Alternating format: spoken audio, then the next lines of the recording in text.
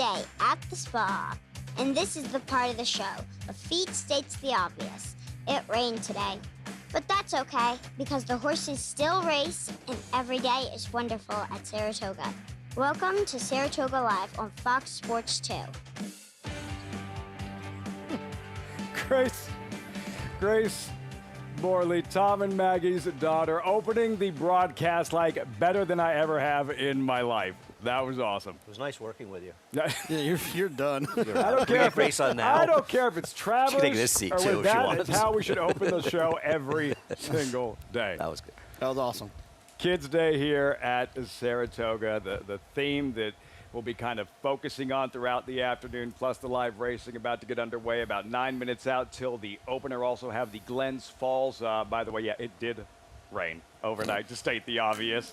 The only race on grass. There it is, the Glens Falls. And a 5-2 favorite in the form of Mayessa. Joel Rosario to ride 5-2. Let's revisit Mayessa's U.S. debut, the Sheep's Head Bay, at 10-1. Pulling off the upset, Andy. She couldn't have gotten a better ride or trip than she got in this race. She ran well, and frankly, Jonathan, against some very good horses, she didn't run badly in her subsequent start. No, she didn't run bad at all, and she got some ground that had a little give in it on that day, and she ran into a horse by the name of She Feels Pretty. There's no She Feels Pretties in here. But there is a Bill Morey horse, so, and I'm betting that Bill Morey horse. Overall, what do you make of the talent in this particular race as they move ahead and look to races like the Flower Bowl and then maybe eventually long-term a Breeders' Cup Filly Mare Turf? Well, maybe. You don't want me to go into my criticism of the Breeders' Cup Filly Mare Turf being a mile and 3/8, and you need about 47 minutes for that. I think it's a really good field, Jonathan. I really do. I think it's a very competitive field. No, absolutely. There's definitely some horses in here that have run well too on ground with giving it. When it rains, it's not like it rained, but in a situation like that, I'm always looking for horses that have handled that type of surface before. And we won't know, only race on grass, so we won't have anything to compare it to, but a turf course listed as good. Today's race is brought to you by Claiborne Farm. Some changes naturally. Races 3, 5, 8, and 10 off the turf. Glens Falls, race 7 on grass, as mentioned, listed as good on this 14th day of 40 at Saratoga. So much great racing ahead. Whitney week next week. We invite you to join. Sign up, MaraBets.com. Use that promo code SPOT200. Enjoy betting on over 300 tracks around the world. Start winning today. Join now, NyraBets.com. Field for the opener. Starter allowance, mile and an eighth. Fillies and mares. Colonial Rose, even money. I understand you both like Colonial Rose, trusting in the favorite in this first race. You know, there's an old thing that they say the first person trainer you see, you want to bet their horse. I saw Norm Cassie, so that's why I picked this horse. I also thought he ran really well, and she ran really well in the slop. The other thing is, she's figures to get this distance, Jonathan. I think there's questions on some of the others. Yeah, and the thing about Colonial Rose is that in her last race, not only did she have trouble, but when she was moved to Norm Cassie's barn, when he claimed her, she improved in that race. Her figure wasn't like a huge jump up. It did take a little step forward, but the way that she ran, despite the trouble she had, is how I feel very confident to know that she did improve. Well, I think she's going to be forward today with Jose riding. And I just look through, and I just have some question marks about the other. Though I will say one thing. The horse Irad's riding, Our Liberty Bell, her race 2 back would make her very tough in here. Sean Bridgemahan, first person I saw pulling up to the track the other day, won the first race, that exact science, foolproof. Do you think he told his friends the person I saw was Lafitte Pinkai? Yeah, I'm sure he tweeted it and posted it. The lesser Lafitte Pinkai? First person Still have to be more specific. There are a few. First person I saw was Maggie, so. Well, she already won. Her daughter won the day. Yeah. We know that. Grace won the day. Post-parade. Let's meet the field. Whistler Style here, and Linda Rice, 2 wins yesterday. I know that she has run a mile and 8. She hasn't run that badly at it. I wonder about getting a little bit more distance for her.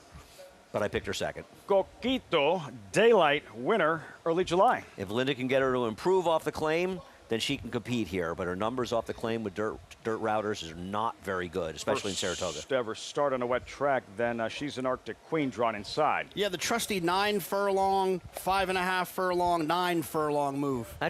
You rarely see that move. Trade That's a very Secret tricky spinning move. her wheels of late. Yeah, she at least has run longer, but just not very effectively. Colonial Rose just won in the slop at Churchill. Yeah, this horse ran well last time. I expect this horse to take another step forward. Our Liberty Bell, Rod Ortiz, 2 more wins yesterday. Well, Wayne Potts struggling with the meet. You know what a good answer tonic for that is? Get Irad Ortiz to ride your horse. That'll help. Pistol Blazin', Liz Blazin', 2 for 3 on wet tracks. Whole lot of miles and mile and a 16th. It makes me question if they actually want this 9 furlongs. That's your field. Fillies and mares ready to splash through the slop, mile, and an 1/8 to kick off the Sunday program. And as it currently stands, gentlemen, Sunday, final day, Bankroll leaderboard looks like that, and Jonathan clinging to about a, $350 lead, somewhere in there. Well, I forgot to send bets in today, so you're Well safe done. with me. It's not too late. Really? It'd only be fair. You got to say it now before I say my bet, though. Oh, I wouldn't. What's your bet? I'm going to bet $340 to win on the 4. In this race? Yeah. You are so Attaboy. gutless, it's embarrassing. Attaboy. I mean, I'm ashamed to be sitting next to you for a variety of reasons. Well, I mean, can I verbalize a bet I'm going to make, Josh, and we can do it later? Okay, on this show, I'm going to bet $100 to win on Best Friend Rocket in the 4th race. Okay. The number 2 horse. Okay? So that's on this show. Okay. All right. Who's going to don that Tiger Woods red By polo the way, and shine brightest here in the Bankroll Challenge? He won this week. I'm sorry. He sent in a bet. He's been a great sport about it. And even if you weren't, I would say it. Sent a bet in that was supposed to have won a couple more $1,000. So, no, Jonathan, I don't care what happens. You won this week. Colonial Rose. Jonathan all in there, 4 to 5 as we welcome in Grace's mother to the broadcast. Maggie Wolfendale has to be the proudest mom on the planet. I think a star was born today. Maggie. Well, Lafitte, you get the assist award for writing that out for her. Very kind of you to let her do the open to our show. She was over the moon excited about today, as she'll be coming up a little later as well. But taking a look at your favorite here in this race, that is number 4. Excuse me. If I can find her name, Colonial Rose, that's her.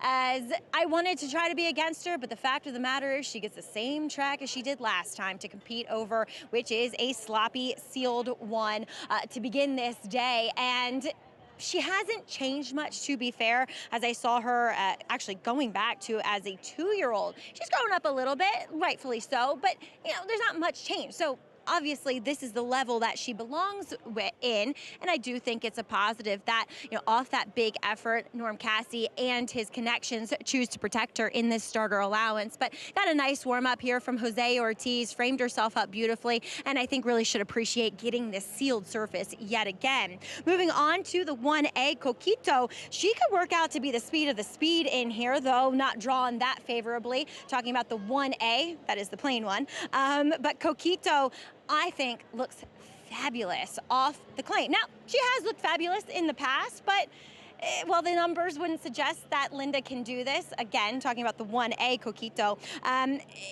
She really made a great impression. Just blindly picking horses in the paddock with no form in front of me, I would land on Coquito as number 5. I kind of wanted to make a case for our Liberty Bell as she gets out to 9 furlongs here. She looks like a filly that wants the distance. So I thought for sure she would be outfooted last time out, going the 6 and turning back, which she was. She just never looked that comfortable. Now, she projects to be at least forward in this spot here. I've just seen her look better in the past. Her weight's not great. She's kind of, peaked a little bit across her hindquarters. Again, better distance. She probably shouldn't mind this surface, though she has tried it in the past to no avail, but that was on a good track. This is a sealed one, and she looks to be warming up well over it. But again, just wish she was carrying some more conditioning. Lafitte? Rod Ortiz there, our Liberty Bell. Maggie, thanks so much. Another look at the favorite, Colonial Rose, 3 to 5, and this is part of the reason why. This was her latest last month, Churchill Downs, on a track just like this in the slop, Andy. Colonial Rose, as we'll see, in front and opens up in the stretch. I don't know about taking 3 to 5. And I think Jonathan would say 3 to 5 is starting to verge on territory that's a little bit short. I'm not against her, and I think she's a very likely winner of this race. Obviously, she runs her last race, she ran an 85 by her. But the thing is, Jonathan, it's not like she has a plethora of fast races besides that one. Yes, and I completely agree with you. The way that I justify that is that this is her second start with Norm Cassie. So she didn't have those fast races in her previous life, you know, with other trainers. Now, whatever Norm did to make her run as well as he did last time, I think that could explain why she ran so fast. And the other problem I have is, okay, I'm against her at 3 to 5. I don't want 7 to 2 on the 5, and I don't want 3 to 1 on the 1. Yeah. So neither of those are appealing to me, and the others looked like they're in trouble. So I'm not running to bet against her. Or on her at that price, but I have trouble making a case for anybody else. I know the answer to this question, but a lot of our viewers probably don't. Andy, how much adjusting do you do in terms of your handicapping when you're dealing with a track like this, when you're dealing with a sloppy track? I will look for horses that have shown they can't handle it, but the truth is most of those horses get scratched. Their trainers know the same things we know looking at the paper. And I remember, I think it was Steve Chris told me years ago that he asked Jorge Velazquez, who was a pretty good rider in his day, to say the least. Yeah, he was. And, I mean, he's legitimately an all-time great. And he said, most horses run the same. Now, that doesn't make it 100%, but I agree. I think that most horses handle it. There are different kinds of running styles that may fit it more, but I don't know about you. There aren't that many horses that genuinely move forward on wet tracks. The only rule I have is I just hate like an absolute deep closer on a sloppy racetrack. That's not even an absolute. We've pretty much, you know, unless it's pouring while the races are going on, the wet tracks here have usually been pretty fair. Doesn't mean it's the case, but unless you're getting a ton of rain during the races, usually it's not something that changes the bias. And we've had nothing but fair tracks 13, lately. 14 days. We have really been fair. Frank Miramotti with the call. Race 1 live from Saratoga. Welcome to Kids Day at Saratoga Racecourse.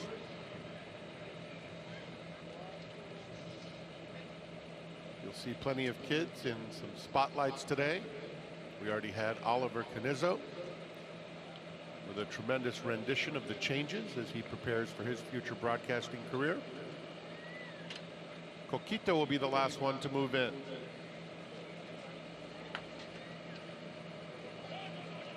They're in the gate.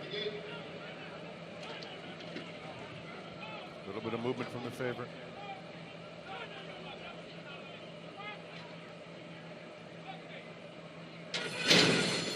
They're off.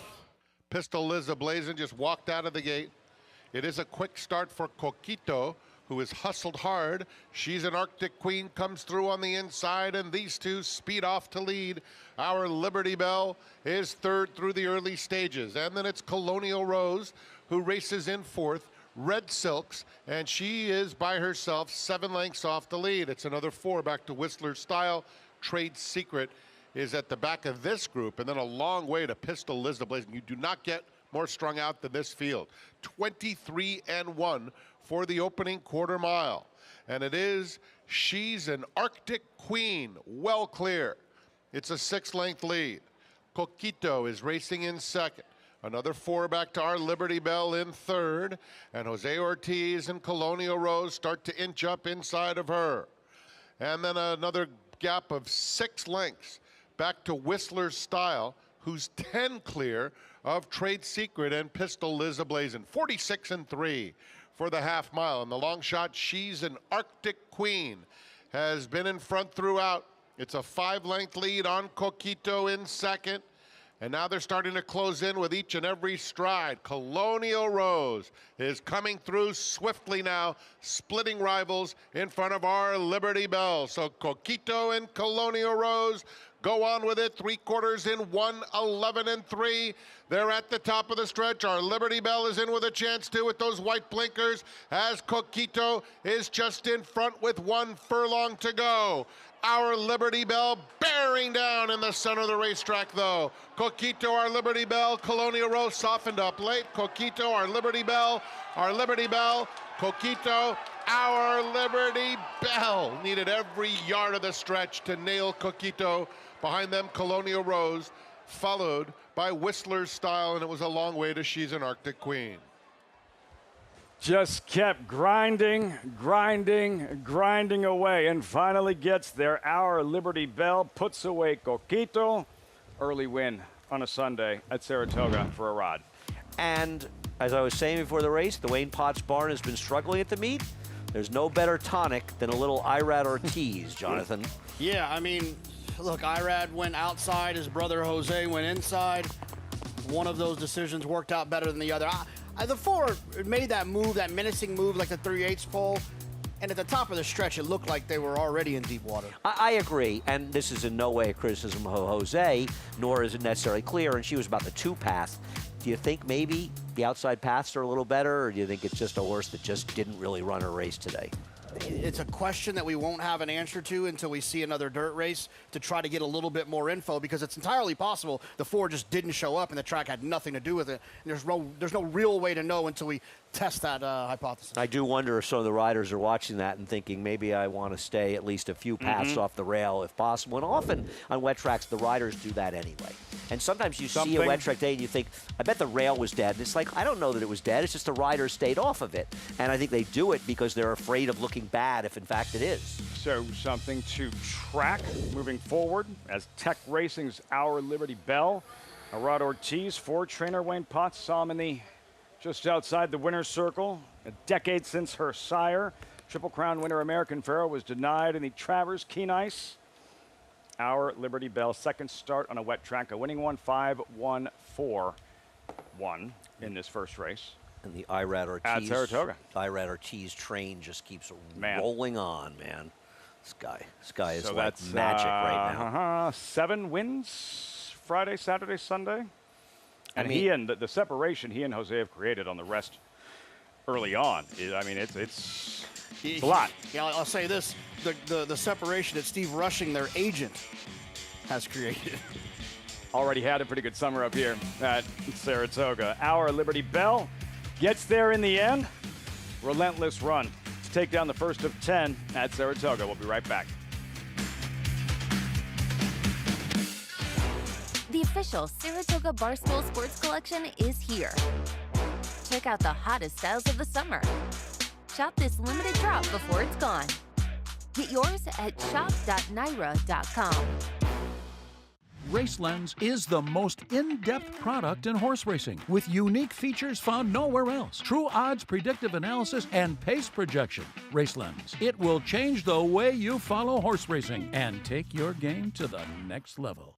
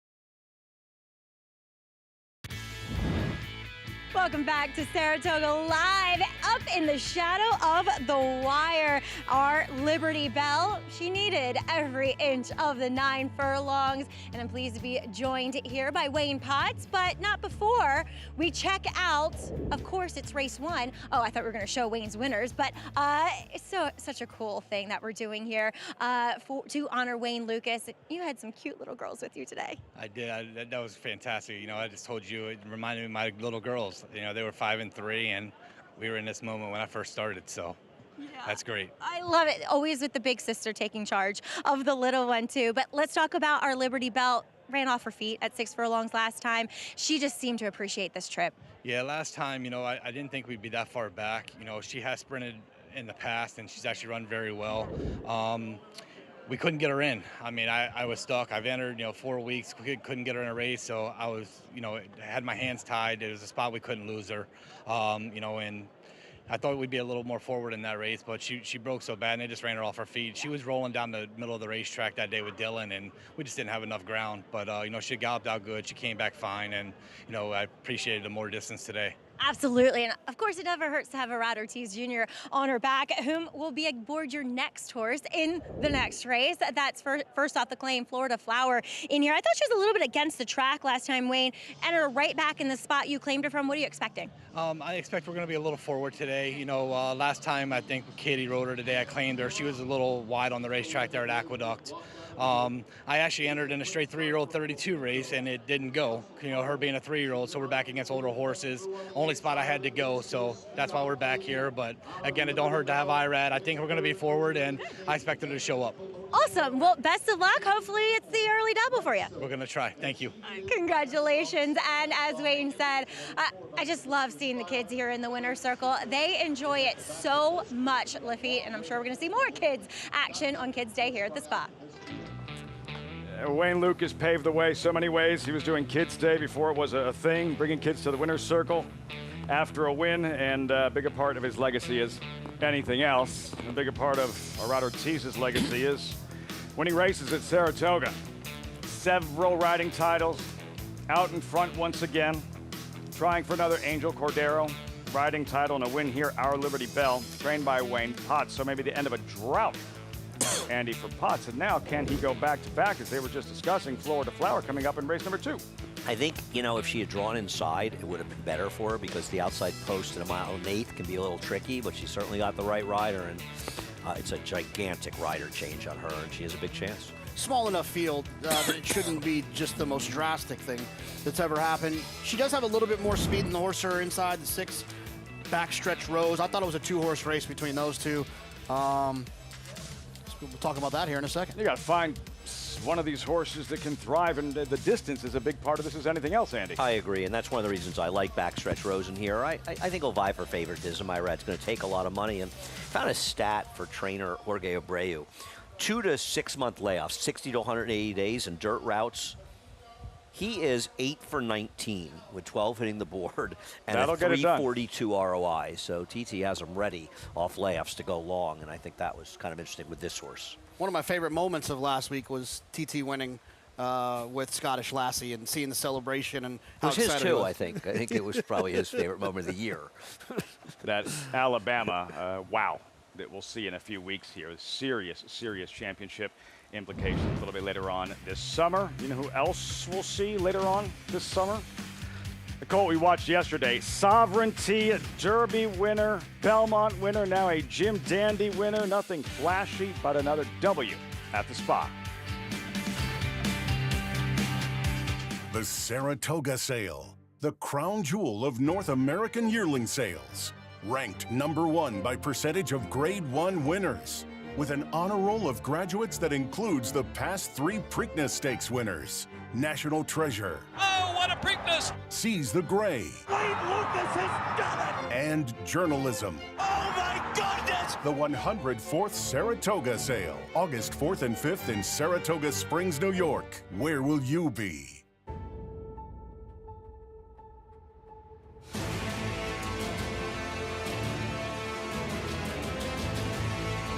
They come on for the finish in the Pilgrim Stakes. Annapolis by a head. It is Annapolis in front. It is Annapolis to win the Coolmore Turf Mile.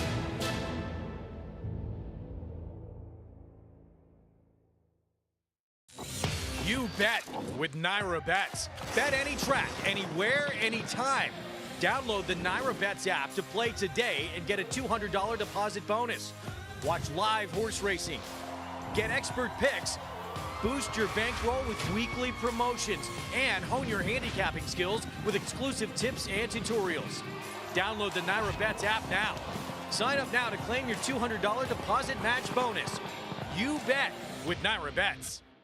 As they say, Book 'em, Dano. Prince of Monaco in between. It's going to get very close. Book 'em, Dano. if you can make it here, Book 'em, Dano in a thriller. Book 'em, Dano wears him down. Book 'em, Dano under a perfect ride from Paco Lopez to win the True North. you can make it anywhere. It's Book 'em, Dano in another stellar display, winning the Alfred G. Vanderbilt going away. Bucaro, proudly standing in New York at Iron Horse Stallions.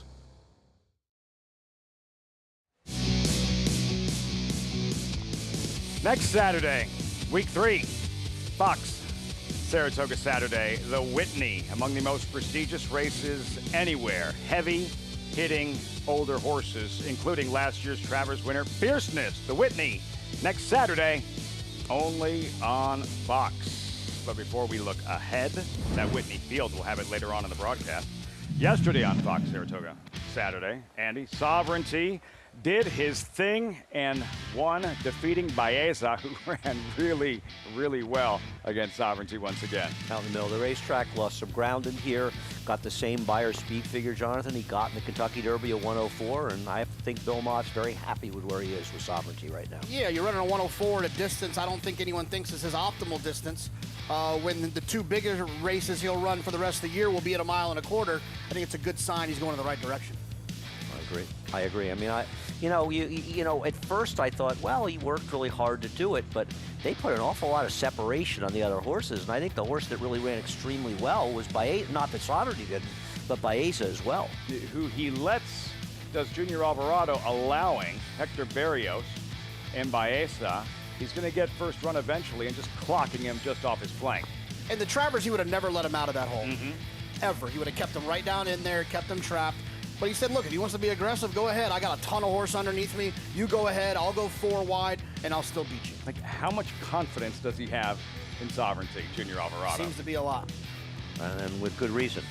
He delivers. But, you know, this was a really good horse race. And the problem for Baeza is, I think you have to ask yourself, not only do we feel there's a chance that Sovereignty is better going with more distance, but is Baeza necessarily going to be better with more distance? That I question a little bit. Yeah, the other thing I like him a lot. I do too. I think they're both really good horses. The other thing is, let's not forget about journalism. I think journalism's probably the second best. I think journalism's proven he's better than Baeza. We'll see. This probably didn't help this performance with the chances of seeing journalism here for the Travers, but we can keep our fingers crossed. Yeah, but I think one thing you have to be encouraged by Baeza, he didn't let Sovereignty get away from him. He was actually digging in and fighting him down to the wire, and they were separating themselves in the field. The one for thing Baeza and journalism, this is wrong place, wrong time, wrong year, you know? Yeah, well, you know, last year might have been tough too. Yeah. You know, I think there were, you know, very quickly people seem to be forgetting that there were some pretty darn good 3-year-olds last year, and Sovereignty obviously belongs in that conversation. For Bill Mott, that's a 5th Jim Dandy, first for Junior Alvarado, and it was a big story last year for the Whitney, in that Mott had never won a Whitney, and it all came together with Arthur's Ride. JK, that'll be a big story going into this year's Travers. Bill Mott, the fact that he's still looking for a first. Yeah, it's crazy to me that some of these trainers like that we hold at such high regard haven't won some of these big races that you'd lose in a bar trivia game. You know, like I'm sure 100 people would have lost before last year. Has Chad Brown ever won the 4-star Dave? Right. That was a pretty tough one. I always think one of the things that hurt Chad and the 4-star Dave was that the rails came down every year for the race, and the rail invariably was golden, and a lot of his horses are not speed horses, and that worked against him last year. He had the right one. Finally came together with Carl Spackler, 4-star Dave. That'll be part of the Fox Saratoga Saturday broadcast, kind of a reshuffling of the stakes schedule. Whitney, of course, will be the centerpiece, one of the most celebrated races every summer here at Saratoga. Also yesterday, about 30 minutes before the main event, Jim Dandy, the Lake George 3-year-old fillies on the inner turf course, JK.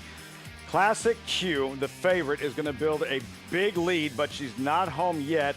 Look out for Daisy Flyer. Yeah, I looked at this race over and over when it was over. I still didn't see Daisy Flyer.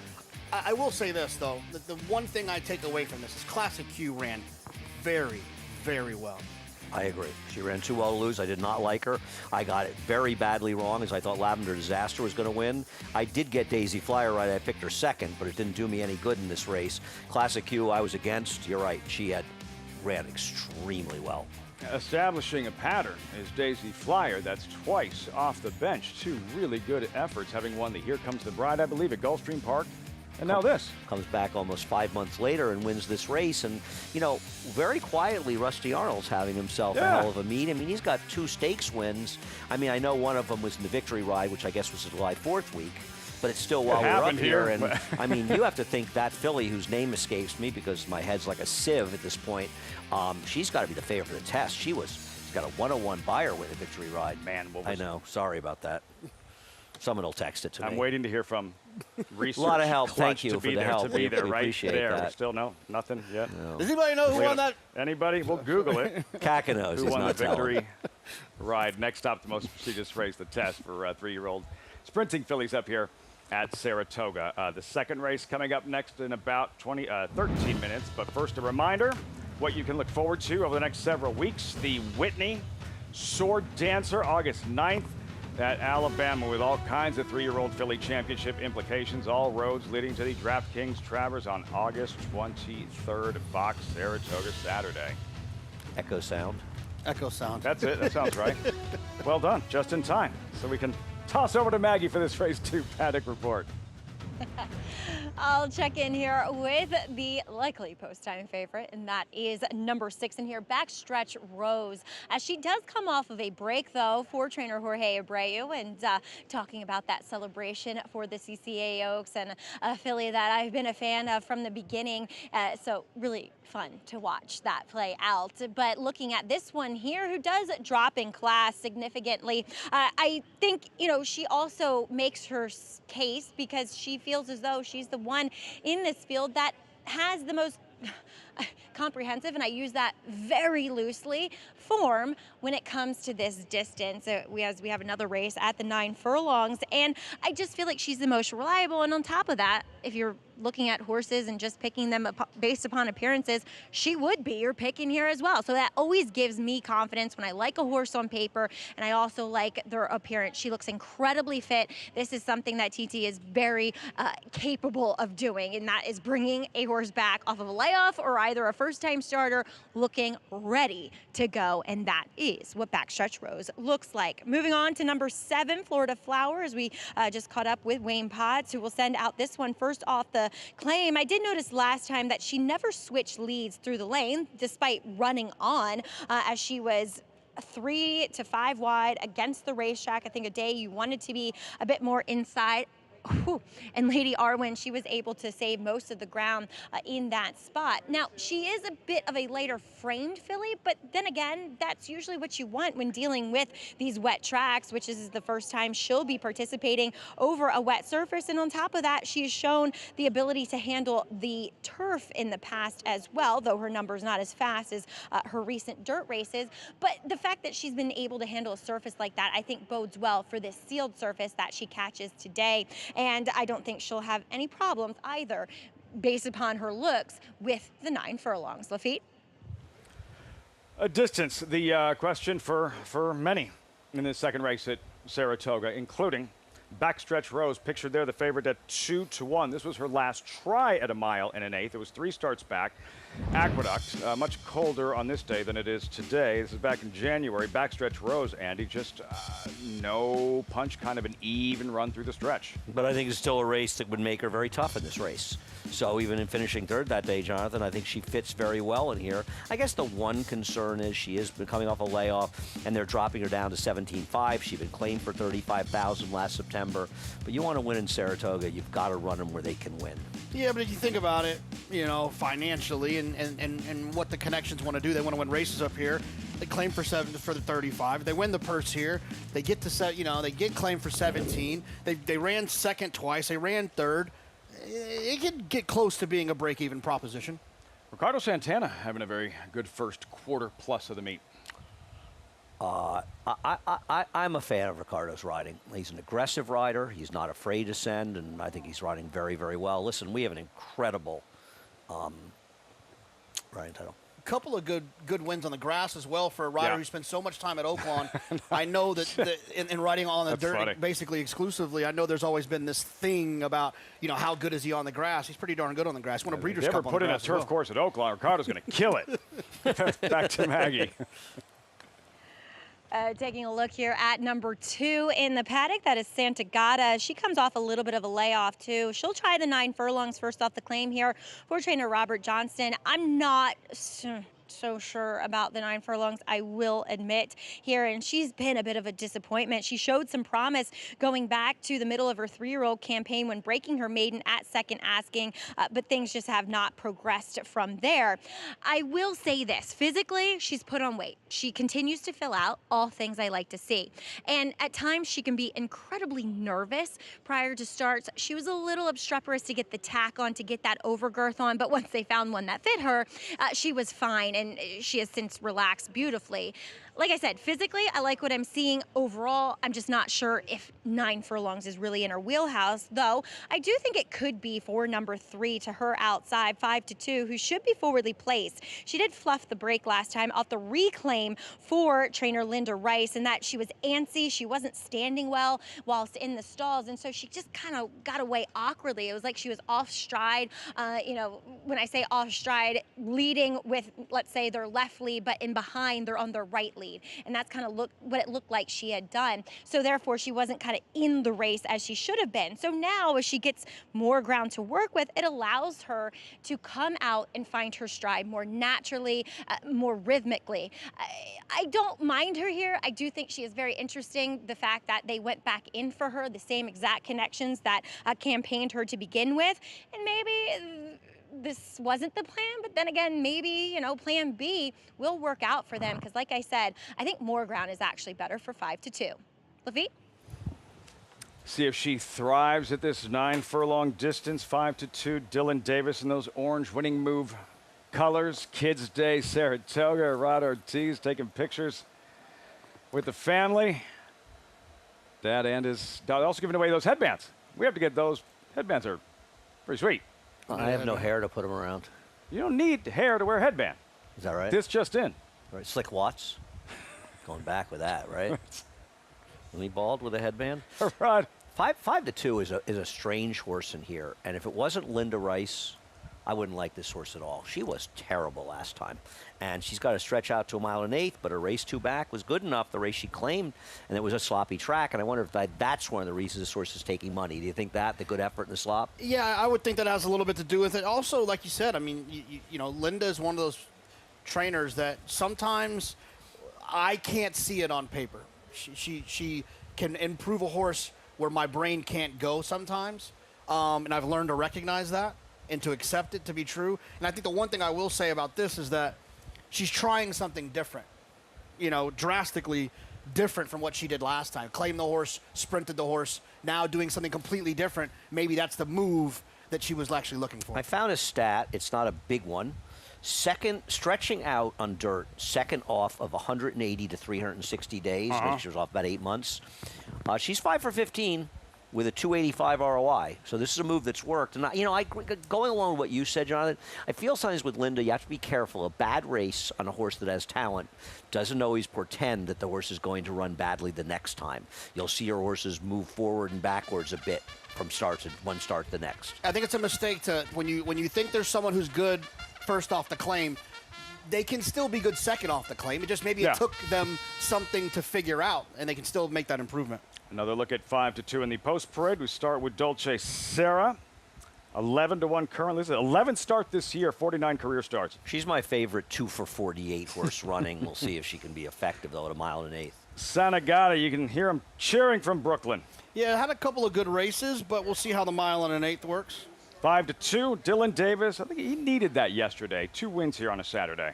See if he can keep it going with her. I picked her second in this race out of respect for Linda's horses. Foxy Cara, 4th straight start at the level. Yeah, best race was sprinting. 12-1, Lane Luzzy in the saddle. Then Tekka, a couple of wins in Maryland since joining the Horacio de Paz stable. I'm a member, card-carrying member of the Horacio de Paz fan club, but I don't need a horse that won for 10,000 restricted down in Laurel. Not for me. Tekka there with Kendrick Carmouche, 11-1. Then the favorite in Backstretch Rose, who is 0-for-4 on wet tracks. Yeah, it feels like an aggressive placement from Flying P, but it feels like dropping to win. I hope this horse is just a little bit more forwardly placed than the past performances have suggested. And then Florida Flower, Rod Ortiz, and Wayne Potts looking to sweep the early double. And maybe they can do it with this horse, and I don't disagree. The horse didn't run that badly last time out. I preferred others, but the barn's off the duck, so onwards and upwards. We were talking about handicapping wet tracks. Does that bother you with Backstretch Rose, the fact that she is 0-for-4? I mean, she's hit the board, but she is not 1 in 4 tries on a wet track. Does that at all not even remotely, because if you look at her races, that good sealed track, 6 races back, is one of the best speed figures she ever ran. I don't worry about wins or losses. 2 results oriented, yes? Yeah, I mean, you need to win in racing, but when you're handicapping, you don't want to be too result oriented. 9-5, Backstretch Rose. 7 strong in the $17,500 claiming event. Non-winners 3 lifetime, all for sale, all 2 for something. The race shape itself, what will we be looking for early on? Where will the speed come from? For me, you have to think Irad's going to look to get the jump out of the gate. I slightly disagree with you, Jonathan. If other people, I agree that you're right, the 6 having no speed helps him, but those out, even the post 7 in this race, I think is a bit of a disadvantage. But it's going to depend on how aggressive Dylan is, and I can't imagine Dylan's not looking to come out firing. And couldn't Joel even show a little speed with Dolce Sarah stretching out? No, but I think the worst thing that could happen, is a 7 that's 3 wide, in my opinion. That's fair. That's the worst thing that could happen. I guess it depends how aggressive the other guys are and how quickly they're going. And I think that when you have the best rider in the world, or arguably the best rider in the world, you can hope that he can work out a trip to get you to the 2-path, and I've had no problem with the 7 and the 2-path. He may or may not be the best rider in the world, but he's riding like the best rider in the entire galaxy at this point. He and his brother, they'll slug it out, and Arad several clear of Jose for the time being. We're just looking at the trainer standings. Chase for an Alan Jerkins training title. So much more competitive. Chad Brown, the 11 wins. Todd Pletcher, 10. And Linda Rice, 2-time Saratoga champion trainer, right there with 9. Linda's not going away. She's just coming out firing. She's got a barn to run horses, and she's coming back for another chance to win a title. And I'll tell you, I underestimated Todd. He's having a terrific meet so far. Had a chance to see that 2-year-old filly he unveiled yesterday. We'll revisit a little bit later on in the show. But first, Maggie, back to Foxy Cara here at 15-1. What's the long shot showing you? As Andy was talking about his, 2 for a lot horses being some of his favorites, like Dolce Sierra, I can confirm that Foxy Cara has not been one of those for me.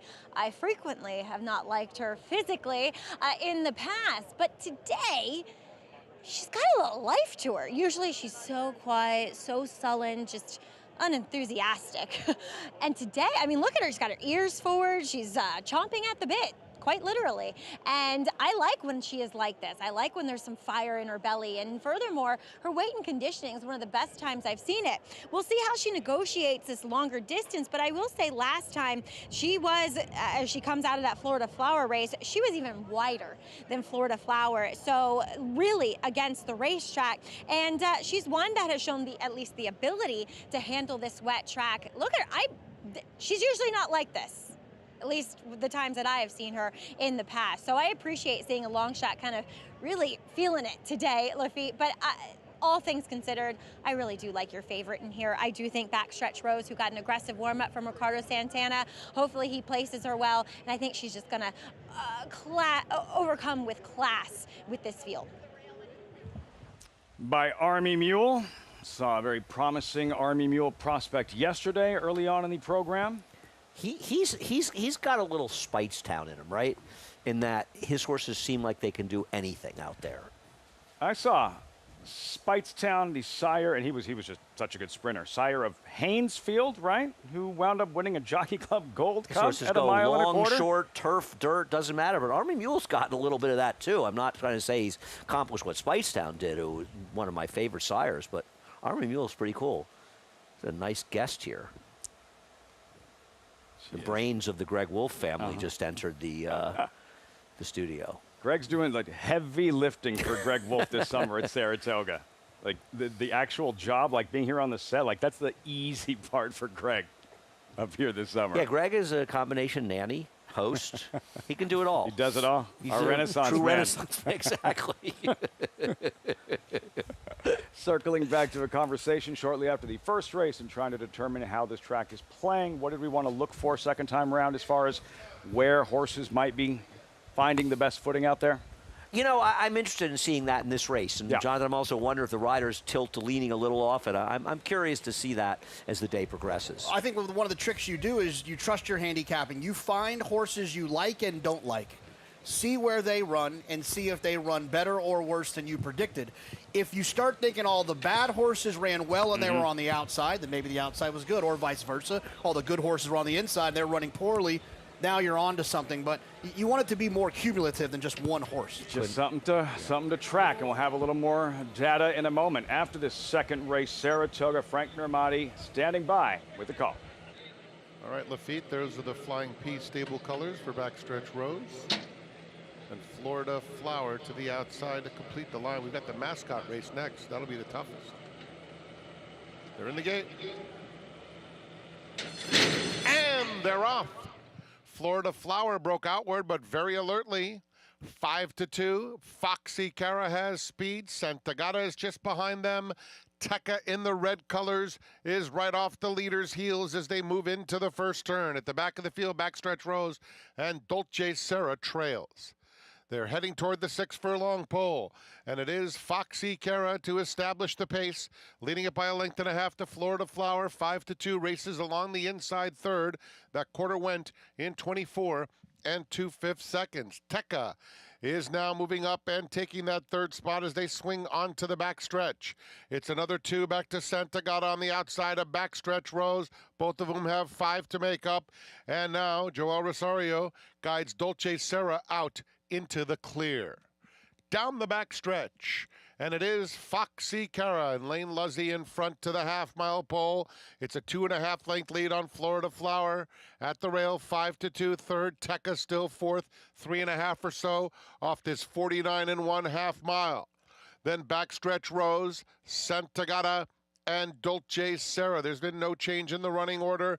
Heading to the 3/8 marker, and it's Foxy Cara still in front, getting pressure through 1:13 3. Florida Flower up alongside, and now Backstretch Rose starts to move into serious contention on the outside. 5-2 is just behind this trio in fourth. They're at the top of the lane. Foxy Cara confronted by Backstretch Rose. Backstretch Rose up to take the lead. Florida Flower is battling for second. They're followed by 5-2 in fourth. A 16th to go. Backstretch Rose. Good trip, better performance. Backstretch Rose and Ricardo Santana Jr. by almost 4 lengths. Foxy Cara, gutsy, holding second. Florida Flower and 5-2.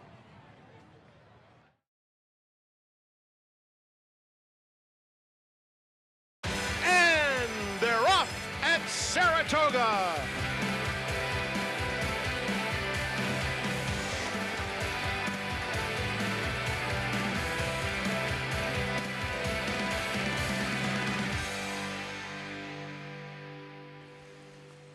Welcome to our viewers on Fox Sports 1. Saratoga Live, day 14 of 40. Fox Sports 1 viewers just missed this race moments ago. We'll revisit, but you are looking at the winner in Backstretch Rose, the favorite. And with Ricardo Santana off to a very good start this meet at Saratoga as we welcome you to the paddock. Jonathan Kinchin, Andy Serling. I'm Lafitte Pinkai. The good news, Jim Dandy Day. We didn't have to deal with any of the conditions. A terrific day here at Saratoga. Sovereignty doing what he does, winning yet again onto the Travers for him. We did lose turf racing on this Sunday program. However, the rain this morning Glens Falls, however, is still on turf. The main event. Yeah, lots to be excited about. We're in Saratoga. It's Kids Day, which means that maybe I'm not the most immature person at the track today, but it's still. No, let's not go crazy. Let's not go crazy. Yeah, I wouldn't go that far. You're getting a little carried away. I got excited. Glens Falls a little bit later on. Take a look at today's races brought to you by Claiborne Farm. The second is in the books, 10 strong on this Sunday afternoon. That Glens Falls will be race number 7. Turf course listed as good. I promise you'll see that graphic. Upcoming mandatory payout pick 5. That gets started race number 3. Glens Falls, as mentioned, race number 7. Bonus coverage from Monmouth Park with the Colleen, the Sunday feature in Oceanport, New Jersey. And yeah, just moments ago, promise you'd get a chance to see it as Backstretch Rose turning for home. Maggie said a long shot could be live coming into this one. That's her. Foxy Cara runs well, battling on the lead, but eventually Andy Backstretch Rose finds her best stride and puts them all away. She was just too good for these horses, as why she was 6-5. And she ran extremely well in here. And I think we answered the question a bit with the inside. She spent time down the inside. The 4 who finished second spent time down the inside. And listen, the winner was much the best, but the best call in this race was Maggie, saying that she really was surprised how well the 4 looked in this race. And the thing with long shots in Maggie's position, it's going to be very hard to look at horses that are big prices and say, this one's going to win. But for players, if you got a horse like this and you get them into your tries or something, that's how you can make money, and that was a great call by her. Completes the exact at 18-1. Yeah, it's a valuable tool, as I would call it, include, right? There's nothing about the 4 that you love on paper, but hearing something like that from Maggie is one that when you're trying to build your tickets, you throw the 4 in and you find yourself in positions like Favorite this. in the second and third choices running third and fourth, you threw that horse in and do fine. Start of the race. Easy to spot the hot pink colors. Flying P Stable, Jay Provenzano, Backstretch Rose, settling towards the back of the pack. Is that where essentially you kind of expected to see her, at least early on? I thought she might be a little bit closer, Jonathan, but she also broke about a half length slow.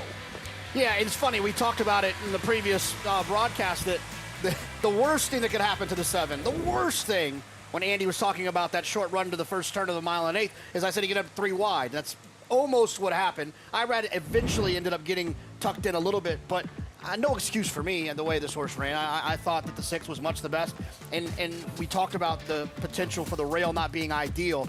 Backstretch Rose spent a ton of time on the inside before tipping out. Yeah.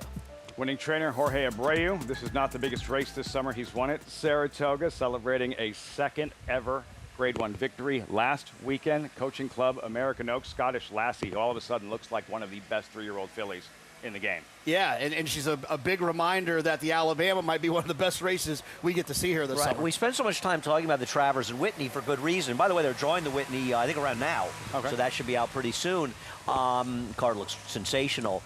The Alabama might be potentially one of the best runnings of the Alabama I can ever remember. And this trainer, he has some skin in the game. Regarding the Alabama, CCA Oaks winning trainer Jorge Abreu with Maggie in the winner's circle. That's right. I'll actually start there, Lafitte, because I was just asking Jorge about Scottish Lassie. As you were just telling me, she came out of the CCA Oaks win in great order.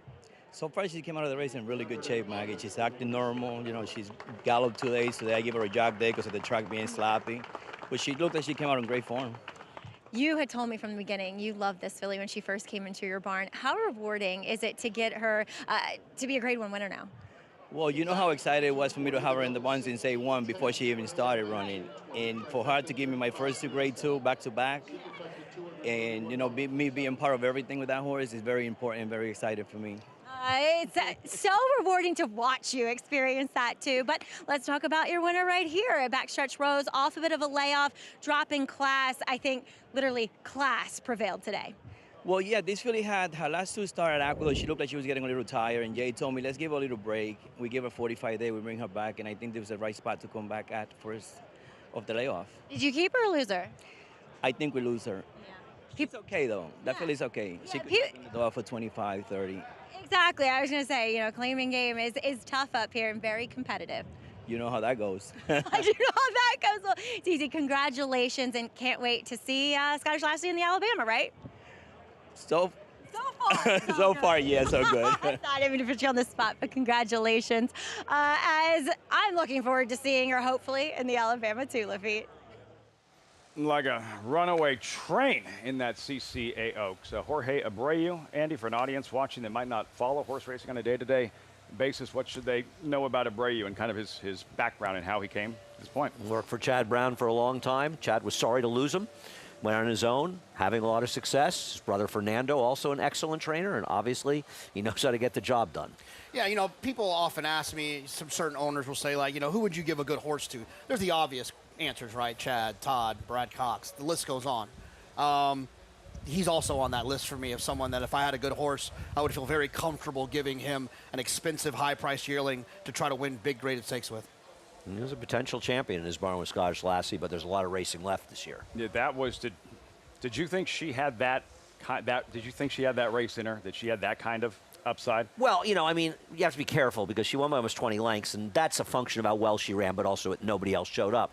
I thought she should have been favored in that race. I said it before the race, and I thought she was the best horse coming in. I mean, she ran a 99 by her. Well, she ran a 90 going a mile as a 2-year-old. So I don't think any of us are surprised that she could run that fast as a 3-year-old. That she should have been favored over Immersive, who was the reigning 2-year-old filly champion. Yeah. Yeah, I mean, I wouldn't go that far, but I understand Andy's point. Immersive hadn't done anything this year to deserve the money she was making. She was being bet off of reputation and what we thought she could turn into. We kind of knew who Scottish Lassie was from some of her recent good races. And I actually thought Scottish Lassie had run very well in the Acorn. It was a speedy track, and she kind of was chasing Lacar around, and that was a very different situation. And she was clearly a horse that needed a couple races to get going. She's good. Would you say the 3-year-old fillies, looking at the very best, that there's just a lot of parity, or that the top of the class are just really good? Well, we're seeing, I mean, Good Cheer's got to show in the Alabama that she can rebound off her terrible effort in the Acorn, albeit in a sloppy track. There are a lot of questions going in. You know, Lacara, what happens if she can't get the lead? Yep. And Nitrogen is very, very interesting as well. This is going to be, I'm telling you, it's going to be one of the best races of the year. Week before the Travers, Alabama, presented by Keeneland Sales, will be on Fox Saratoga Saturday. This race 7 off the turf on the main track as our coverage continues on an overcast day in upstate New York. Look at this. Mascot race is next. The inmates running the asylum officially. You'll see that next on FS1. Lightline is in full flight. Lightline turns it on at the top of the stretch, and he's in cruise control. And Flightline takes off. Take a good look at this because you're not going to see this too often, maybe never again. Flightline, 20 lengths clear. World-class racehorse, world-class performance at a world championship event.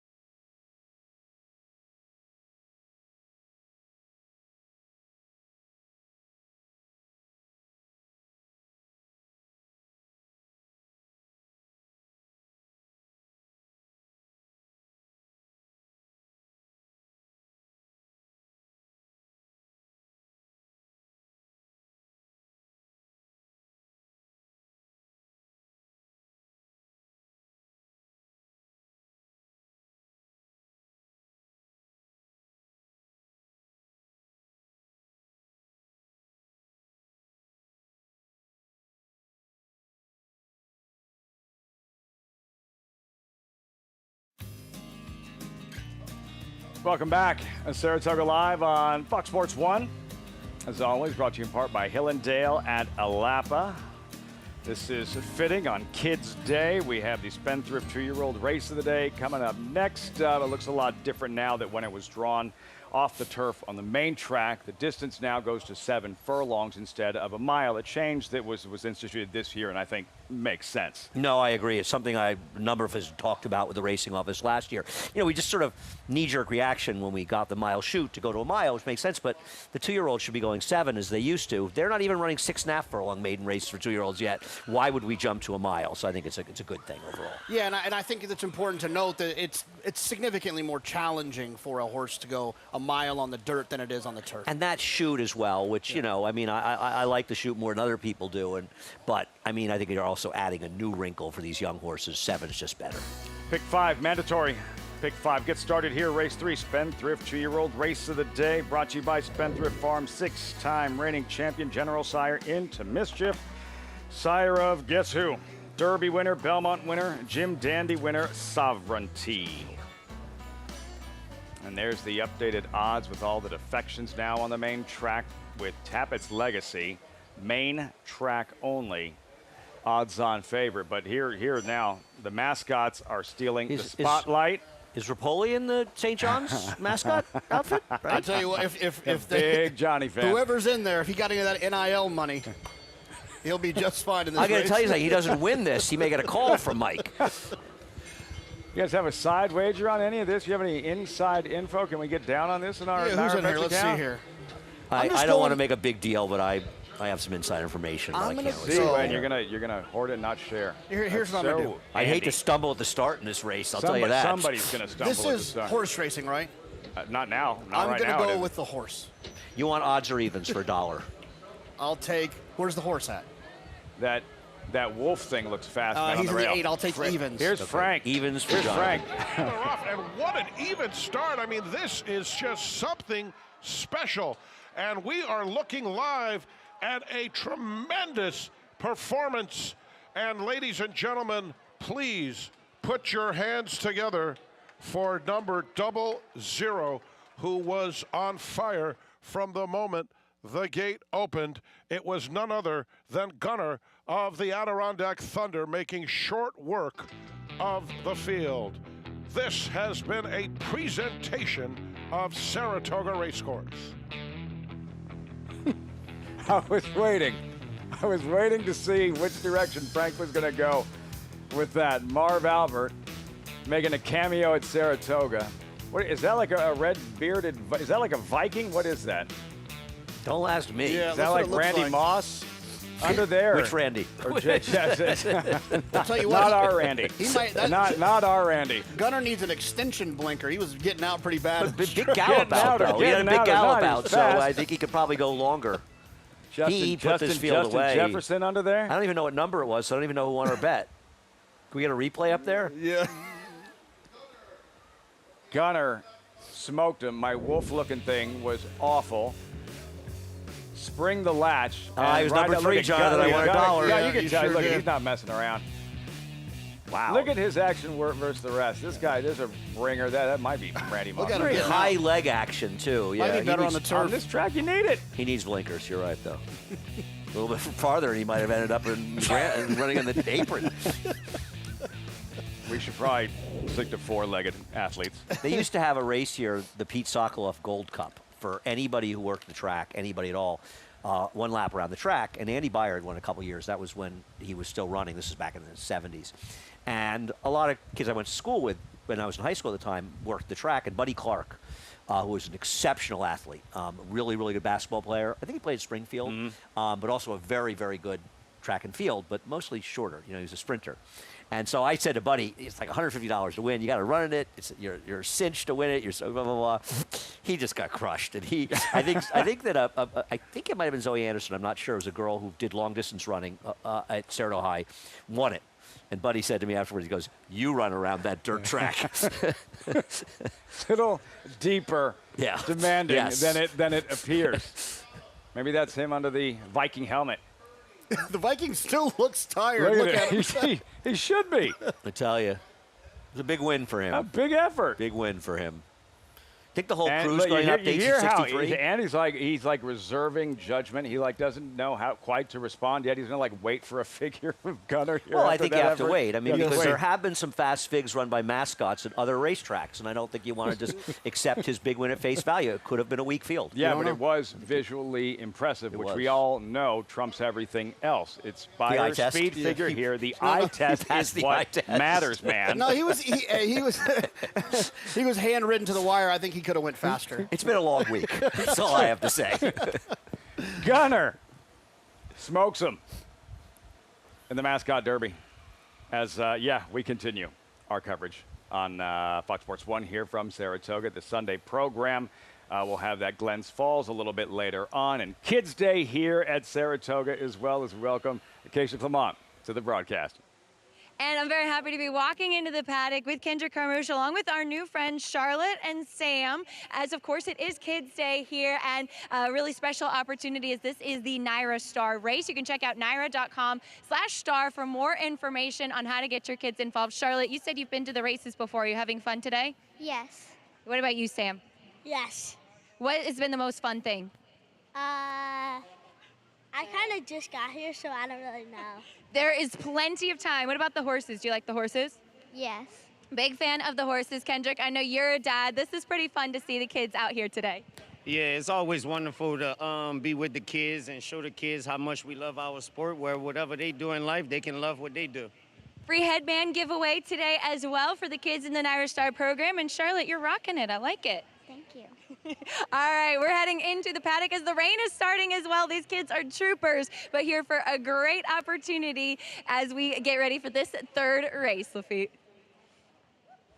That's blasphemy. Rain falling on Kids Day. Hey, guys, you're on camera. Say hello.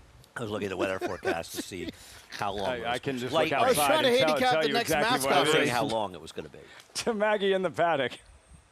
And I'm pleased to be joined by a special guest myself, of course, my daughter, Grace Morley here. And Grace, well done on the opening that you kicked the show off with. Thank you. You're welcome, sweetie. Well, this is your first paddock report, and you would like to begin with number 3, Visible, who is a son of City of Light. And what about his brother?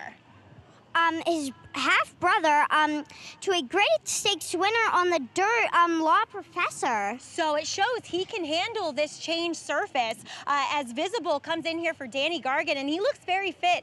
I will say he looks a little bit more turf-met overall physically, but he is a City of Light, and they tend to like a wet track. Yes, they do. I have to agree. Well, thank you.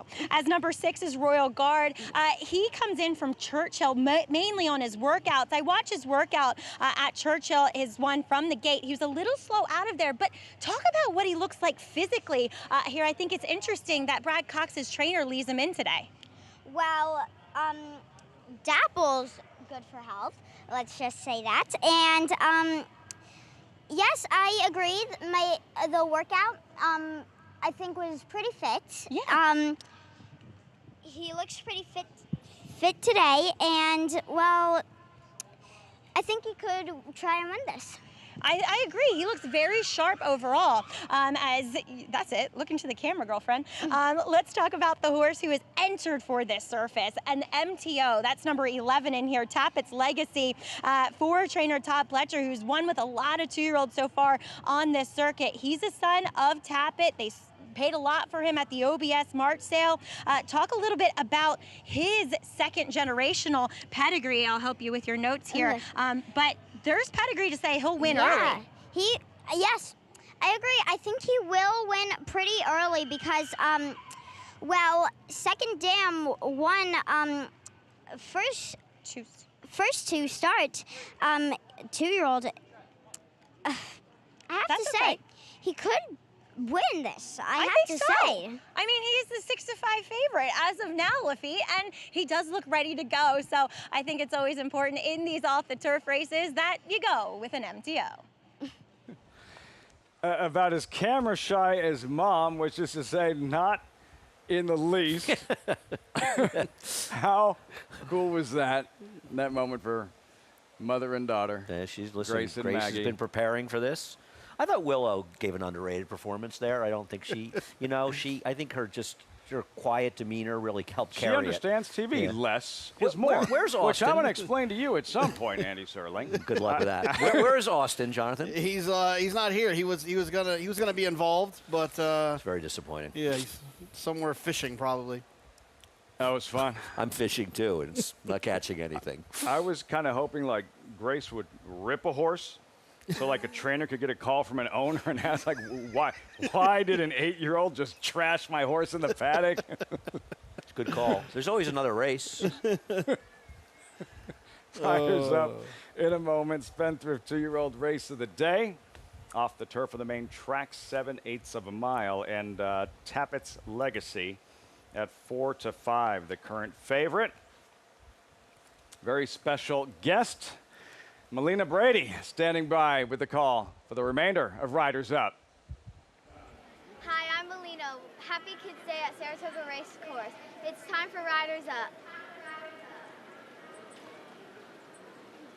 Well done, Melina. And just like that, Jockey's in the saddle. Riders Up here. A post parade coming up very soon. This third race, 7 minutes out. Spendthrift 2-year-old race of the day. Kids Day at Saratoga. You're watching Saratoga Live on Fox Sports 1.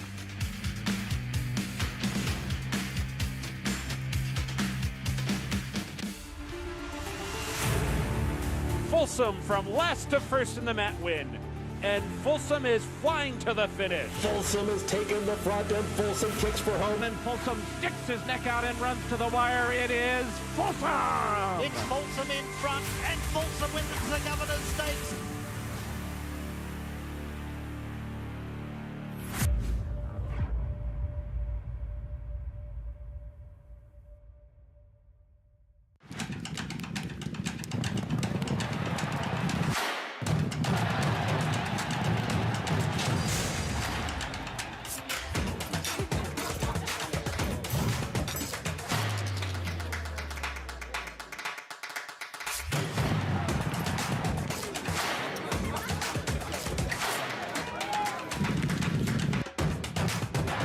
This is my Oakland. The brilliance of the legendary Arrowgate and the speed and stamina of the sire of sires, Uncle Mo. Introducing Petulante, the first son of Arrowgate to stand in New York after winning handily at first asking. Petulante! He's got a kick here, and he's going to prove much the best. He won or placed in all 7 of his lifetime starts, including the Grade 3 Salvatore Mile. Petulante, Nimbus class, Petulante! Petulante, now standing in New York. For information, visit IHDVStallions.com today. Racetrack Television Network brings you every race, from every track, on every screen, every day. With monthly packages starting as low as $5, RTN gives you great value and access to more live HD streaming and race replays than anyone. Visit RTN.tv today to sign up and watch on almost any device, including Roku and Amazon Fire. RTN has packages that start at $5 per month.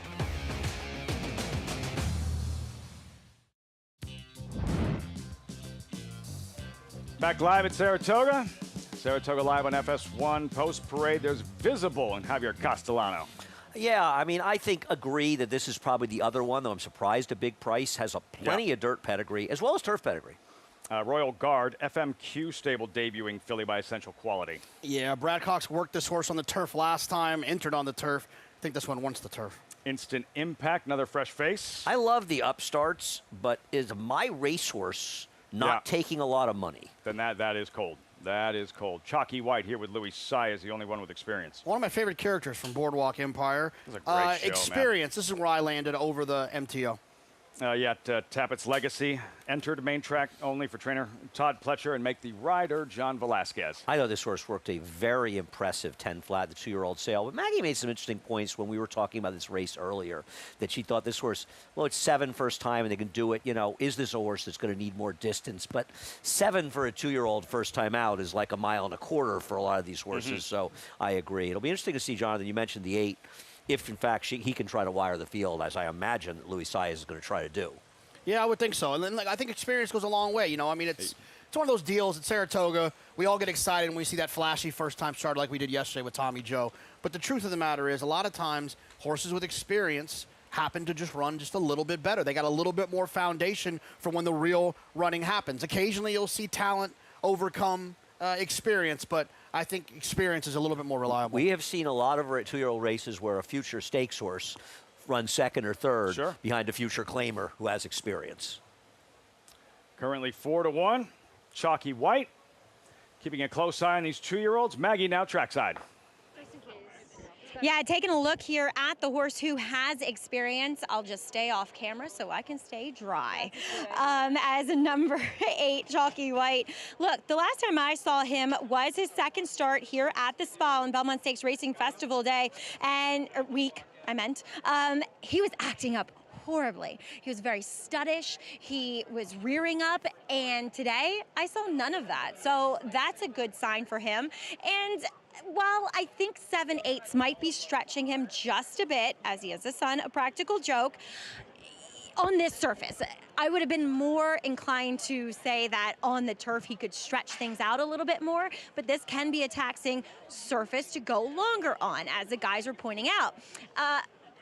Positive impression relative to his last start. Don't know that I necessarily love him, though, is number 7. You're right, not taking that much money for my racehorse starter, and Instant Impact being a son of Upstart. There's actually more pedigree for the dirt, so you would think that coming off, it wouldn't be the worst thing in the world. But watching him move, I can see why they thought turf. He has really high knee action, really animated stride, which usually translates better to the green. I will say this, for Kenny McPeak firster, though, he does look incredibly fit, which Kenny oftentimes is kind of using their first start as a building block. He's not expecting them to win first time out and more or less get a learning experience, which I'm sure ultimately is what they're trying to do here. Now, number 11, getting back to him, Tappett's Legacy, he is huge.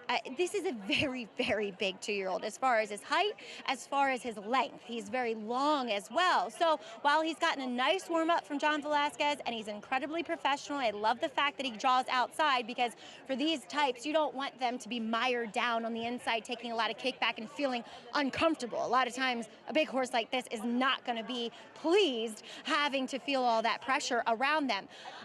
I would lean on him because I was interested in the 3 visible here, but I just think he is more of a turf horse, and he looks as though he'll benefit from a start. So I feel like number 11, Tappett's Legacy, is the safe bet.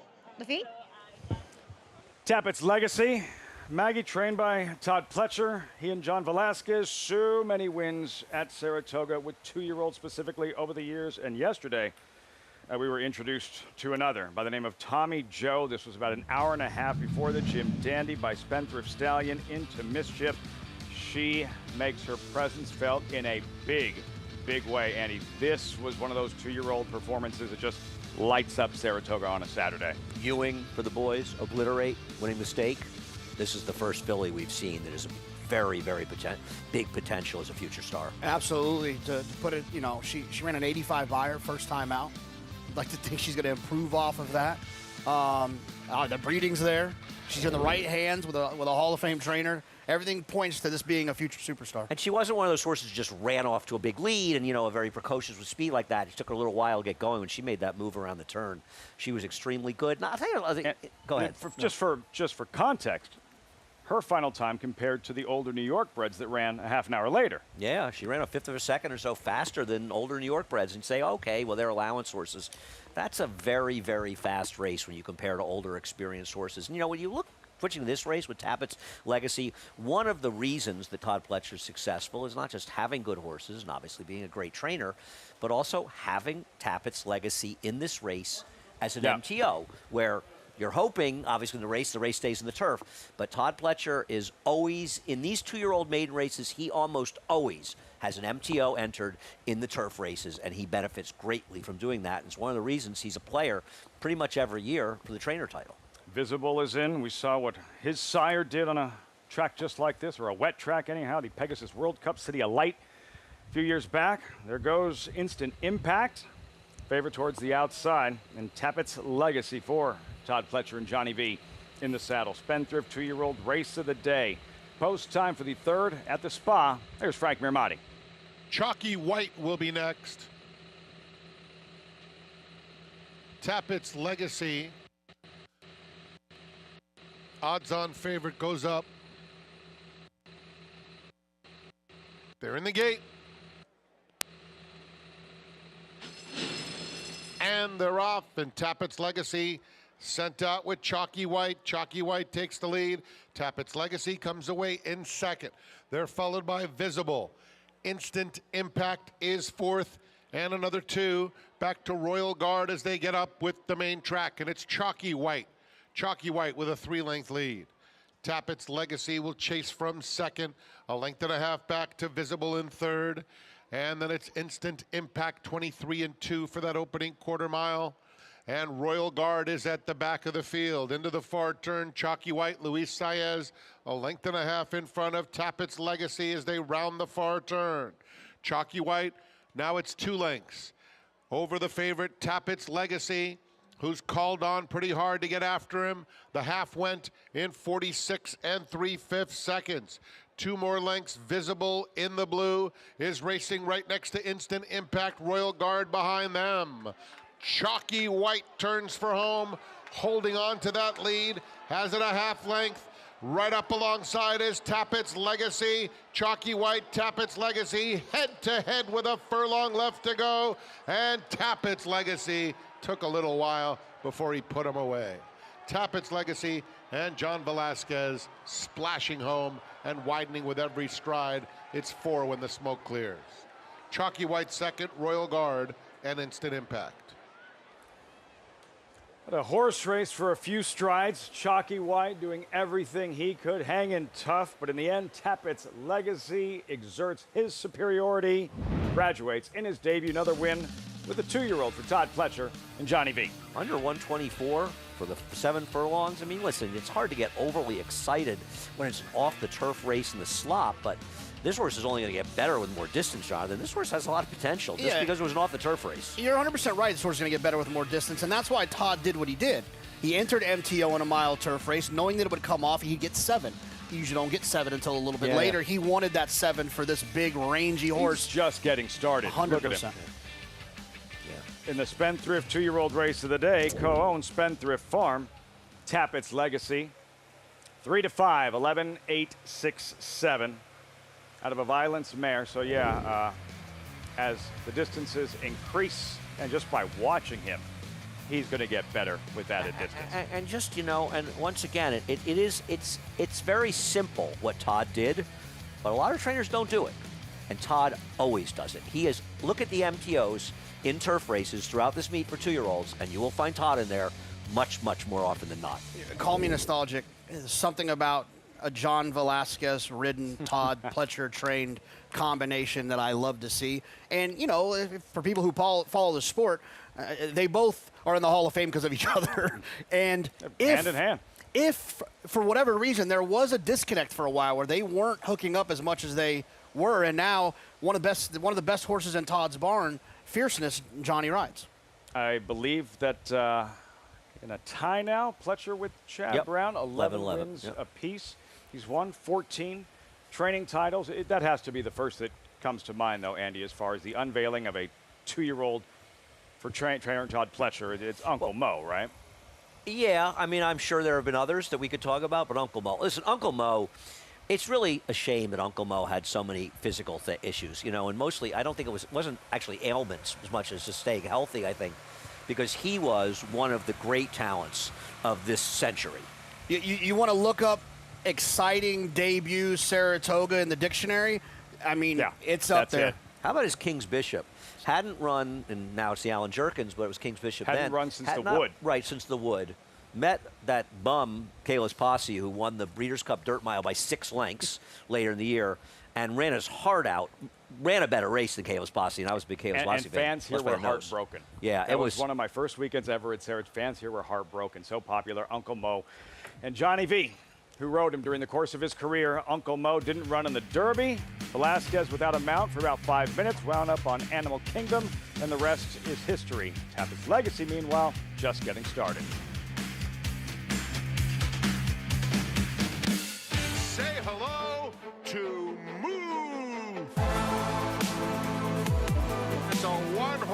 race. Very professional and very fast.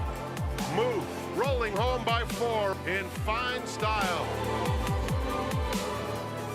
Muth, the son of good magic, coming down the stretch in Hot Springs to win it.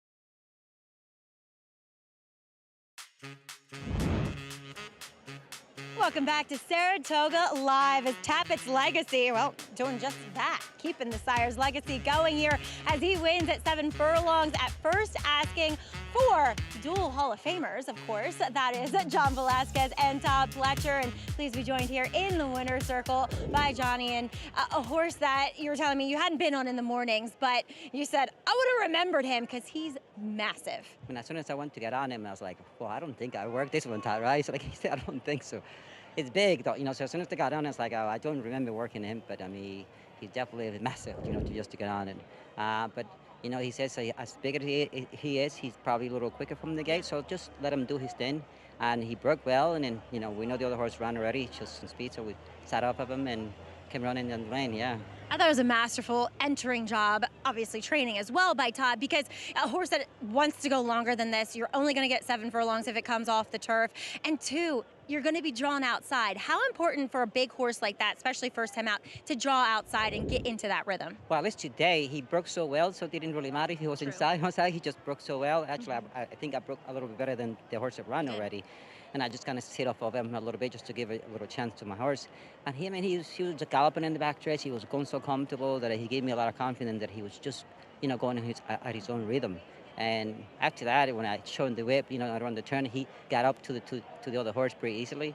But he got to him, he kind of played a little bit, so I got to get after him. No, go away. Yeah, it's all a learning experience, of course. But another horse, speaking of the break, that it seems so important is obviously Fierceness. You know, the Met Mile didn't get out cleanly in that tough position down on the rail at a distance where, not sure if it's his best. But in the Whitney, you know, hoping for a good draw. What do you expect from Fierceness next Saturday? No, I think I had made mistakes when he breaks a little slow, and I kind of hustle him to a position and then kind of bouncing around a little bit. And the time before, when he ran at Church Showdown, he broke a little slow. I let him go to the first turn, and I put myself in a good position. And I think that's what he wants to do. He don't want to be forced to a pace that he doesn't need to be. And I think I'm just going to leave him alone. Whatever he breaks, eventually he's going to take me where he's comfortable, and I think that'll be the best position for me to think as a rider. Yeah. That every time I did something like that and had to force my way somewhere, he gets a little too tense, you know. So I'm going to leave him alone. And if he breaks well, it's going to be close. If he doesn't break well, he's going to be closer by the time he gets to the first turn anyway. Yeah. So insightful. Thank you so much, and congratulations here. And it's nice to work with people that are right. You know, I can come back and say, it's like, you know, I think I made a mistake like this. I can come back, tell Tad, you know, and the owners. I think it's a mistake with him if he breaks a little slow. Just let him be comfortable. He's going to take me somewhere. And I think I figured something out with him like that. If I just leave him alone, he'll be much better off. That's why you're one of the greatest. Well done. Congratulations. Thank you so much. Johnny V, so cerebral, and that's why he's still doing this at his age and why we've seen success year after year, and of course, why he's in the Hall of Fame. Livy? Those two, as the hardware tumbles, Todd Pletcher, John Velazquez, Tappett's Legacy, and the Spenthrift 2-year-old race of the week. As Jonathan, it's Pletcher, it's Johnny V, it's a win with a 2-year-old at Saratoga, and everything for the moment feels right in the racing world. It does. I mean, I just can think of so many times it was Johnny and Todd winning races, whether it be on the grass, the dirt with 2-year-olds, 3-year-old races, and it's the relationship at the racetrack. You're to appreciate them, you know, because you know how hard it is. It's a tough game with lots of ups and lots of downs, and to see a friendship like that and a business relationship like that last this long, it's encouraging. And fierceness coming up in the Whitney. He shatters a track record at Churchill Downs in the Ali Sheba when he hadn't raced in 6 months. At that point, the expectations were through the roof for the Met Mile. Where are you right now with fierceness? He's such a good horse that you can't, you know, just dismiss him off of one mediocre race last time out. And the good news is it's almost certain he's going to get a fast track this weekend. And listen, he showed a lot of professionalism that he hadn't shown in the past in his return in the Ali Sheba. He's got to get back to that race or build on it. I think that Sierra Leone, people are unfairly criticizing him, and this is going to be a battle of heavyweights. You've also got a Breeders' Cup Classic winner in there in White Nabario. It's going to be a great, great race next weekend, and Fierceness and Sierra Leone squaring off for the first time since Breeders' Cup Classic. That's the kind of stuff that happens up here that's exciting. Maggie's interviews have single-handedly helped me figure out fierceness. I remember last year she asked Johnny a similar question that she just asked him then, and he said the same thing. He learned that when you ask him and then try to tell him to slow down, he resents it. And he stopped doing that. He let him just kind of run away from there and cruise. The problem was, in that Met Mile from the inside, he had to send him away from there to hold that position. He set him off, and he didn't respond after that. I'm hoping that he'll do what he said he wants to do, which is just let him roll. Let him roll. Let him be comfortable. I think the one thing you could say if you want to be a naysayer, and Fierceness is, I've been very clear on Fierceness from day one. He was the most talented horse in that crop. It was clear when he runs his race, but he can be a bit quirky and running bad race. Things don't go his own way, and he's had some good trips. The Breeders' Cup Classic sort of put some of that to rest because the pace was so fast, but in the Met Mile, things didn't really go his own way. They wouldn't go that badly, but a little bit was thrown in his path, and he did not run particularly well. But a wet track too. So, you know, well, they all have question and answer. Sierra Leone hasn't won a race since the Breeders' Cup Classic. Race for the best older horses the day. in the game in the Whitney. Yeah, it's going to be great. We'll have it for you next Saturday, Fox Saratoga Saturday, the Whitney. As you can see, horses have arrived behind us for this upcoming fourth race, about 19 minutes out. $75,000 claimers here, 3-year-olds. And that Wilson Chute where they ran this year's Met Mile wide open with Art Fair, very quick. Flavien Prat back from the west. The win on Nisos yesterday in the San Diego, 3-1 the favorite. But Andy dipping into the bankroll with a $100 win wager on. I'm going to bet on the number 2 in this race, Best Friend Rocket. Horse that the late Wayne Lucas was training, that Riley Mott's taking over, and he has run against just significantly better horses. Sandman, Crudo, so sandy last time. His form is not good, but he has run well in the past. He's been over his head in his last 3 starts, and I'm hoping a little class relief gets him the winner's circle for Riley. And I think this is the first horse that Riley has run at Saratoga this entire meet, and I think he's going to run well. $100 to win, as I can, in a dishonest way, get ahead of Jonathan in this week. How you feeling about that, Jonathan? It's all good. It's if you pull this one off, I had a nice little cheeky move I was going to try to do now. If you can score, bad karma, man. You can. I'm just glad you're not betting the show to pass me. We'll check in with Maggie shortly. Riders up post parade for the 4th race coming up here from Saratoga. But the story yesterday, that colt. Top-ranked 3-year-old in the land does it again, wins the Jim Dandy. And next stop, the DraftKings Travers. You're watching Saratoga Live on FS1. Volatile continues to rise to the top of the crop. Last year, he was the #2 freshman sire of Grade 1 stakes horses behind McKinsey and #2 by winners behind Vekoma. He currently ranks ahead of Medaglia d'Oro, Nyquist, Quality Road, Constitution, and Warfront by percentage of black-type performers. His newest graded stakes winner is Tip Top Thomas, who established a new track record in the G3 $300,000 Indiana Derby. Volatile. Think fast. You bet with Naira Bets. Bet any track, anywhere, anytime. Download the Naira Bets app to play today and get a $200 deposit bonus. Watch live horse racing. Get expert picks. Boost your bankroll with weekly promotions and hone your handicapping skills with exclusive tips and tutorials. Download the Naira Bets app now. Sign up now to claim your $200 deposit match bonus. You bet with Naira Bets. Arabian Night has won the Pacific Classic. Jockey's Warrior, so fast. Winning your end, federal judge. And Charlatan is going to run them off their feet. Made to win the Kentucky Derby. Obliteration is a star. Our shot gets the win. These two juveniles going at it. Logan's at 14. Journalism has won the Break the Stakes. Who's in for Mohegan? Obviously everyone. A cheers with friends, then it's off to the races. A moment of calm before the dark and stormy. One more dance floor.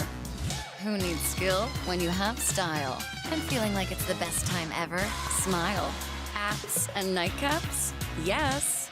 Then it's down for the thread count to start it all again tomorrow. This is how it feels when you're all in for Mohegan. Mohegan Sun.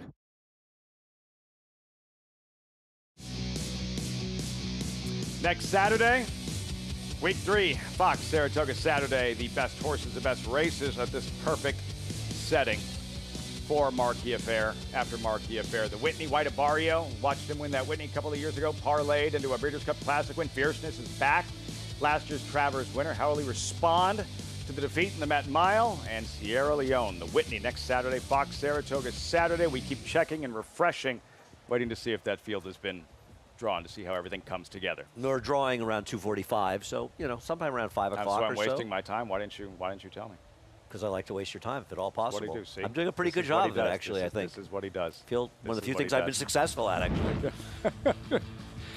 And Sovereignty yesterday in the Jim Dandy, trained by Bill Mott. Had a chance to hear from Mott this morning and his thoughts on Sovereignty's Jim Dandy victory.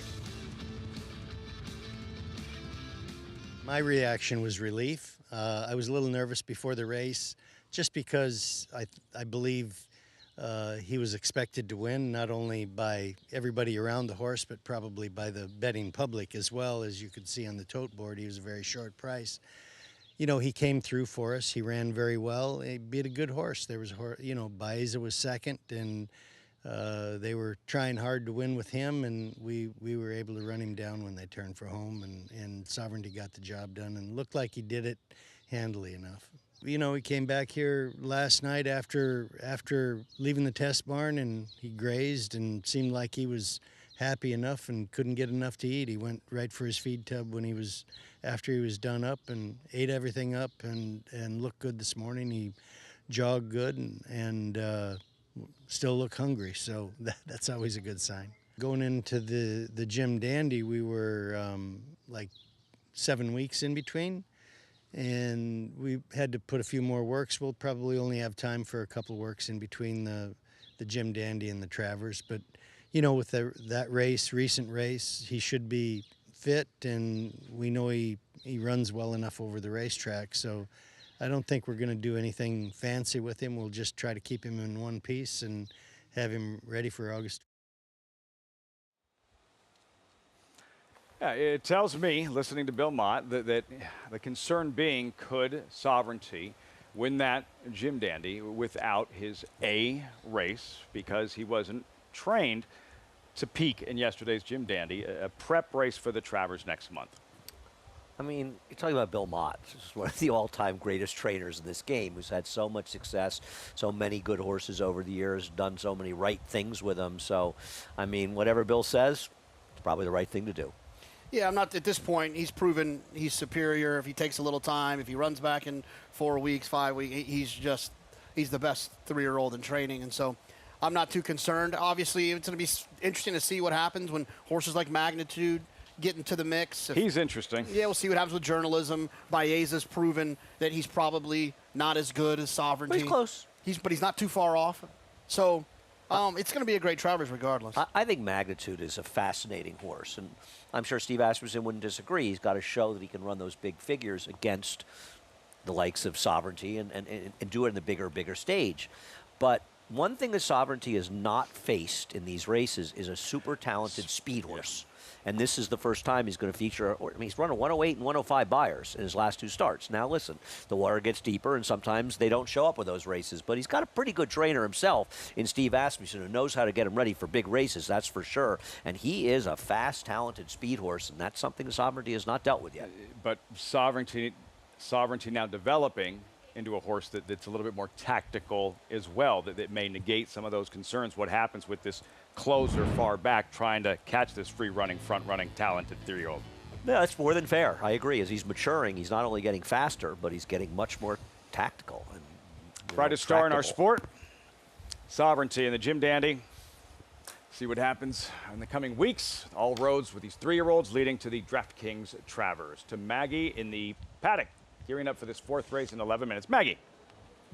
Well, Lafitte will check in with the favorite here. That's number 7, Art Fair, who looks to be the speed of the speed in this affair for trainer Mark Casse. And look, last time I saw him, he was a little bit more edgy, a little bit more keen here in the paddock. And today, while he gets out to a mile on the dirt for only the first time, he is a little bit more relaxed, which I like to see. You know, I like them conserving that energy when they're trying to go further than they have in the past. And he was upset last time by a horse at a price that didn't look that appealing on paper, but we saw that horse closing from out of it. And Art Fair, I wasn't expecting him to necessarily be the favorite in here, but he looks the part, and I do think he should be able to handle this stretch out in distance if he can get out there on his own and find his rhythm. Number 2, however, Best Friend Rocket, he'll be cutting back in distance and making his first start for trainer Riley Mott, as he's a horse I have seen in the past, going back 3 back to a very tough spot in which he was in the Grade 1 Arkansas Derby, but you know, he had run very well in the start before in that optional allowance, and he was a little over the top that day. It had gotten hot in the paddock, and obviously it's a huge day out there at Oaklawn, so you know, it's pretty lively as far as the energy, and that's not the case today. He is a lot more subdued. I love his weight, his conditioning. He looks fantastic here overall, and definitely an improvement from what I saw from him, at least going back to that race 3 back. The problem with him is he going to be effective at this mile? Probably, but he is a bit of a bigger, taller, rangier type of horse where it could be a question mark, at least on my end, as number 5 is Georgia Magic. And I feel as though, as his trainer Ray Handel has always been high on him, there might be talent there, but it's been more of a mental game with Georgia Magic, in that I remember he was scratched the first time he ever tried to run in a race because he'd gotten loose. He continued to act up in his next 2 starts where he actually did participate in a race. And since then, he had been gelded since his before that race last time, in which he was a bit against the racetrack. And it was a day you wanted to be speed. He had a sharp, steady, about 1/8 of a mile out of the gate, so that did not put him in a favorable position. And 2, he was down on the inside where he just never looked comfortable to me. So a horse that I think they've had to have patience with, to work with him mentally. I love the way that he is acting today in the Saratoga paddock. And furthermore, he continues to grow and fill out, which is something I'd love to see with these progressing 3-year-olds. And we were all waiting for him to run a faster race. He did last time, and maybe it's something he can build off of. Lafitte? Georgia Magic. Arad Ortiz to ride, looking for a second win this afternoon. Flavien Prat back at Saratoga. The 4th of 10 on a Sunday from the Spa next. You're watching Saratoga Live.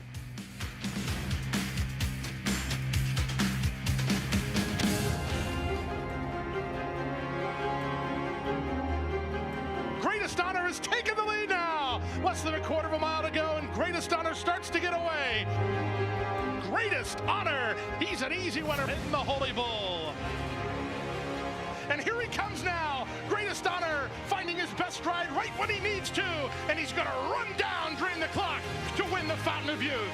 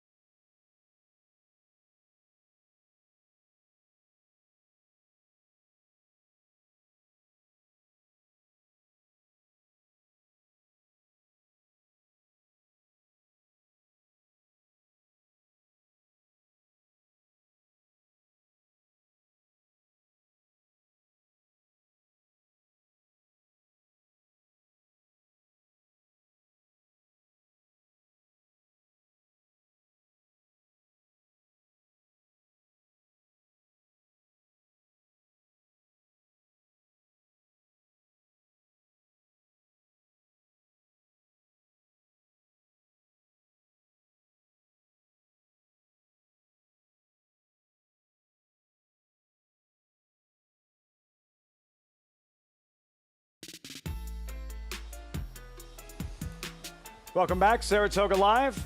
Brought to you in part by My Racehorse. Be part of a legacy. Own shares of a full brother to Mage and Dornick. Visit myracehorse.com.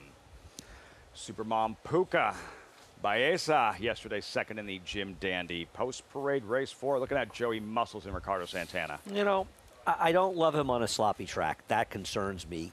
But he has run well down in Florida. He's got some good races.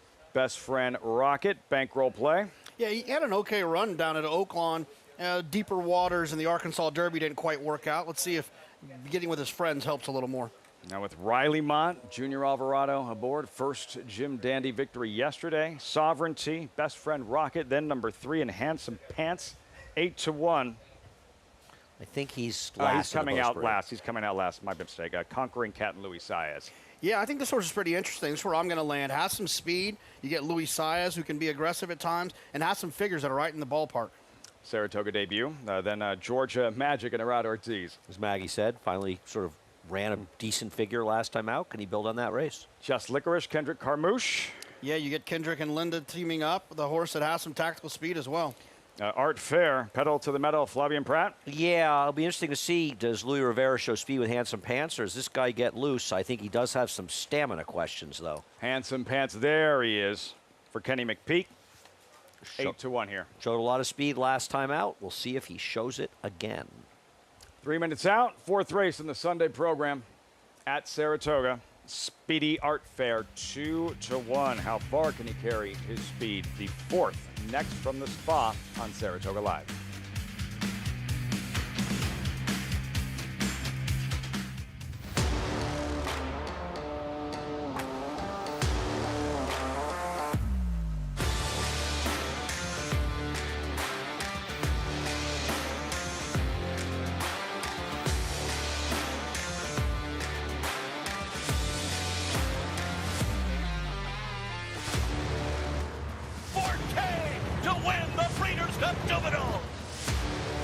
Eclipse champion Blame, standing at Claiborne Farm.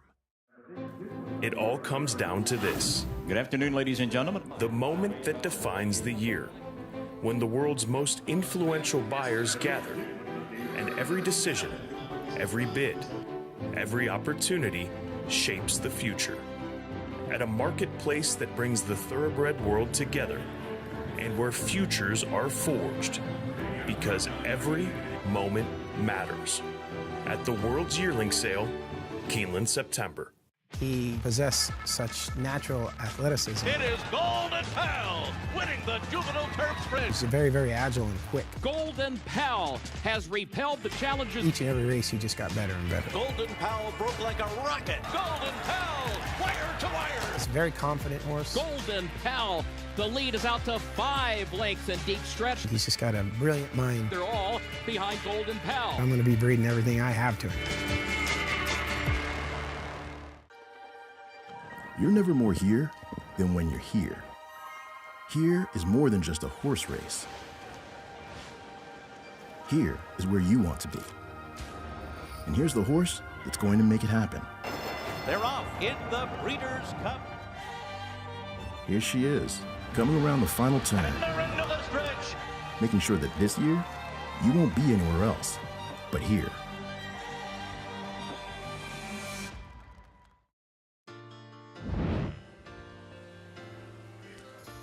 Saratoga Live on Fox Sports 1. Brought to you in part by Mohegan Sun. All in on Mohegan. Zeroing in on post time for the 4th race. And this Sunday at the Spa. And the $75,000 claimers, 3-year-olds mile from the Wilson Chute. There's Conquering Cat. But Art Fair is the favorite at 2-1. Maggie, the quick Art Fair. What's he showing you pre-race? Yeah, I do like Art Fair, but I think his main rival in here, Lafitte, is number 2, Best Friend Rocket, whom the guys have a lot of interest in. He continued to impress me out on the track, but the horse that is another short-ish type of price in the face of Art Fair is number 6, Just Licorice. Now, look, I wholeheartedly respect anything that trainer Linda Rice sends out talking about number 6, Just Licorice, but as Andy and I were talking about on the show, I felt like last time was the time. It was an off-the-turf event, and it was against fellow New York breds, and I just think this is A, a tougher spot, and B, it was really interesting to watch this horse pre-race because I had felt as though Kendrick kind of gave him a passive ride in the start 2-back, going 1 1/8 miles, and he was just out of position. And he was so sharp, especially out on the racetrack. And Kendrick was aggressive with him, which I think ultimately paid off. Now he's coming back with the short turnaround, which Linda is incredible at. I just don't think he's carrying the same weight and conditioning. He just looks a bit weaker across his top line, and he's not quite as sharp as he was last time. So again, this is a last time was the time horse, I think, Lafitte. Just Licorice. At the gate, Joey Muscles, Best Friend Rocket. Final thoughts? I'm hoping Best Friend Rocket finds his good form in here. I also think the 5 is an overlay. I don't know. Georgia Magic at 8-1 seems like too big a price to me. Last race was okay. With Gerardo Ortiz in the saddle, moving into line. Conquering Cat for me, Lafitte. Go get him. Louis Saez aboard, 5-1 at post time. Frank Mirmati with the call. The 4th from Saratoga Live on Fox Sports 1. Not sure how many people know, but Rocket, as in Best Friend Rocket, is actually named after Mr. Fletcher's dog. Very near and dear to Mr. Fletcher. Here's Art Fair to complete the line. They're in the gate.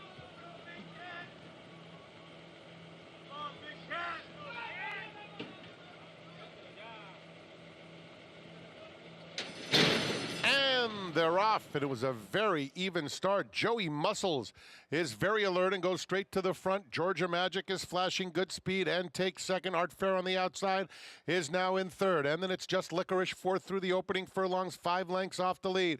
Best Friend Rocket races on the inside of Handsome Pants, and Conquering Cat is just outside of that pair. So they make their way onto the backstretch behind Joey Muscles. And Joey Muscles ran an opening quarter in 23 3/5 seconds, headed now by Georgia Magic, who takes a narrow advantage. Joey Muscles comes right back, those two slugging it out. And just behind them, Art Fair in a good spot, third, 2 lengths off the lead. Joined by Handsome Pants, just Licorice widest of all, but only 4 off them coming to the half-mile pole. Best Friend Rocket and Conquering Cat, the half in 46 4/5 seconds. And Joey Muscles, Georgia Magic still 1-2 and heads apart, with Art Fair 2 lengths back in third. At the rail, Handsome Pants is only 2 lengths off the lead as well. Just Licorice gets a little bit of a nudge now. Best Friend Rocket in the red is 6 off the lead and 2 clear of Conquering Cat. They're at the top of the stretch. Georgia Magic, Joey Muscles, head-to-head coming toward the 8th pole. These two continue from the moment the gate opened. Best Friend Rocket is coming alive down the center of the racetrack, and Handsome Pants is just inside of him. Georgia Magic resilient. Best Friend Rocket on the outside, and Joey Muscles, but it's Georgia Magic who took the heat and won indeed. Another for Arad Ortiz Jr. Best Friend Rocket was second, third between Joey Muscles and Handsome Pants. Georgia Magic and Arad Ortiz at too big a price, Andy Serling, in this 4th race at Saratoga. Yeah, I mean, here's Arad Ortiz going off as an overlay in this race at Don't see it often. at 8-1. And, you know, Ray had very high hopes. Ray Handel, the trainer of this horse, for his first start. Obviously, those didn't pan out, but this must be a very satisfying win for him, Jonathan. You know, look, when you have a horse that you think is pretty good and they win, it makes you feel good. Congratulations to our friend Ray. Right on cue. Ray Handel live with Maggie. And Ray, I know you had high hopes from this horse as a 2-year-old. Larry, come on, get in here. We got Larry Connolly and Keith Mason of West Paces and well-named horse guys, Georgia Magic. Well, it's a good Magic, and we're all from Atlanta, Georgia, so it seemed appropriate and poetic, so we went with it. Right, he's been a bit of a mental challenge, I would say. The talent's been there, but harnessing that energy, you gelded him 2 starts ago. Talk about the difference that you've seen. Yeah, he just seems a lot more focused. Tweaked some things as well with his, you know, we put a cage bit on him and a rubber figure 8, and it seemed to, you know, he didn't want to listen to the rider. He wasn't responding, and even Flavian last time said that I was trying to put him in a hole and he didn't want to be there, and he was like kind of like, you know, just not responding. And you know, we tweaked some things, and he's been doing great in the morning, but never put it together in the races, so we're just happy that he finally did. Keith, back in the Saratoga Winner's Circle feels good, right? It always feels good to be in the Saratoga Winner's Circle. Never gets old. Well, guys, massive congratulations. Finally, this horse coming through. Thank you very much. All right, guys, I know Georgia Magic making a lot of people in Georgia very happy. They're fired up. Maggie touched on him. Georgia Magic and the improvement. Andy referenced just too big a price. And yeah, overlays with Arad Ortiz. It just you don't see it very often here. Well, he isn't riding well at the meet, so I can understand why people are a little hesitant Maybe to bet him. this will get him out of that slump. 50th win or something in day number 14. Jesus, the guy's riding so When he's doing this shoulder tapping business that he does at the top of the stretch, you know he's got a lot of horse. No, he was always traveling well, this horse in this race. Joey Muscles on the inside, trying to keep pace. Couldn't in the end. Georgia Magic, my good Magic, who graduated, first career win ever in the Breeders' Cup Juvenile back in 2017. Did he debut like race 1 Travers Day or something like Which that? one? Good Magic. He did, and he lost. Right. He lost. Oh, he didn't remember win until he won the Breeders' Cup, yeah. He lost to a top legend horse that took advantage of a gold rail, and he was wide. And I remember having the conversation with Chad Brown because the year before, he had run a maiden that we liked back in the Champagne, a Clarvich horse, and Seth encouraged him to run him. as a maiden, and he didn't really want to do it, and he finished third, and Chad said, you know, he's right. We were right to run there. And then the same conversation with Chad about Good Magic, and I said, you thought he was going to win. He ran a winning race. He was against the track, and he ran the Champagne. He lost to the horse who was involved in the savaging, with Frenzy Fire. Frenzy Fire. But then he won the Breeders' Cup as a maiden. And who was the heavy favorite in that Breeders' Cup? Juvenile. Bolt Doro. I was going to get there. I was going to get there. I beat him out of the gate. You did. No, it was impressive. I didn't ask you, but I was asking him, but whatever. We say goodbye to our audience on FS1. Coverage from Saratoga to continue over on FS2. Still have the Glens Falls a little bit later on this evening, the only grass race this Sunday at Saratoga. Great to have you with us on Fox Sports 1 over on FS2 for the remainder of the Sunday card at Saratoga Live.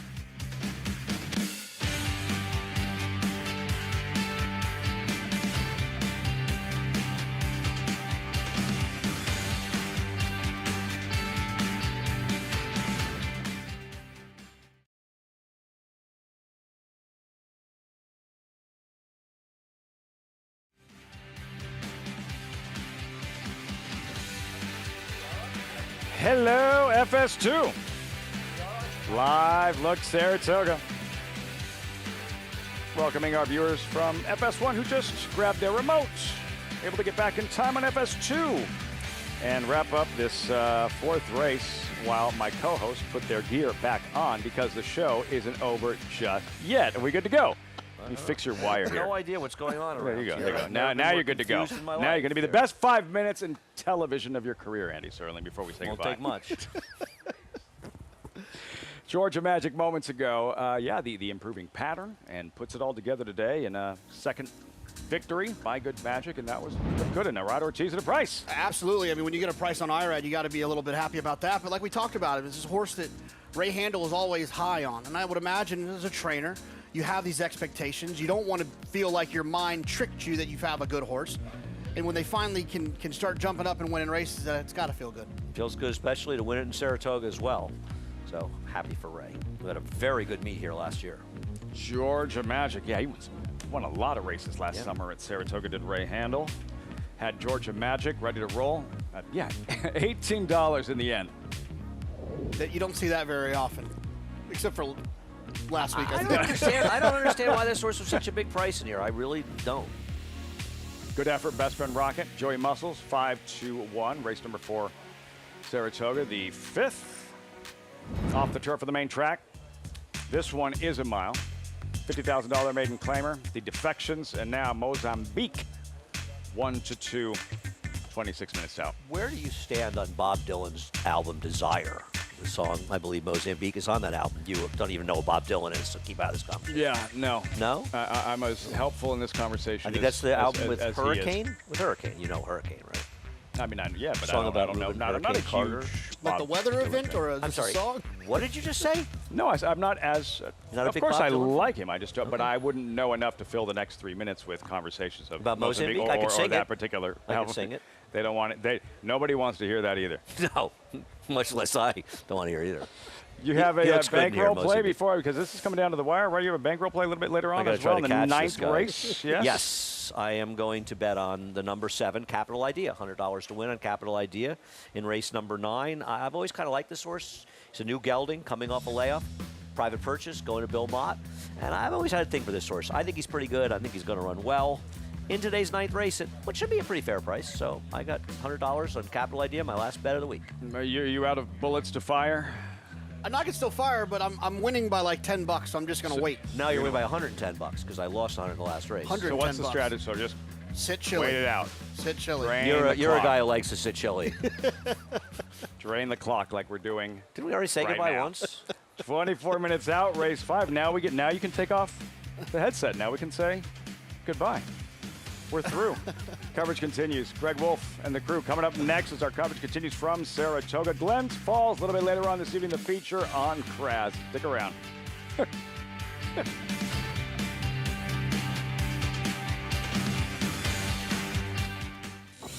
You bet with Naira Bets. Bet any track, anywhere, anytime.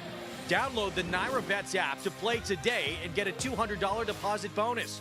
Watch live horse racing, get expert picks, Boost your bankroll with weekly promotions and hone your handicapping skills with exclusive tips and tutorials. Download the Naira Bets app now. Sign up now to claim your $200 deposit match bonus. You bet with Naira Bets.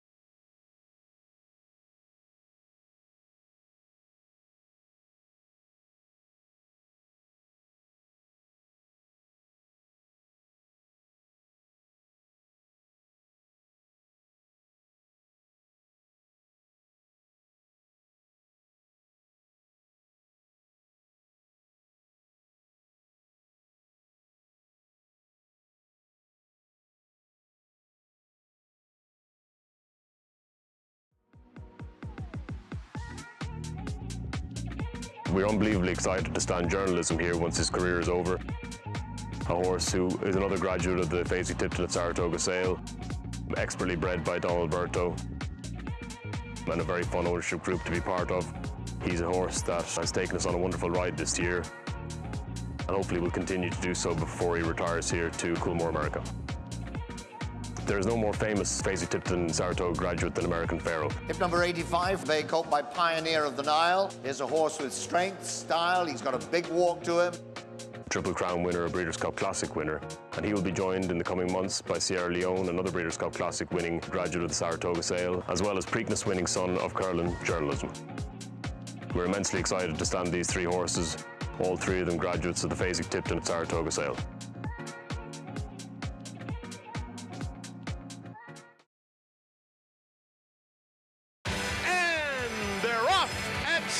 Saratoga.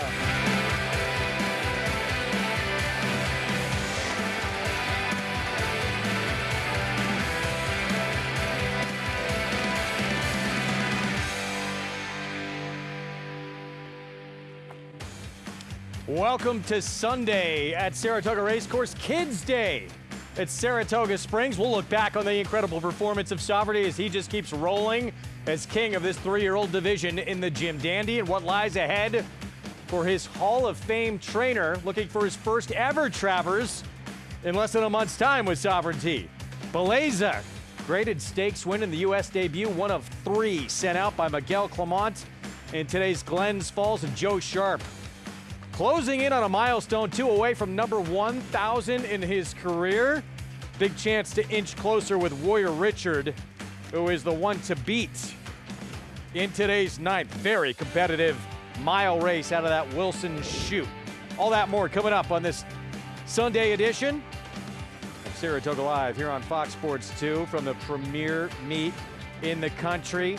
Little rain earlier on in the afternoon. As a result, we are off the turf with the exception of the main event. That is the Glens Falls, where we'll see the Miguel Clement barn send out 3 runners, all with a big chance to win that race. And we will look back on that dominant performance of the king of the 3-year-old division, Sovereignty, who is now headed to the Travers, who he may face, and just how good a 3-year-old this horse is for his Hall of Fame trainer.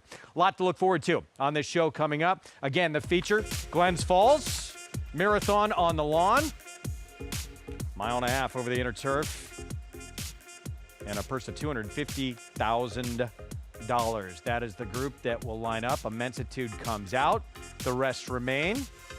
And let's bring in one of the top trainers in the country, Tom Amos, champion jockey Richie Migliori. Miguel Clement, strong hand in the race this year. Strong hand, and it starts right on the inside, I believe, looking back at this race with a really good horse in La Mejia. And, of course, he has our favorite in Beleza as well. He's got a good 1-2 punch and horses that have performed on less than pristine ground. And we had enough rain where the course is labeled good, but it's got to have some give to it. Just off company kept, Beleza seems to be the one to beat, right? Grade 3 win in that U.S. debut, and then goes up against She Feels Pretty at a distance probably a little too short for her next time out. True, and I mean, got a great grip here, though, Greg. You know, angle to the inside, got through along the rail, finished up nicely. You know, having it beaten that next start has a lot to do with what you said, but as well as a slow pace, it really didn't help Beleza's cause. Joel Rosario will ride. Looking for a 3rd career win on the grass. Did you feel this was the toughest of the trio as well, Mig? I did.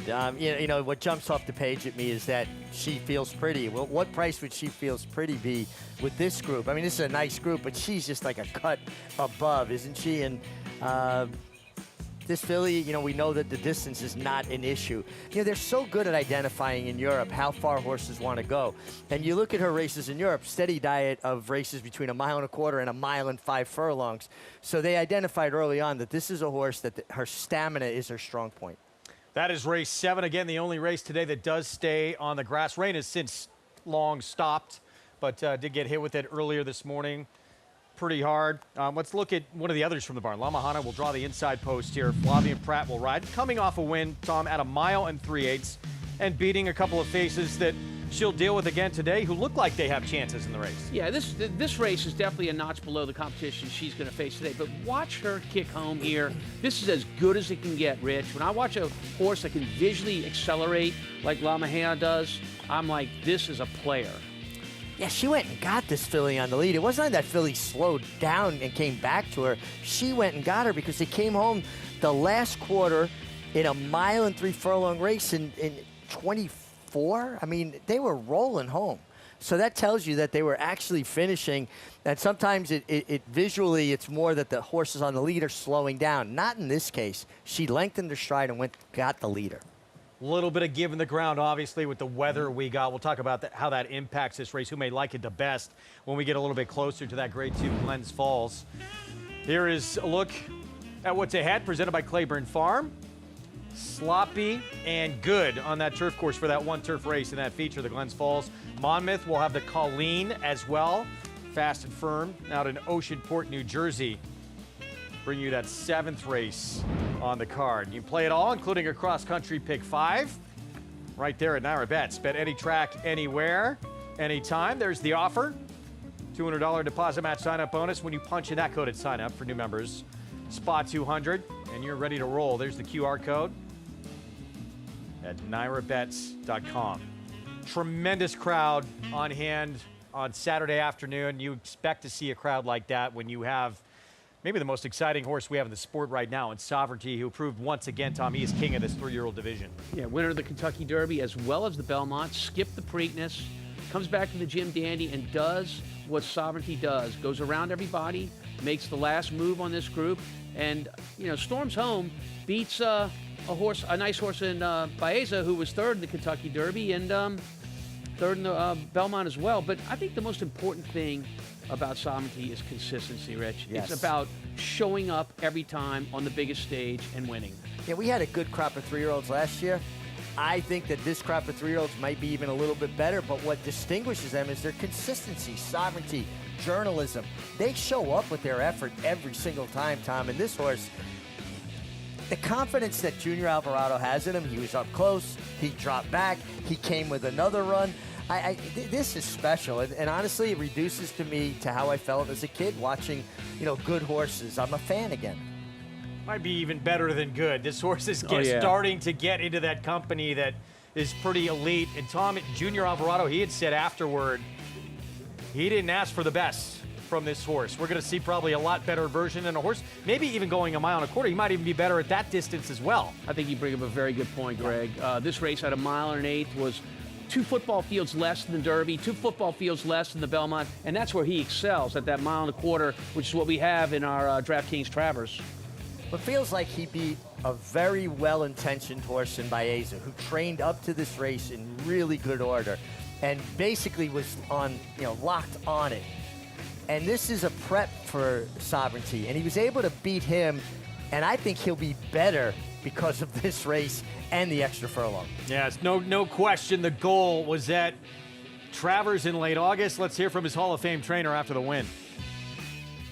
My reaction was relief. I was a little nervous before the race just because I believe he was expected to win, not only by everybody around the horse, but probably by the betting public as well. As you could see on the tote board, he was a very short price. He came through for us. He ran very well. He beat a good horse. There was, Baeza was second, and they were trying hard to win with him, and we were able to run him down when they turned for home, and Sovereignty got the job done and looked like he did it handily enough. He came back here last night after leaving the test barn, and he grazed and seemed like he was happy enough and couldn't get enough to eat. He went right for his feed tub after he was done up and ate everything up and looked good this morning. He jogged good and still look hungry, so that's always a good sign. Going into the Jim Dandy, we were like 7 weeks in between, and we had to put a few more works. We'll probably only have time for a couple works in between the Jim Dandy and the Travers, but with that recent race, he should be fit, and we know he runs well enough over the racetrack, so I don't think we're going to do anything fancy with him. We'll just try to keep him in one piece and have him ready for August. 2/3 of the Triple Crown. Now the Jim Dandy on his road to the Travers. There's no question he is the best 3-year-old in the game right now. We'll bring in Acacia Clement. And Acacia, it looks like no signs of slowing down that performance we saw on Saturday. Absolutely, and it was good to see him get the win. But of course, as you guys were mentioning, it's not the long game. The Travers is. But I think it was interesting talking with Bill Mott after the race and hearing comments from winning jockey Junior Alvarado, who said, I knew what I had. It almost seemed at one point like Sovereignty was kind of off the bridle at one point, and then he was maybe playing around a little bit, not completely focusing.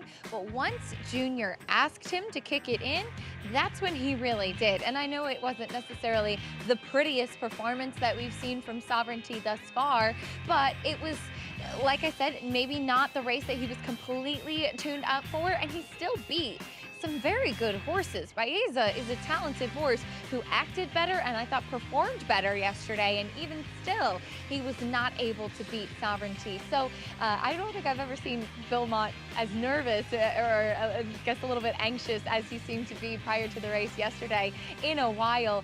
Pressure, of course, is a privilege, and I'm sure he's thrilled to have such a caliber horse like that in the barn. But you always hope, no matter what, even if it's not the long game, that every race goes smoothly and goes well. And was really cool to see the standing ovation and the applause, Greg, from the crowd as Sovereignty came back to the winner's circle yesterday. Incredibly popular horse. The roar of that crowd was sensational. Thank you, Acacia. Bill Mott trying to get a race that he has never won in a career that has seen him do just about everything. What did we learn from that performance from Sovereignty yesterday? Well, I think we learned how special he is. I mean, Sovereignty, and it's debatable because the race has been a lot closer, but he easily would have been a Triple Crown winner, in my opinion. He took out all comers. Of course, he did get a little break, so it wasn't back-to-back-to-back like the Triple Crown makes you do, but he's just a dominant 3-year-old in a very good 3-year-old group. He's a special horse. To me, he's a generational horse. I agree. He makes me feel like the kid I was in the 70s watching, horses like Affirmed and Aladar. And, they reduced me to being a fan again. I've been in the game basically my whole life. It's nice to know I can still feel like that little kid in front of the TV watching horses like him. And he just reinforced to me his dominance of this very good 3-year-old division. And again, as we talked about, every reason to believe we're going to see a better horse in the Travers, there's a good chance his best competition may not even come to this race in journalism. So who can possibly stand in his way come Travers? I mean, I think that's like asking who can stand in the way of Seattle Slew, who can stand in the way of Affirmed. I mean, he's that kind of horse to me. Well, we do have a new player, though, in Magnitude, right, who has run fast figures and has a style that's completely opposite of Sovereignty. So sometimes those kind of matchups, a horse can get away, other horse maybe, you know, has to overcome traffic or come wide. So that's the one interesting, different wrinkle going into the Travers. You have a new shooter, but Sovereignty is special. Yeah, a horse who showed us on the Triple Crown Trail he could run a massive race. Injuries kept him off, you know, out of the Triple Crown. He comes right back with another huge effort. He's really the interesting kind of new shooter. But Sovereignty, again, with the way he's been able to show that new dimension and be a little bit closer, just is that growing up in maturity, or is that, what is that? Yeah, I mean, look, between the Jim Dandy and even our Travers, which runs on the 23rd, these horses are getting battle ready. Yep. And for Sovereignty, he's going back to a distance he excels at. And so where he placed himself early, at a distance like that, I think his kick is even stronger than what we saw just yesterday. It's great that he has this other dimension. It takes another thing out of the equation. If they go too slow, he's not pace compromised. Pick 6 coming up. It is going to be a fun summer in August the 23rd. Circle your calendars. That is the Travers and Sovereignty back in action. So Pick 6 begins off the turf, 1 mile distance. New York Bred's $50,000 maiden claiming race. And you see odds on Mozambique, main track only entrant. Linda Rice trained. Dylan Davis will ride. Let's go to Acacia. And is the heavy favorite right now. A smart entry by Linda Rice as he does get a drop in class as well. And he is a dirt horse, as we only have main track onlys left in this race. But as far as Mozambique, last time out, he came back off of a layoff, and I did not think that he looked fit that day. He got pretty hot. He was warm in the paddock coming in again today, so I guess that's typical for him. But he definitely looks like he has strengthened and become more refined with that race under his belt, where he was just out-footed early. The drop in class and certainly the company that he faces today should help. He's gotten on his toes going out. As a heavy favorite, he certainly looks like he's going to be tough to get around, but I do think he's one that should improve off of that last race, given the layoff he had before that, Greg. All right, thank you, Acacia. Here they come, post-parade for this compact field with the surface switch. Here's 9 and 4 at 9-2 from the outside post, Ricardo Santana Jr. Yeah, I mean, here's a horse that blinkers on perhaps can help here in this very, very small field. I'm sorry, I got the 1A there. I was looking at the 9. Mozambique. Here's Dylan Davis for Linda Rice. Yeah, I've never been there, country in Southeast Africa, but he looks very, very tough here on the drop and with his dirt form. Jose Lezcano on small change Jeep, blinkers on.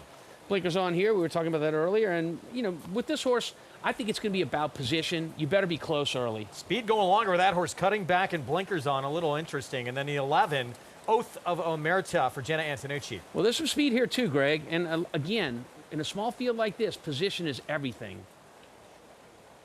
5 minutes away from the pick 6 beginning, with you forced to change how you handicap this sequence with all the races coming off the grass here with the exception of that Glens Falls. Let's go back to Mozambique. And the best effort from this horse, start number 2 back in November. Different scenarios, a fast track that day. It's also better company. Yeah, wide trip all the way around the turn, lost a lot of ground. You can make an excuse for what kind of is an even finish, but he never stops trying in this race. Better trip today, and I think a very, very close, if not on the lead, out the gate. Yeah, should be very forward. I guess the one question, Tom, might be he hasn't run since, June. He's got the race under his belt. I was going to say he's coming off a freshening. That race should put him right where he needs to be. I was trying to talk my way out of him, and I just talked my way into him. Yeah, look at him warming up right there. I mean, that is a sign. Typically, when you get that kind of warm up, they want to put him on the engine. They want to get their blood flowing a little bit. They want to leave the gate with authority. Certainly, away from the pony like that is interesting. 3-5 now. Clicks down another notch as we take a look at the 11, Oath of Omerta. Jenna Antonucci barn. 3-1 from the second to the outside post. Sloppy track last time out. A race that did come off the grass. Doesn't inspire a ton of confidence. No. I mean, the second choice on the board right now, and again, the race goes through the horse right inside of her. And just because I'm from Brooklyn and I'm Italian, I have no idea what Oath of Omerta means. Of course so. you don't. No idea. Well, tell a Southern boy what it does mean. It's this vow of silence you take. But we, we're really not supposed to talk about it. I bet. Big Six pool, 133,000 and growing. Quickly, just look ahead to the sequence. And is there a trap race in here where you feel there's, sometimes you get great value in these Big Sixes where all these races do come off the grass. And, a horse that maybe has some good form on a wet track.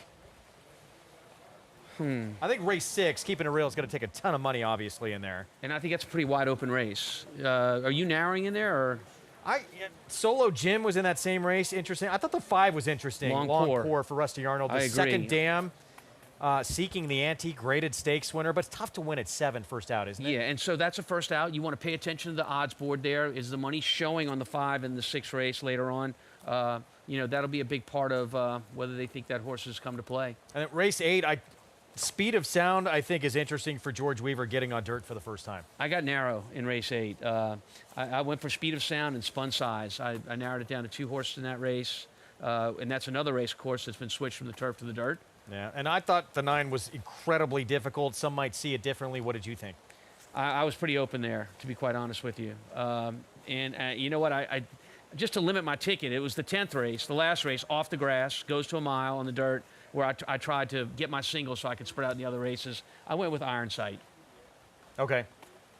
Race 9, I thought both those Mott horses very interesting.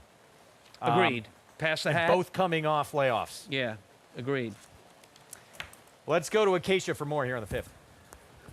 And we'll take a look at the other contenders. It's a short field, so might as well touch on the other ones running in here. But starting off with Small Change Jeep, I was in the paddock for this horse's last race where he did run for maiden 20, and there was a massive class dropper for Todd Pletcher in there that did end up winning in Adventurous. But this was the one who did manage to get the inside speed position, and I was a little bit encouraged by him switching to the dirt, as he kind of looked a bit more like a dirt horse and gets a little bit less ground today to go to the mile out of the chute, which I think should actually suit him better. He's been sharp again, adding blinkers, a short cup, but with a significant hole in the side. So just a minimal kind of closing in there should imagine him to be forward once again. If I were to use somebody with the favorite, I would actually go to the 11, Oath of Omerta. I think that this is a horse who really will appreciate more ground. Look at the size of him, even compared to the lead pony. This is a big, solid horse, and he's one that probably needed to race into fitness a little bit, and I think was just totally run off his feet last time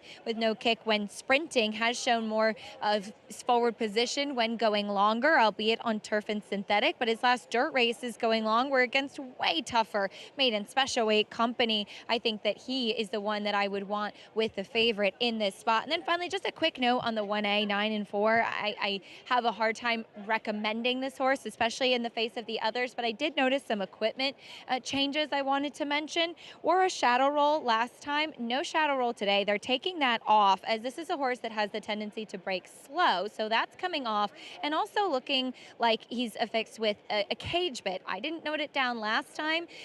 Usually I write those things down if I see a bit like that, so I believe it's the first time for him, but a horse that has really had trouble getting out of the gate, and they're making some equipment changes with him along with going longer. We'll see if those updates do help him get into the race a little bit more today, Greg.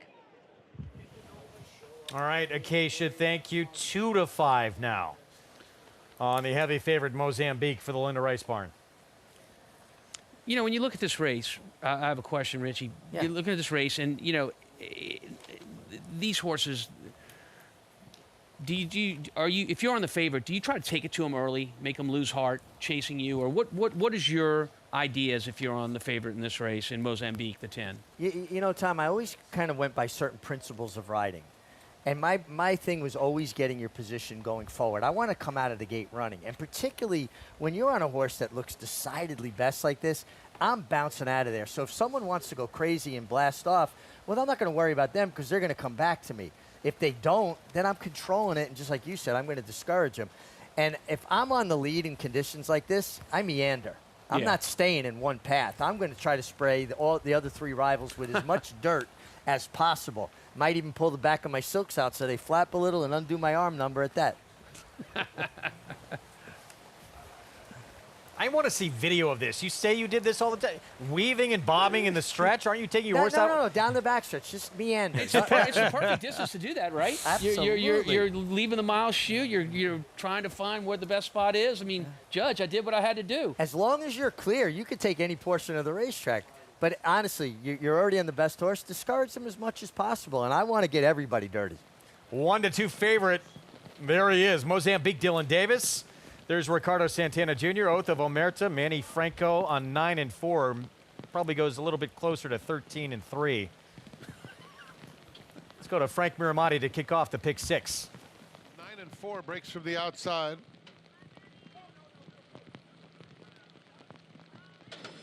And they're off. Mozambique, small change Jeep, but they're headed by Oath of Omerta. And Oath of Omerta gets a very easy lead, glides over to the rail, and is in charge over 9-4. Who takes the second position? Small change Jeep and Mozambique, both of whom broke well, are now at the back of the field. And so it will be Oath of Omerta to show the way. Very easy, comfortable advantage of 2.5 lengths in the early stages. 9-4 is second by 2. Mozambique, the heavy favorite, third. The quarter went in 24 seconds flat. Small change Jeep is right inside of Mozambique. Oath of Omerta has widened. It's now a 4-length lead. Less than a half mile from home, the half in 47 seconds flat. And so it is, Oath of Omerta moving right along. Now Davis getting after Mozambique to cut into that margin. Hard-ridden as Mozambique, 4 lengths off the lead. Small change Jeep now takes third, coming to the quarter pole as 9-4 drops out. Big favorites got a lot of work to do as they reach the top of the stretch. It's Oath of Omerta turning for home with a 5-length advantage. Small change Jeep on the outside of Mozambique. They're head and head inside the 8th pole. Oath of Omerta, a dominant performance out in the middle of the racetrack. No one ever got close to Oath of Omerta.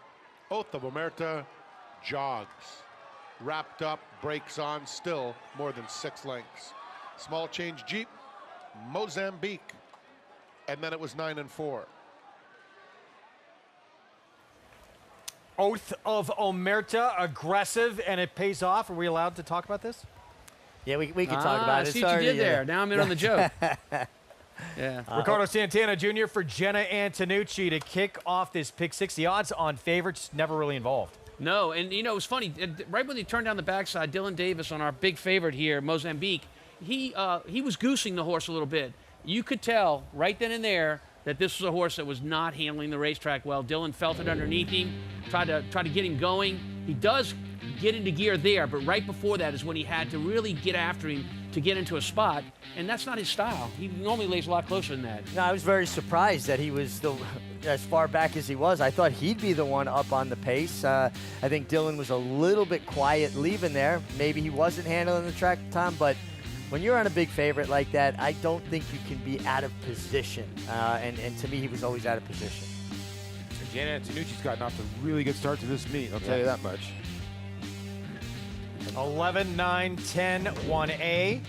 Slight upset, but it's going to play a little bit bigger in the pick 6 because Mozambique was singled on a lot of pick 6 tickets at 2-5. Yeah, he had to be. He looked like an overwhelming favorite. But listen, Oath of Omerta looked like he loved the racetrack.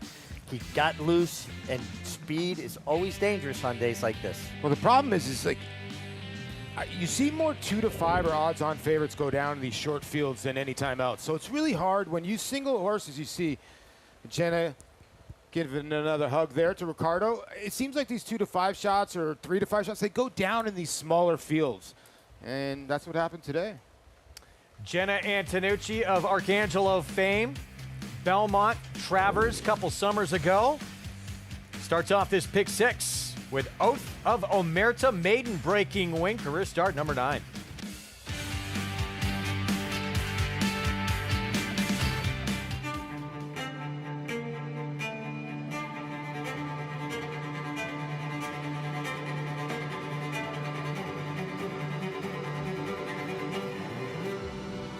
at the top of this track, even obliteration.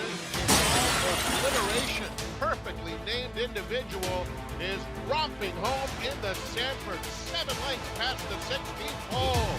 Obliteration is a star.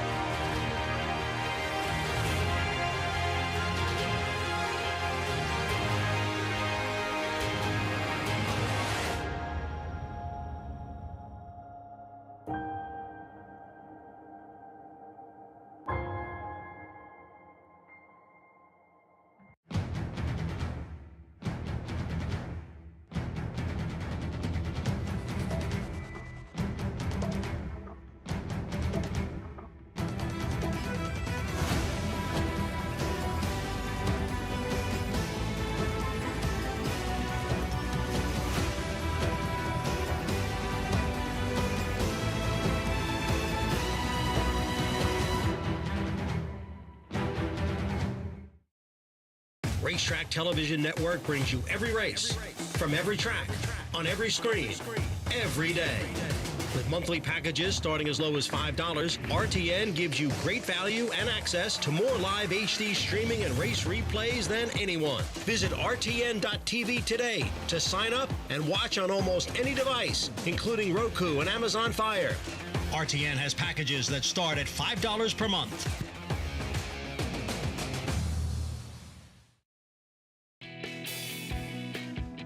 Welcome back to Saratoga Live, brought to you in part by Naira Bets. You can bet any track, anywhere, anytime. Get started at NairaBets.com. Today, as Oath of Omerta took them gate to wire in race number 5, as we see Jenna Antonucci and the ownership group taking a fun selfie in the winner's circle. Jenna joining me here. Jenna, you can't put a price on what that feeling is winning here at Saratoga. Absolutely. You know, there's people that go an entire career in this business and never get a win here, and so any win's special, and to be able to share it with owners and watch them enjoy it is absolutely what this is about.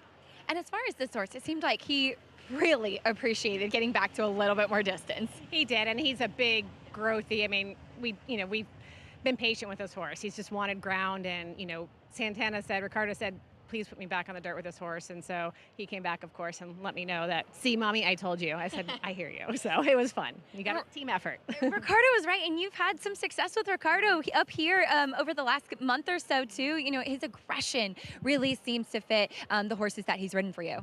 Yeah, and we have, we spent a lot of time last year legging horses up, getting new horses going. Obviously, there's a lot of 3-year-olds that we've been working through the last year and into this year, and obviously some new 2-year-olds. And so just building those horses and him learning those horses is just part of the team and building it forward. Love to see it. Well, congratulations, and so much fun seeing that celebration in the winner's circle. Absolutely. Windshield wipers for my glasses now. She's a star, even with the rain on the glasses, still going through and doing what you need to do with the horses, Greg. Showed you what you could do in this sport, breaking down barriers a couple of years ago. First female trainer ever to win a Triple Crown event when Arcangelo won the Belmont Stakes, and then got a lot of flack again. What is she doing? Training up to the Travers. She knew what she was doing. Oh, yeah. Apparently so. She knew her horse. She had the strength of her convictions.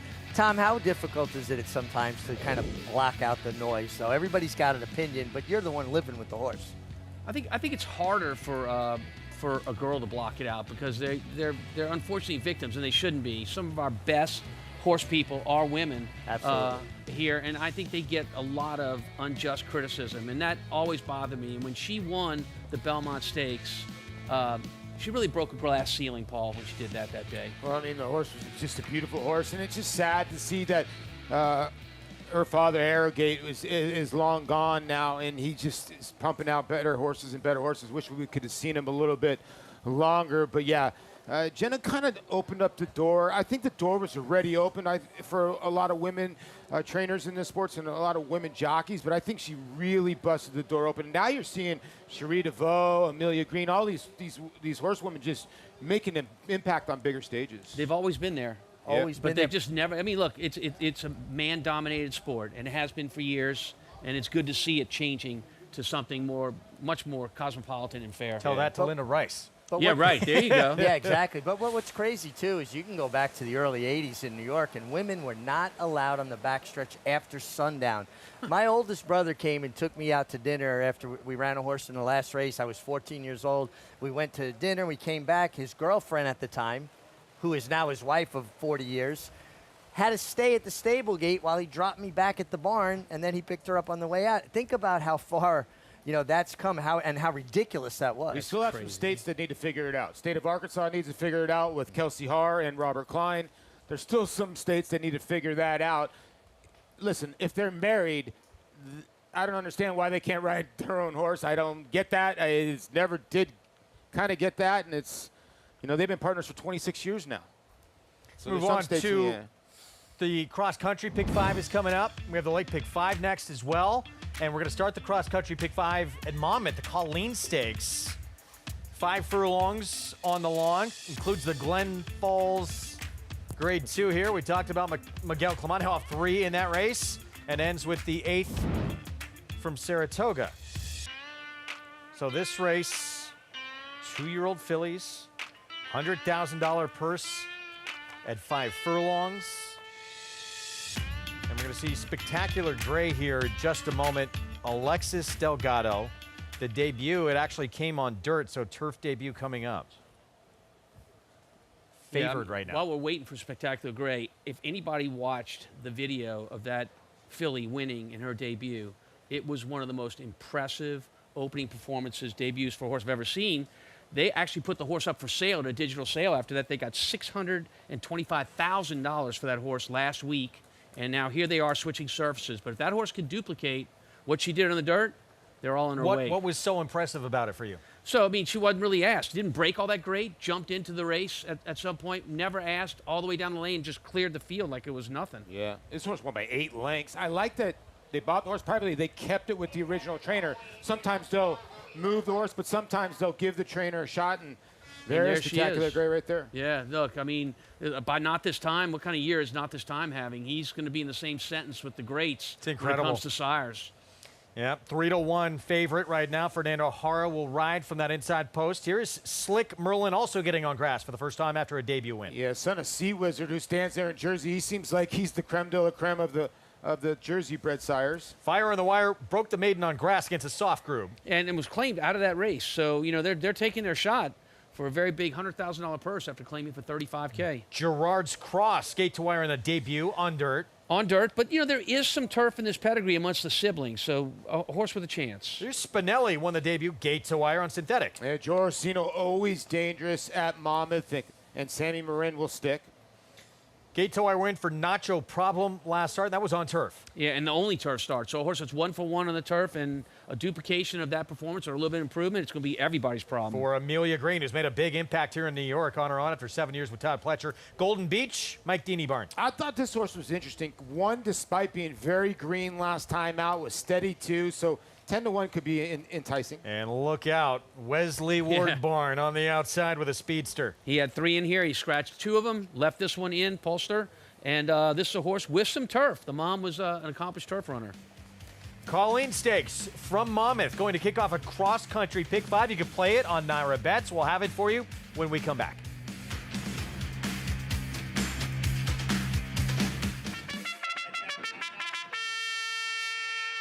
For years now, Monmouth Park's 50-cent Win Early Pick 5 has helped players win early and often.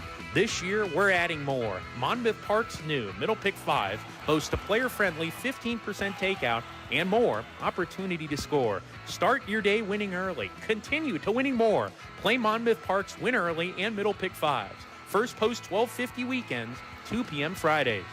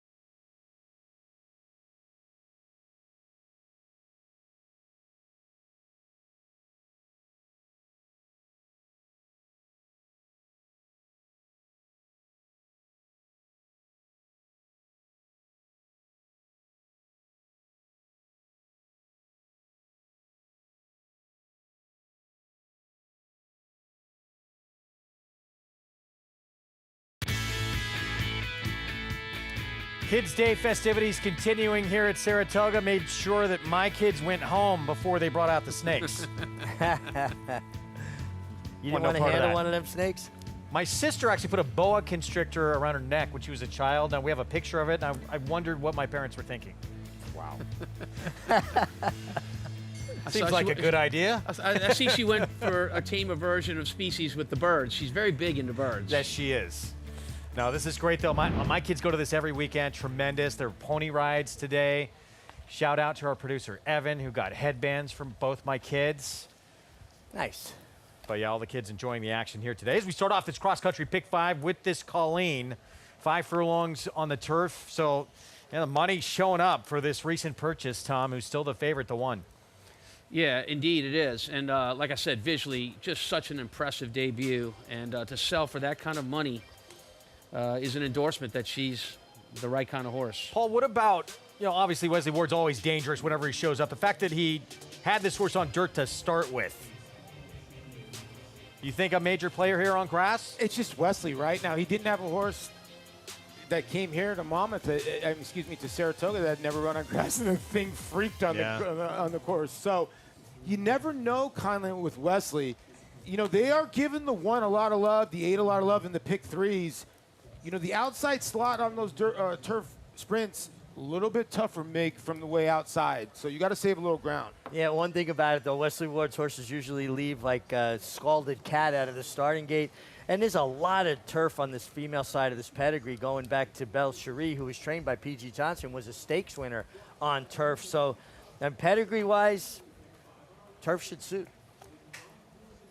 Maybe off what they've done, though, on turf, is Nacho Problem the 9 dangerous just based off that? Absolutely. 1 for 1. Did it in the third start. Showed some good speed in doing so. Shortening up a little bit in distance in this race. If the 10 is not as green as he was last time, he'll come rolling late at a price. I don't think he maybe can win this race, but he'll come rolling late. 13-1 for Mike Deeney. Polestar for Wesley Ward. That outside post has Victor Espinosa, who he convinced to ride here at Saratoga this summer, out at Monmouth Forum this afternoon. Triple Crown winning rider of American Pharoah. Polestar, 3-1. Colleen from Monmouth. Let's go to Matt Dinnerman. 3 back. Gerard's Cross coming up.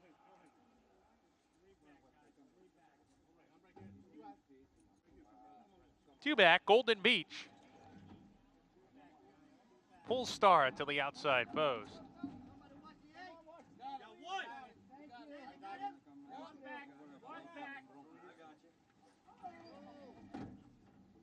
We're ready to go in the Colleen Stakes for 2-year-old fillies.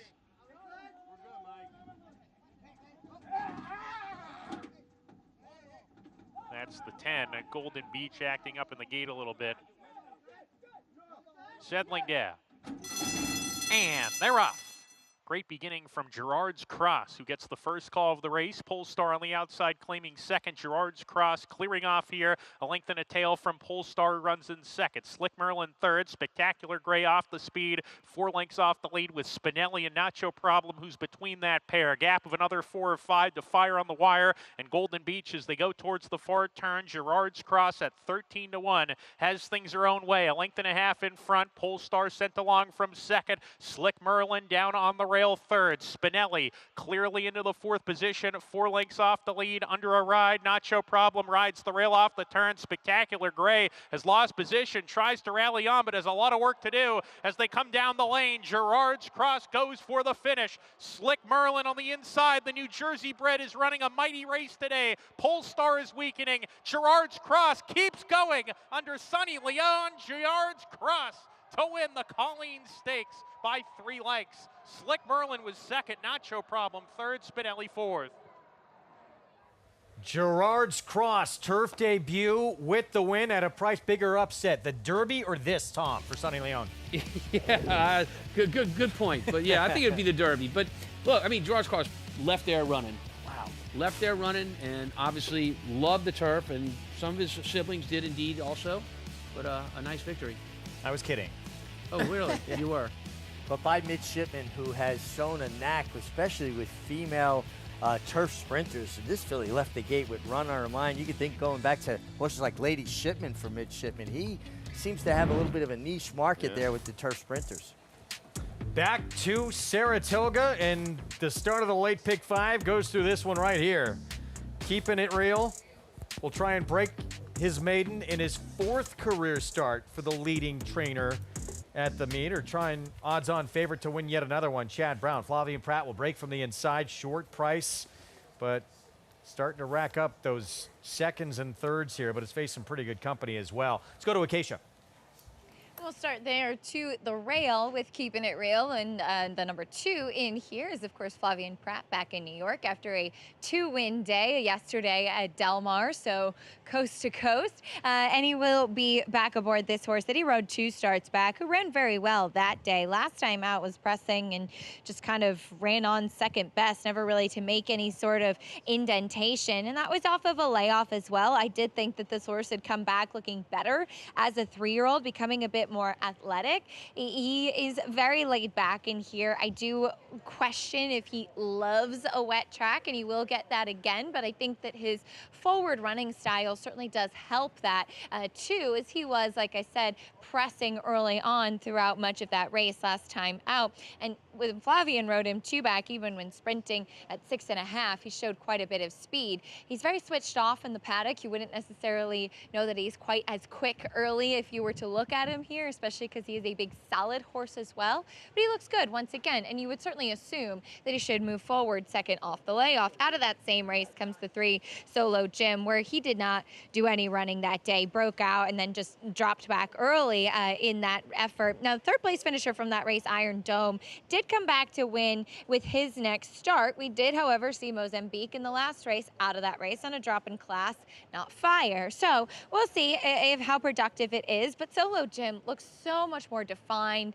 and fit second time out than he did on debut for Mark Hennig. Also gets blinkers on, just a short cup for his second start. Hopefully that will help him to get out of the gate a bit cleaner and into the race a little bit more. There's a couple of first-time starters. I thought the most interesting of which was the 5 Long Pour by Tom's D'Etat, and is the half-brother to Lady Arwen, who was pretty precocious, winning when with Jeremiah Engelhart here in Saratoga. The dam's only win was on a wet track. The second dam was Seeking the Ante, very good graded stakes winner and talented New York bred as well. So plenty of pedigree with this one, and a really good-looking type. Probably could bring it all together with a race, but has been ultra professional coming in here. Very well turned out and very strong too. I'll watch him warming up, but one that I am intrigued by as a new face in this race, Greg. 6-1 for Rusty Arnold. But 7 furlongs, first time out, certainly give a little bit of an edge to horses with experience. Yeah, but traditionally speaking, this distance is very hard to debut at. Well, there's a look at part of the entry. And Tom, not using the entry here, but you're not singling this even money favorite either. Right. Keeping It Real is my top pick, the 2 horse, but I don't think this horse stands out over the group, so I'm looking to spread out here and maybe get a long shot to come in for me. I'm going to narrow down in 2 of the races that are off the grass. The 8th race, I'm going to narrow down to Speed of Sound and Spun Size, and then the last, I'm singling to Chad Brown. That way I can make my ticket, you know, kind of pay the way. If I get to the last and I have a single going, maybe I'll leverage it somehow. Paul, how are you going to play it? I'm going to go a little bit different, but I'm kind of with Tom in this race. I'm going to go deep, 2, 3, 5, 6, 9. We're going to use the same 2 horses, or 4 horses in race 7. Race 8, the off-the-turf event, I'm 5-7 instead of Tom's 5-10 in there. Race 9, I like the 1 and the 6 in that race. And then race 10, I kind of like 3-9, but I threw in the 1 and the 13 as well. It's a $160 ticket. Then I got $40 left in my $1,000 bankroll for the week. All right, good luck. You can scan it right there with the QR code. A couple of different ways to play this pick 5. And you know, days like this where all these races come off the grass, obviously the Glens Falls stays on, you can get a lot of value. Horses get misread. Yes. And get lost in the shuffle. Strange things happen. If you're an astute handicapper, you can pick up on some things in previous races, and they don't really show up as now races. Value. Post parade coming up. Flavia and Pratt back in New York after pretty good performance from Nisos out on the West Coast that we'll talk about a little bit later. To Del Mar, jump on the red eye, get back here in time to ride, sleep good tonight. Impressive in that San Diego win. He ran down Frank. Yeah, Miramati ran pretty good. Yeah. Named after our track announcer here. Call to post in this New York bred maiden special weight. Here's part of the entry, and the one Alzero breaks third to the outside. Yeah, this one for Jimmy Bond and Jose Ortiz, and back to the maiden special weight ranks after a good race last time. First-time starter, other half of the entry, breaking right next door with Katie Davis. A son of Golden Sense. They usually like a wet service, and we'll see what happens here, getting first start under his belt. 4 to 5 now. Chad Brown with Pratt on keeping it real. Has good speed. The inside has improved in every start and doesn't even have to improve. It's going to be tough here. Solo Jim was in that same race, did take a little money, and now blinkers on. Yeah, and he had some issues in that race. So he was wide, blinkers go on. I think he's got a shot here. In on it. Went by. Here's the 5 first-time starter long pour. I think this horse got a big shot. I heard this horse can run a while ago. 2 Honest Mischief, 5 thirds and 10 starts. But you get Irad Ortiz, and you got to elevate anything Irad Ortiz Jr. is riding right now because he is delivering. Only dirt start, Mission Hill. 63 buyer ran second race off the turf. Yeah, second career start. It was a good race. A 63 buyer. It puts this horse right there. Crescendo's reign a first-timer for Charlie Baker. Out of a mare that's had 3 foals to race, all winners, including Sacrosanct, who won New York Bird Stakes. This horse has been training since April 10th. And game bred, no question, coming out of the toughest race. Yeah, and this horse has had issues in both of the races. Stumbled really bad last time, was squeezed first time. If this horse gets a good trip, you're getting value here. 20 to 1, Charlie Baker as well. Gets Lasix for the first time, gets easier company, and has Dylan Davis from that outside post. Kick off the late pick 5 on this Sunday card from Saratoga when we come back.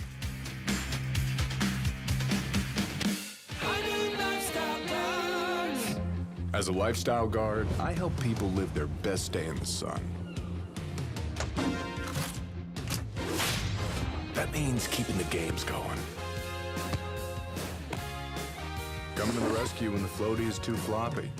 And delivering high noon when the cooler's empty. Oh, do you have any peach? High noon, sun's up. Cyberknife was a very talented horse from day one. A very gifted, fast horse, a lot of speed, able to carry it around 2 turns. Looks a tremendous amount like Gunrunner, same ability and talent, beautiful physical, outworked every horse on the board. Holds the track record in the Haskell. He won it in impressive fashion, beating a very good group of horses. And Cyberknife has won the TVG.com Haskell over Tama. Jack Christopher finished third. The Arkansas Derby was one of his best. Showed how much talent he really does have and stamped himself as one of the best 3-year-olds in the country. His name is Cyberknife! Cyberknife ranks up there as one of the most talented horses I've ever had in training. Multiple Grade 1 winner, brought it every time you let him over there. Excited about him passing on his durability, his soundness, and his talent. And if he does, he could definitely be a breed-shaping stallion. Don't miss Saturday's blockbuster Whitney Day featuring a stacked lineup of 5 graded stakes, including new for 2025, the FanDuel 4-Star Dave, and, of course, the $1 million Whitney. Save $5 on admission when you buy in advance at NYRA.com. You can gamble anywhere all the time. Just ask yourself, should I? Take a pause and think about how often you're gambling. A pause can help you stay in control. Visit oasis.ny.gov to take our survey and see if your gambling is becoming more than a game.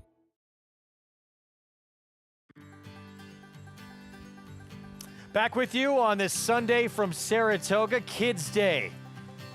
At Saratoga Racecourse, free pony rides just about 100 yards away from us for the young ones. Too late for me? Can I get over there? You should have been given some pointers on how to take it to the next level. That's awesome. They got a bunch of paints out there, kids getting close to horses. That's how we create the next generation of fans. No question. No question on that. Favorite here, it's 4 to 5 now, guys, on this Chad Brown, Flavian Pratt runner, inside post. And productive effort off the bench against a horse who came back and ran second in the New York Derby. Yeah, I mean, keeping it real did all the dirty work. Chasing, this horse on the lead up front, and the fact that you falter towards the end, you're trying to win, Richie. Sure. Sometimes the race better than it looks. I mean, you're being hand-ridden maybe the last 100 yards as well. But now the inside post, doesn't it just put this horse kind of under the gun again? And it kind of looks like a little bit like one of those bicycle horses to me, Paul. Like if you're not pedaling, he's not running, because it looked like he was going to get swallowed mid-stretch, and he just kind of stayed at it doggedly. You make a good point by going to the inside post. He's had some good posts, but does that help him? Sometimes if they break well, he can just go on with it, and sometimes it's a hindrance. At 4 to 5, the public thinks so, because if you look at the wheel pace, he's about 1 to 2. Let's go to Acacia.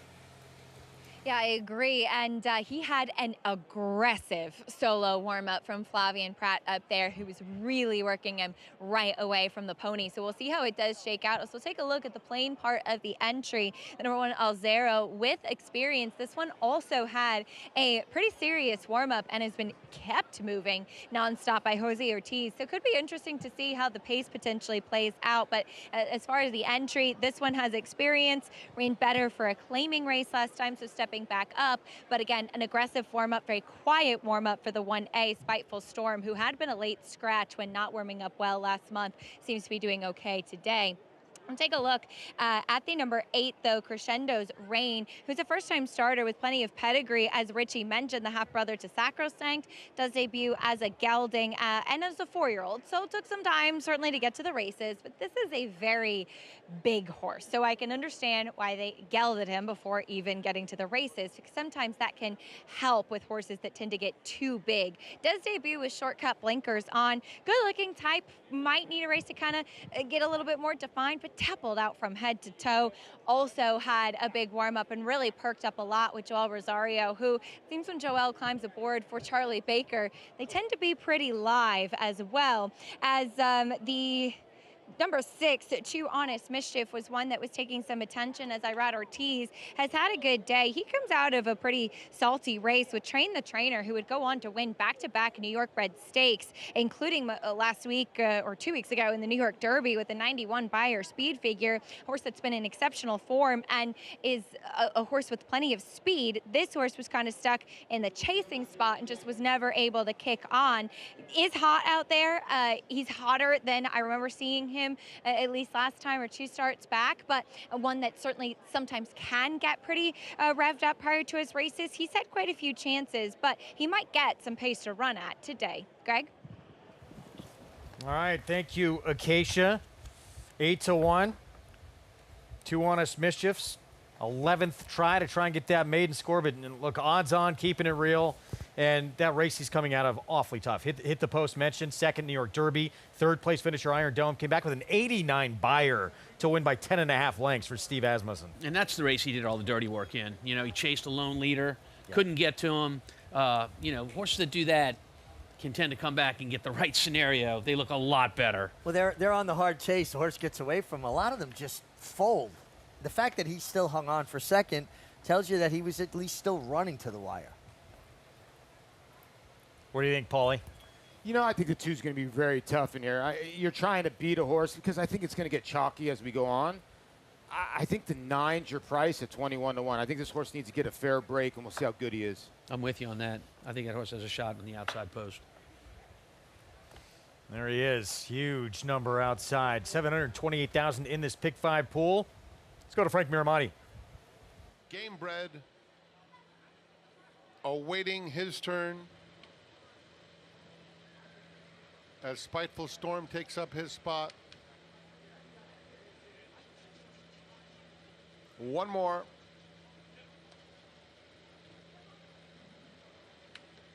Game bred, the last one.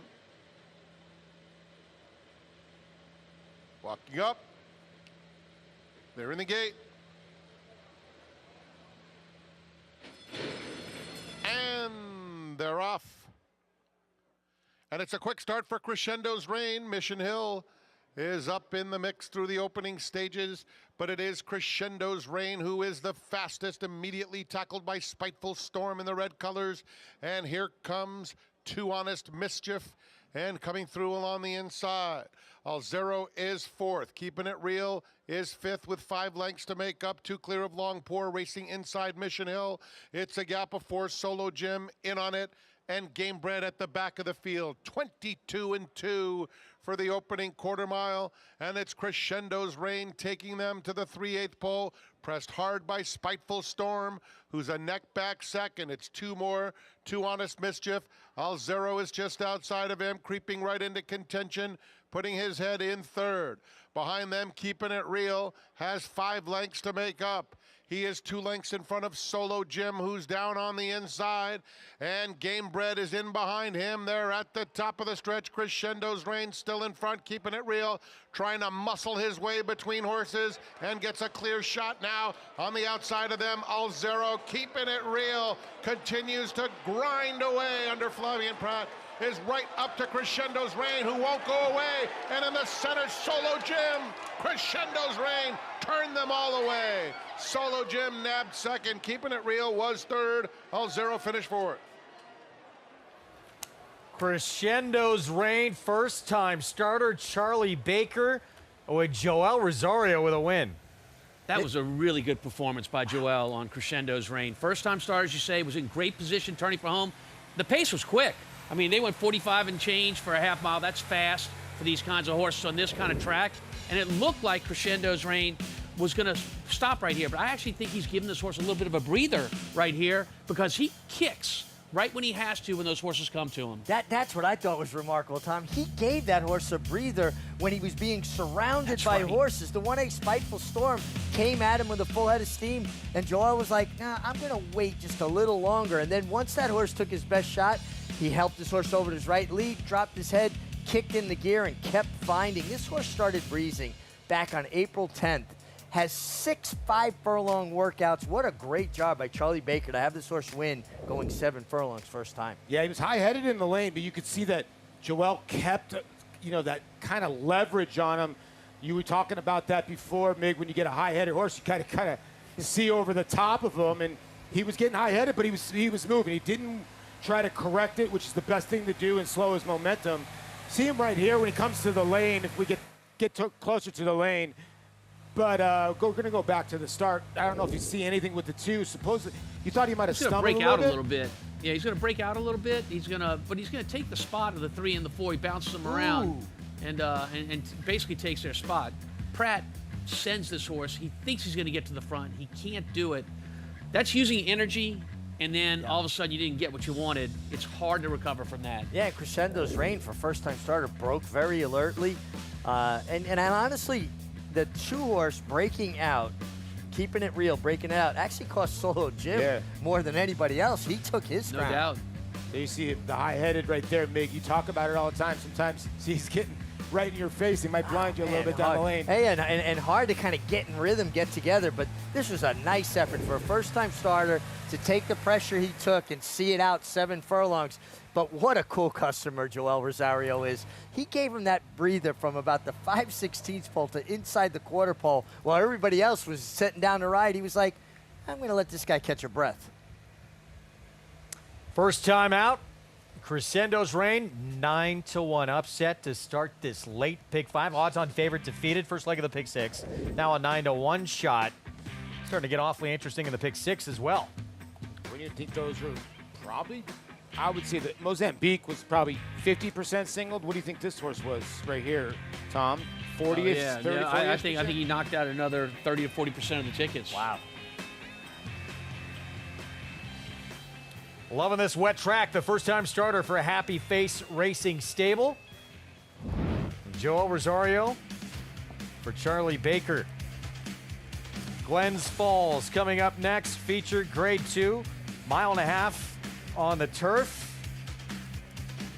And Beleza for Miguel Clement, that 6th there in the background. One of a trio of runners for Miguel Clement when we come back. I have 52,000 starts in my life. I've never seen one that could take as much as he did early and continue to improve. And it is Gunite. He's strong, he's attractive. And he's gonna win the hopeful. He's extremely smooth and fluid. Gunite is a tough customer here as they come on for the finish. How sound he is. Gunite got the jump. Consistent mentally, physically. He will defeat Elite Power in the Forgo. Complete package.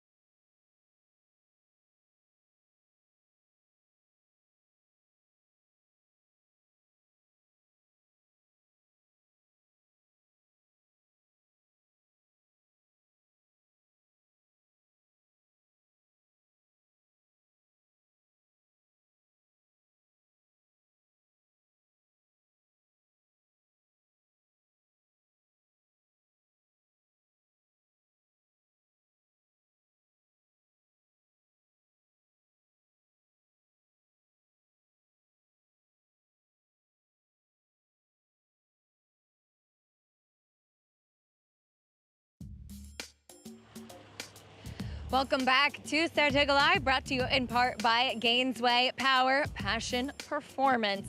We saw a nice performance from first-time starter Crescendo's Rain, winning on debut for trainer Charlie Baker, who's joining me here. Such a good-looking horse, Charlie, and you and I were just talking about debuting at 7 furlongs, but you said he had a lot of foundation in him. A lot of foundation. I thought he did, in a way. You know, you always second-guess yourself, but I thought he did. He gallops out just 5/8, worked pretty good.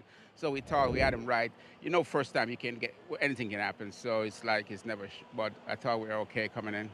He's a big horse too. Debuting as a 4-year-old took a little bit of time, but how rewarding is it to see him get it done at first asking at the spa? It took a lot of time. So we had him here last year. We had a scratch. He was sore. It's tight behind all. That's an issue he has all his career, and it was a lot of work getting him here. Tell you the truth, we had to start him out at scratch, get him, build a foundation on him, and kind of get him going. But it's very rewarding. Winning here, you know, Saratoga, it's always a place. Winning anywhere is great, but Saratoga is special about it. So it was rewarding coming here and winning after this. Almost worth a little bit more. Joel Rosario was aboard. I always pay attention when you reach out for Joel. It seems like you guys have a pretty potent duo together. In the past, we have done great. You know, not so much lately, but hopefully we get back to that, you know. But Joel's my man. You know, I'm very confident in him. I think he rides Moss with a lot of confidence, too. So it's a good relationship. We did a great job with this one. Congratulations on the nice win. Okay, thank you. Charlie Baker, True Horseman, getting the win at first time out. Greg? Well, if those two seem to do well together, you might want to take a look ahead in your race program because they're teaming up with, I think, a horse going to be very dangerous in the 8th. Main track only, Spun Size. Blinkers coming off, horse with speed. Dirt form, obviously, coming off the grass. Looks like they have a big chance to get another one together. Yeah, enter, as you said, enter for the main track only. Drop in class, yes. Crescendo's Rain, first time out with the win. Had to be patient to get this one to the racetrack, Mick. Yeah, and you can see, you know, he talked about it, the horse having trouble behind. and he runs with his head high. So that's something that's probably a residual effect of him not being as strong behind. But I was taken with the work pattern with this horse, going back to April 10th and having 6 5-furlong workouts during that period of time. How many would you normally breeze like a first-time starter 5 furlongs? Maybe 3 to 4. Right. And but those last 2 5/8 works that this horse had were very impressive. Yeah. Yeah. It's a big run. Great job by Charlie Baker to have him ready. Yeah. 4-year-old wins first time out. Charlie Baker up next. Our feature on this card, Grade 2, Glens Falls, site of many French, Indian, and Revolutionary War battles because of its halfway point between Fort Edward and Fort William Henry in Lake George, and nicknamed Hometown USA because of its small town feel and big city amenities. Worth a visit. This year's edition, we have 3 from the Miguel Clement barn, including Beleza, whose States debut was a graded stakes win in the Sheepshead Bay. Yeah, it was, and ran well that day. Got beat by She Feels Pretty in the New York in her next start, but a race that really didn't carry a lot of pace. It didn't help Beleza that day.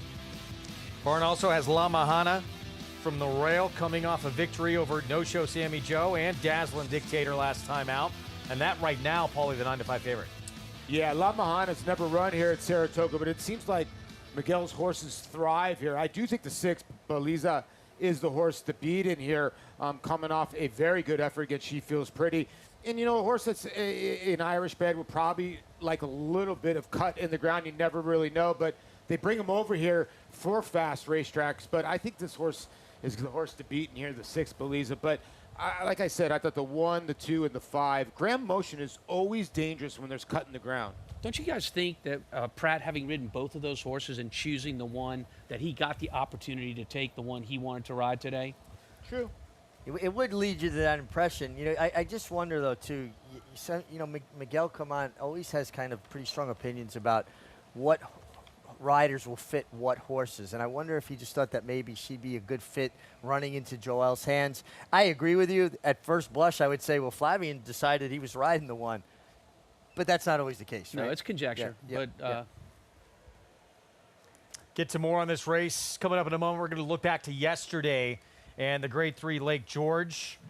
What a thrilling finish down the stretch this was in Classic Q. Not very comfortable, Tom, early in this race. No, you know, this was this race was on the inner turf, I believe, was it not? And so the tightest turns that you can have, you know, on this turf course versus the turf course she was on last time, which is outside. She had a little trouble in that first turn. It really cost her at the end of this race because it took some energy to get her right, get her settled, and get her back on stride, Rich. She was just a little too keen for Jose Ortiz, and right at the point of the turn, she flipped her head.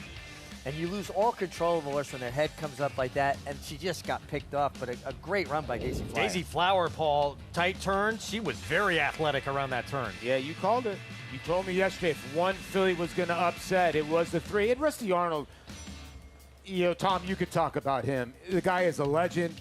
And this horse, his horses, you know, race in the shape, but they're always ripe to go when it comes to a stakes race. Yeah, no, Rusty, great trainer in Kentucky, and look, has horse will travel. He knows where to send his horse. He places them great. One of the things I like best about Rusty, you know, you always know where you stand with him. Those are my kind of guys. Yeah. You know, he comes to you with something, you know, he's very straightforward with everything, and I consider him a friend. Yeah. We talked about it on the program yesterday, too. I know we're going to break, but Jose Lezcano, one of the really elite turf riders in the game. It's always puzzling to me how he's not the go-to guy for some of these big barns. He's like the fill-in guy, and all he does is deliver. I mean, you can go back to when Johnny Velazquez was hurt. He picks up Wise Dan, wins the mile on him. Warlike Goddess for Bill Mott, filling in the Turf Classic, beat the boys. He is just consistent. No drama, no histrionics. Just shows up and does his job. A pro's pro. And Rusty Arnold closing in on 2,000 career victories. Yeah, incredible milestone for him right in front of him. We're going to take a timeout. Grade 2, Glens Falls when we come back. 1.5 miles over the inner turf. Still La Mejana, who is favored. Miguel Clement barn, there's La Mahana. 3 of them lining up for that barn when we return.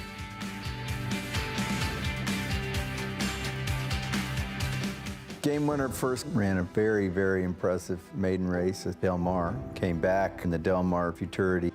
Gaming, a first crop colt, following in his sire's footsteps, winning the Grade 1 Del Mar Futurity. And then just continued that unbelievable 2-year-old year, went on to win the Breeders' Cup Juvenile, and then was crowned 2-year-old champion.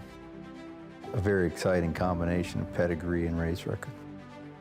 Game winner, continuing the legacy of Candy Ride. You bet with Naira Bets. Bet any track, anywhere, anytime. Download the Naira Bets app to play today and get a $200 deposit bonus. Watch live horse racing. Get expert picks. Boost your bankroll with weekly promotions and hone your handicapping skills with exclusive tips and tutorials. Download the Naira Bets app now. Sign up now to claim your $200 deposit match bonus. You bet with Naira Bets. The Fasig-Tipton New York Bred Yearling Sale, the industry's leading source for quality New York breds, selected on conformation and pedigree. Recent grads include multiple graded stakes winner Mo Flex and New York bred champions Pandagate and With the Angels. Yearlings in this year's catalog will compete for equal purse money as open company horses on the Naira circuit in 2026. The Fasig-Tipton New York Bred Yearling Sale, August 10th and 11th in Saratoga Springs, New York. Where will you be? New York breds. Race them. Respect them. Bet them. Respect them. Breed them. Respect them. Buy them. Respect them. Train them for a second career. Respect them. Join us in respecting thoroughbreds at every stage of life. Learn more at nybreds.com.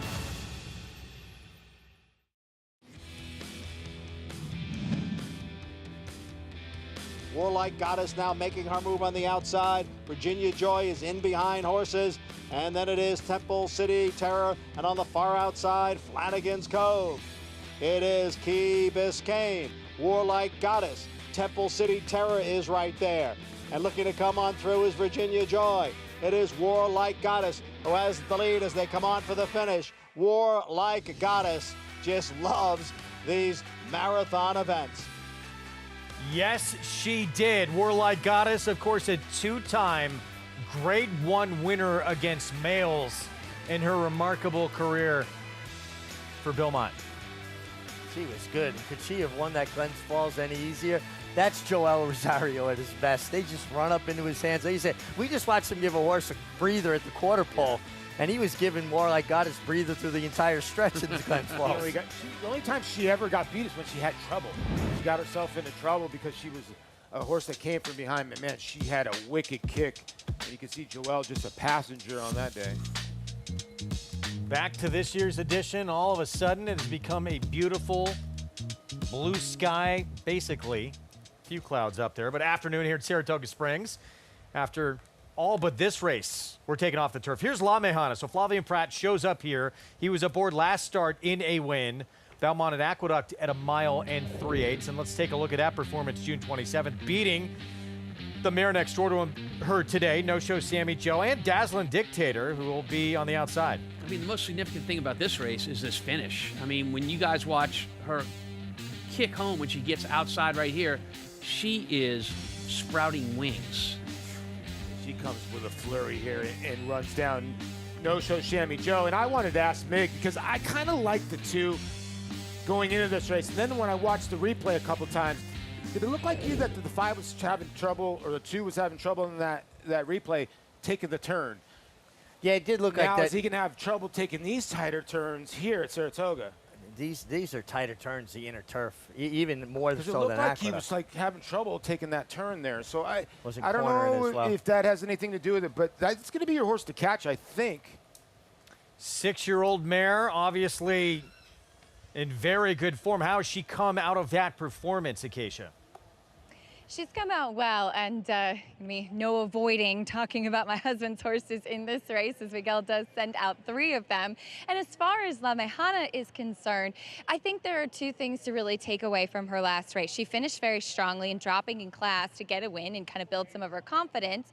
And with Flavien Prat aboard, she broke a lot better last time than she had been breaking previously. It had been quite frustrating for Connections because she had been just leaving herself with a lot to do and sometimes was able to get the job done. But in a couple of those graded stakes down at Gulfstream, some near misses, and that included the Orchid and the La Prevoyante. And so she, I think, being able to put herself into the race a bit more, and was a slow pace where she was able to run down no-show Sammy Joe, was certainly a benefit. Came in with a training saddle, cotton in her ears, all normal things for her, but she has stayed calm, cool, and collected and has been schooled quite a bit. I know that this is technically her first time racing at Saratoga, but she has actually been based here for the last couple of years. She's a horse that I've always felt does better when it's a little bit cooler, and it was a cool day at Aqueduct last time out when she won. It's warming up now, but it is not as hot today as it has been with the rain that we had, and I think that that's a plus for La Mejana. And we'll take a look at the 2 no-show Sammy Joe, who finished second to her last time out. I did read some quotes from trainer Graham Motion, who said that he felt that she doesn't need to be on the lead, so will be interesting to see how the pace does play out, as I know they plan to be aggressive with Sakaya, and the 5 long ago could be forward.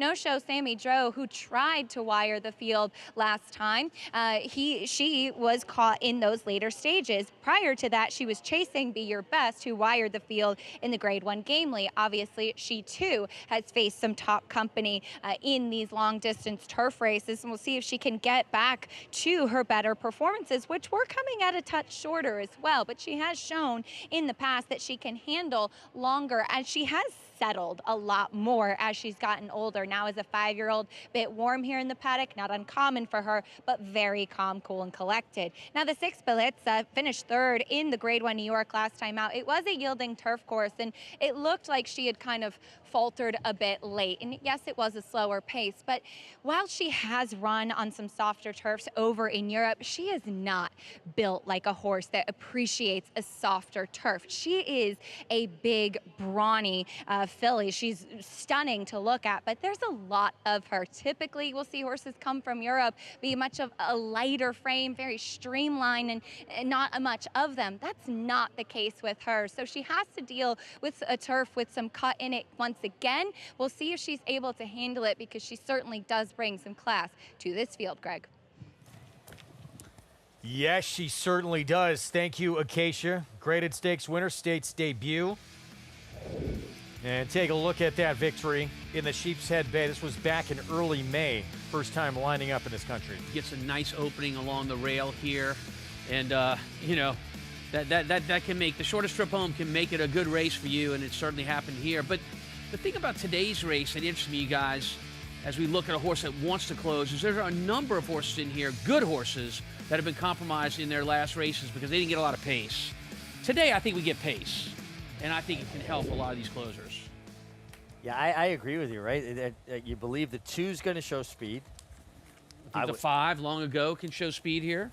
Yep, I think she's the other speed, and then we heard that there's a potential for the 3 to show some speed as well. So, and going 1.5 miles, what would you say a legitimate pace is? I mean, a half and 49 would be more than fair, right? On a fast track, on a firm turf. Yeah, I mean, there's given this ground, right? Yeah, so it's going to be a little slower, and we yet to know how much they're going to kick up off the ground.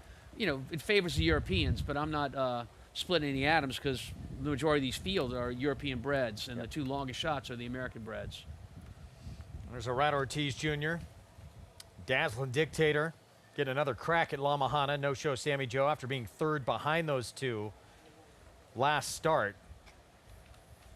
No-show Sammy Joe is the interesting horse in here, because she went out west in the Gamely. She broke through the gate.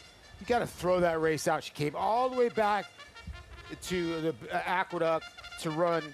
I think she's dangerous in here, real dangerous. La Mejana kicks things off, 1 of 3 for Miguel Clement.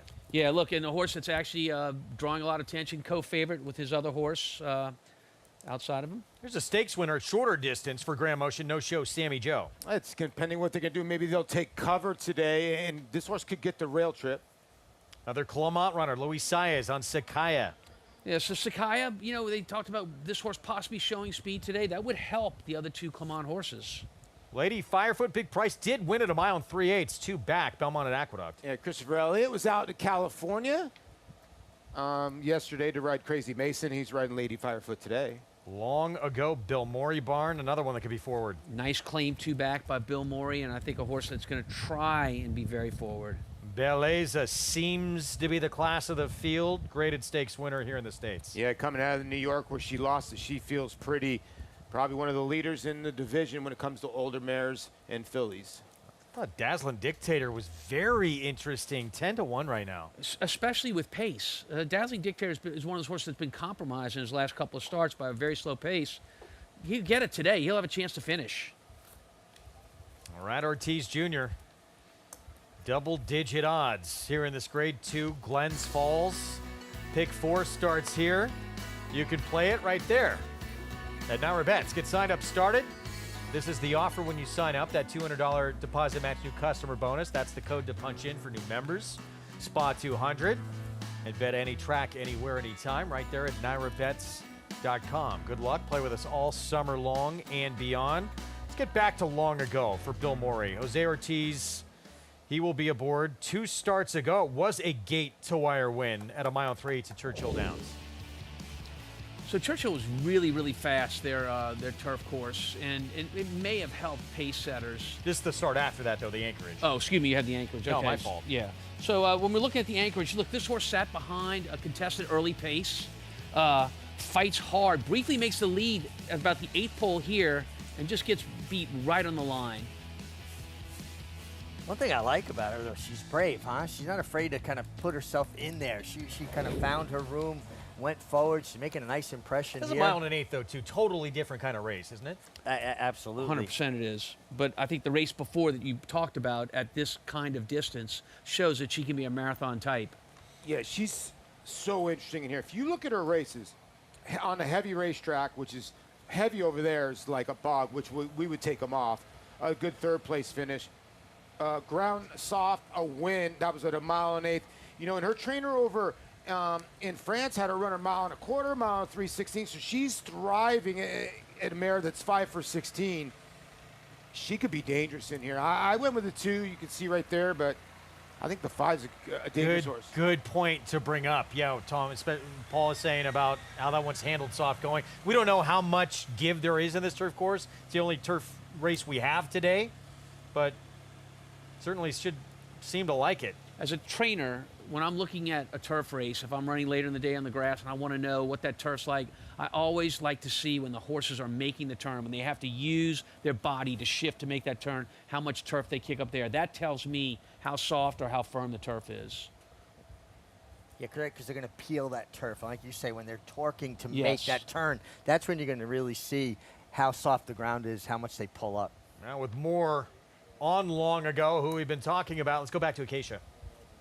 And always I pay attention to the horses that Bill Morey does send over here, as they often do tend to be live, as this is a horse that he claimed for a high claiming price 2 starts back and went right into stakes company, and it nearly paid off right away in that Anchorage at Churchill last time out. She sat in 3rd when chasing and sitting just behind horses that were on the front end, and it was close with several coming down to the wire, but she did show that speed 2 starts back. She had a big warm-up as Jose took her right away from the pony. Jose Ortiz took her a little bit of time to get going, but she has been sharp. She's been on her toes throughout, and really leading me to believe that she should be forward in here. Physically, I wouldn't say that she's the most convincing as relishing longer distances, but as you guys pointed out, she has handled it, and she's also shown in Europe that she's been able to handle softer courses. As far as the 3 Sakaya, she has been disappointing in her 2 U.S. starts thus far.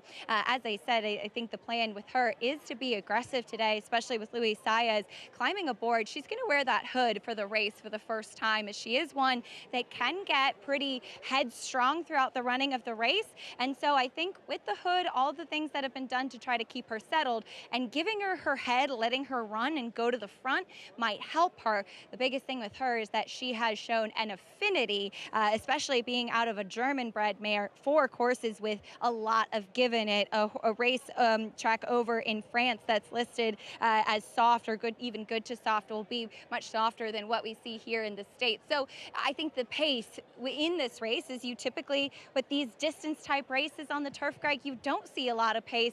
Looking at on paper and what intentions might be, there could be a bit of it in this one today. Yeah, certainly, as we had speculated on, and Acacia telling us this one here could be forward with Luis Saez for Miguel Clement. Got the right rider to get him out of the gate and get him going, that's for sure, in our 3-horse.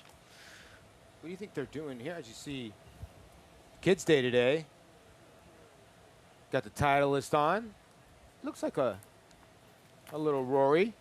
Yeah, earlier I saw a kid with the bandana. He looked like a little Karate Kid.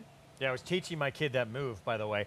I don't know if you guys caught it, too. One of the great moments of Kids Day, I thought so far, Maggie's Paddock report with her children. Yeah, that was cool. Oh, Tremendous. that was awesome. It was great. He told me Grace about and it. Willow, just fantastic. And Grace using a lot of her mom's terminology about dapples. dapples. Yeah, that's Maggie's really cool. Has found us someone to take her role over when she decides to move on. Yeah, I mean, absolutely great. So cute. We little- just needed like a little Andy Serling to say, I completely disagree. The tag's still on that one. She got herself a nice little horsey. That's awesome.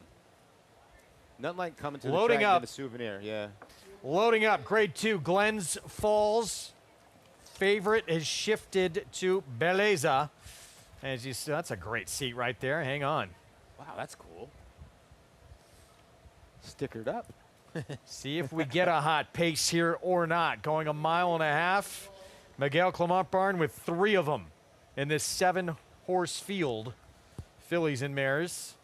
Let's go to Frank Miramati for the call. Lady Firefoot taking up her spot. Long ago for trainer Billy Morey. Beleza going in. Dazzlin' Dictator. They're in the gate. And they're off in the Glens Falls, and Dazzlin' Dictator is asked for early speed, but Long Ago gets the lead very easily. And so it's Long Ago and Jose Ortiz sailing to the front with a 2.5 length advantage. On the inside, La Mejana, and now they're passed by Sakaya. Sakaya moves up to take second, trying to put some pressure on Long Ago, and is doing just that. So Long Ago is tackled by Sakaya through that opening 1/4 mile, keeping the pressure on one another, and they did go 24 seconds flat for the opening fraction. La Mejana is racing in 3rd. They're followed by No Show Sammy Joe, racing on the inside of Dazzlin' Dictator, who broke well. Beleza is taken in hand, and Lady Firefoot at the back. 7 lengths covers the field with 1 lap to go. It's Long Ago who is intent on having that lead to herself, and she's doing just that. In front by a length, Sakaya's in 2nd, and then it's La Mejana on the hedge in 3rd. They're following by Dazzlin' Dictator, No Shows, Sammy Joe, Beleza 2nd to last, and at the back of the field remains Lady Firefoot. 48-3 for Long Ago. Long Ago with Sakaya and La Mejana in close attendance to the pace. 1.5 lengths to Dazzlin' Dictator, 4 off them. They are followed by No Shows, Sammy Joe, Joel Rosario, and Beleza 2nd to last, and in front of Lady Firefoot. They're heading toward the half-mile pole, 1:13.4. Long Ago in front every step of the way. Sakaya is still in 2nd, but is now coming under some pressure. La Mejana is just inside of her, and there goes Beleza. Beleza, Rosario saving ground, trying to get through inside of that stablemate, and Beleza has some run too. In the meantime, No Show Sammy Joe gets into action on the outside, as Long Ago is now pushed along to maintain that lead. Long Ago, La Mejana is putting the heat on her now with 1/4 mile to run, with Beleza lurking in 3rd. No Show Sammy Joe top of the stretch. Long Ago digs in on the inside of La Mahana. La Mahana, though, has the momentum and takes command with a 16th of a mile to go and starts to show her class. La Mahana striding away effortlessly. This turns in to an 8-length victory in the Glens Falls. Tremendous. Beleza completes the Clement Exacta. Then it was between Long Ago and No Show Sammy Joe, but it was a one-horse race. Former graded stakes winner, Group 1 placed, adds another here in the U.S. La Mejana, Flavian Pratt from Miguel Clement. Was that the race from June 27th? Oh, no, it wasn't. This was, but look, it was the same outcome, right? I mean, La Mahana takes off with Flavian Pratt and just dominates this group. Tough trip for a stablemate, in my opinion, Paul. Yeah, the 6 was all over the place. Was trying to make the move. I think Joel sensed that they're not going fast enough. They kind of slowed it down in that mile and tried to make the early move with the 6. But look at the 1's ears at the end of that race. That's pretty precious to look at when a horse wins by that much and still wants to do a little more. The 1 was best. Got a terrific ride, trip, and she was best. Indisputable. But Beleza had just, to me, found more trouble than you have a right to find in any race, no matter what the distance. Kind of rushed up in the inside turn, and I said, that ain't going to work, and it didn't work, and he got shut down, and then he had a steady second best at the end of the day, but not a smooth journey. And it was her stablemate that put her in that spot. Absolutely, yeah. Say what you want. Gosh, look at Miguel. There's Miguel, the quiet one. And with a guy named Joseph Migliori next to him. Mr. Connecticut. Pro tip. Acacia picked the 1 horse of the 3. We should have known. 3 horses. Should have known. Clement Barn, 1-2 here. Look at those ears. She wants to go around La again. Mejana, Beleza. She wants to go around again. 1-6 exacta for Miguel Clement. 1-6-5-2 is how it finished. Just total domination, though. Even with perfect trips from everyone behind this, I don't think it would have made a difference. She was best. She decidedly best, but she got a terrific trip and a terrific ride, always traveling. And nice to see Miguel get the 1-2 here in the Grade 2 Glens Falls. Flavian Pratt ships back in from Del Mar off a win on a horse who might, well, certainly has designs of the Breeders' Cup Classic, but can make a case as one of the top older horses in the country. Nisos comes right back here, wins this Glens Falls. La Mejana victorious for LSU Stables at 5-2. 1-6, 5-2 finish. Prices for you when we come back on this Sunday card from Saratoga.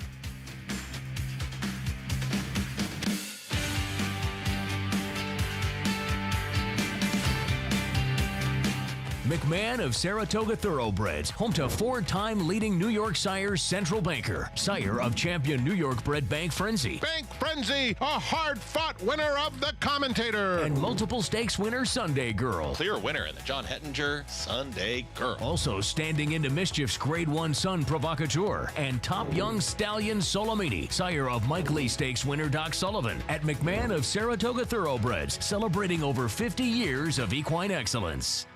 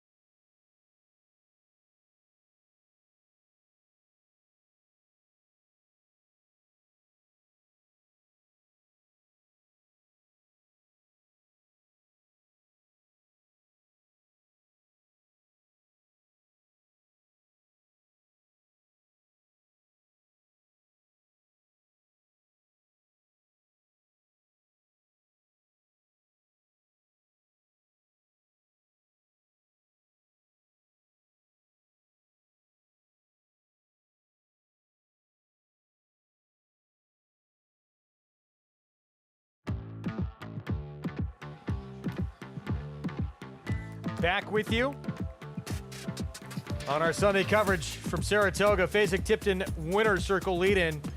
Brought to you by the 104th Saratoga Sale of Selected Yearlings, August 4th and 5th. Where will you be? All of us will be here, probably at that sale. La Mejana, these connections likely going to be there as well. Miguel Clement Barn, 1-2 in the Glens Falls. Flavian Prat, LSU Stables. And the moral of the story, we should have listened to Acacia. This is true. Yes. We got highlighter, not Grey Poupon, we got highlighter in the winner's circle now. $7 for the win. And a pick 5 that ends there, over $1,560. Let's go to Acacia. Yeah. And very happy to be joined by Miguel Clement and Hugo Clement Collins. This is not our baby. Nobody get excited. This is our nephew, Hugo, but it is Kids Day. So very happy to have Hugo joining me, who is very interested in the hose and what's going on back there. But Hugo and the whole family here, Miguel, very special. I have a graded stakes win with everybody here. Yeah, no, it's great. The horses are running well. And she won rather emphatically. She loved the ground. And that made a big difference today. And Flavian really seems to suit her really well. He got her to break well last time, and today again. Yeah, well, I suppose you reunite her with a Frenchman, so that worked out, brought her back her roots. And I think the two of them are 2 for 2. Is that what it is? It's because everybody's French? No comment. So apparently that's it. But for Beleza as well, a little bit of a trouble trip. I know probably the ground not her favorite. She ran on well, finishing second. Yeah, no, she did. She's a very honest filly. Twice she's been a victim of the ground, perhaps, in the last 2 races. Nevertheless, she's very good, and I'm sure we'll see her better on a firmer turf. Well, we look forward to seeing it as Hugo's trying to take the microphone. He's ready for the Paddock Report next year when he can say a few more words, Greg. Yeah, you might take your job. Go Hugo. We can't wait for it. The French connection strikes here. Yeah, they 2 do. wins in a row for these two. And Hugo wants a little water like we all used to. Hugo, that a boy. Get some hose water in you. It's good for you in the long run. That's great. I love it. That's great. And gotta have a dummy like that if you're at the racetrack with a horse on it. I think Right? I think Hugo could have rode this horse the last 8th. I think Hugo wanted to. He kept pointing that way. It was like, hey, it's my turn. La Mejana, sensational, just so much better. That is a dominant scorer. And now back-to-back wins here, mile and 3/8, mile and a half. 6-year-old mare. Fun to see, too. I mean, we talked about Warlike Goddess, who had won this race before, too. I mean, she was so good at an advanced stage as well. Yeah, no, this horse is really coming into her own. I mean, she's made a resurgence, and, I mean, she's going to be a player the rest of the year. I think when you look at her, she has so many races at Gulfstream Park, and that turf at Gulfstream gets so run down. I think a kind of turf out here at Belmont and Saratoga, she's going to appreciate it way more. And it showed today because her races at Gulfstream Park are just kind of always getting there. But that racetrack, that turf, it's tough to come from behind. We saw Charlie Baker, Joel Rosario strike early with a first-time starter. They are going to pair up again here in race 8. And that's Spun Size, main track only entered, 5-1 right now. Favorite is a 3-year-old filly coming off over a year's layoff, who's never been on dirt, making start number 2 for George Weaver. Certainly interesting, but is that price at 2-1 now, Tom, a little bit less interesting? Yeah, perhaps so. I mean, in a race that I think there are a lot of players in, our 5-horse for George Weaver, it really indicates to me, Paul, and I know you pay a lot of attention to this, is the workout report telling us the 5 is here today? I think so, big time. Because if you look at the will pays, this horse is going to be maybe odds on or even money. I mean, he's hammered in the will pays when it comes to pick 3s. So I think a lot of people might be leaning on this horse now that we got to a little bit of normalcy in the pick 6. Huge favorite in the double looking off screen. Yes, same. Wow. Pick 3, same case. Yeah. Must have been a pretty salty workout. We're taking time out. We go full sound, mic'd up with the owners of Moplex, who gave it a good go in the Jim Dandy on the front end. We'll have that for you when we come back on our Fox Sports 2 coverage.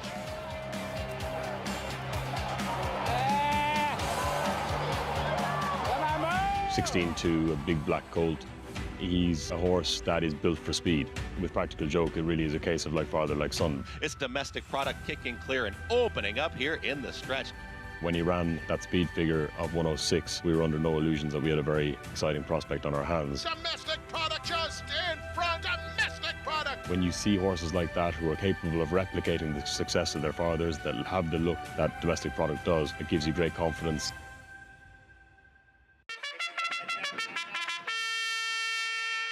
Monmouth Park summer season rolls on with live racing action every Friday to Sunday. Our 50-day summer season features a stakes race every Saturday and Sunday, plus a new middle pick 5, joining the win early pick 5 on our wagering menu. With growing pools and field sizes, Monmouth Park is summer's best bet.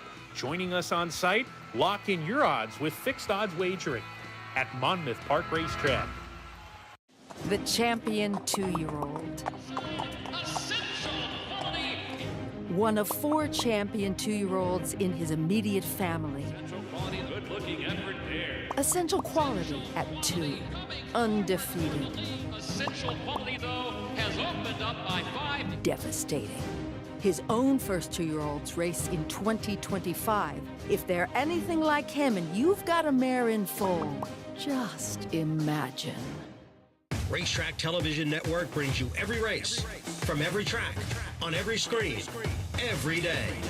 With monthly packages starting as low as $5, RTN gives you great value and access to more live HD streaming and race replays than anyone. Visit RTN.tv today to sign up and watch on almost any device, including Roku and Amazon Fire.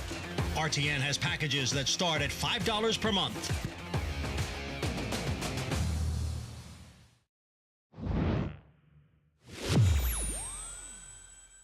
Boy, I can't believe the number of people that are here for this 5-horse race. It's just... There's Mr. Mott. There's Mr. Alvarado. Okay, we got that taken care of. Manny has got fully instructed, so we're all set. He's a big boy too, isn't he? Yeah, they're all big. Very annoying. Good thing there weren't 10 horses in this race. We'd never gotten out by the time for the race. This is unbelievable. 7-1. Yeah. Actually, I feel calmer now than I have the last couple of weeks. Really? I'm really jumpy. I just I need sort a of feel drink. like, oh, it's finally here. Let's do it. All right, I'm getting jumpy now. Howard, we need a little bourbon to do our final toast. You got bourbon? Moplex. Okay, Moplex. Let's go. Here we go. And they're off. All right, come on, Mo! Mo! And Mopex breaks alertly. Sovereignty very sharp out of the gate. Just like... Cut him off the rail. Just like Jeremiah wanted. He's off the rail. And the New York bred Moplex with the advantage. All right, let's see how far he can go. Perfect, Manny. Moplex keen while showing the way. Come on, Mo!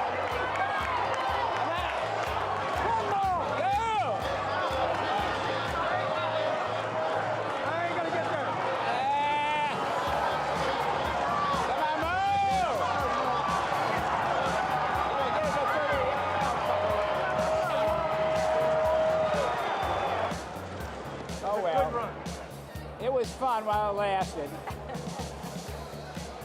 Wasn't it? I thought we had a great time.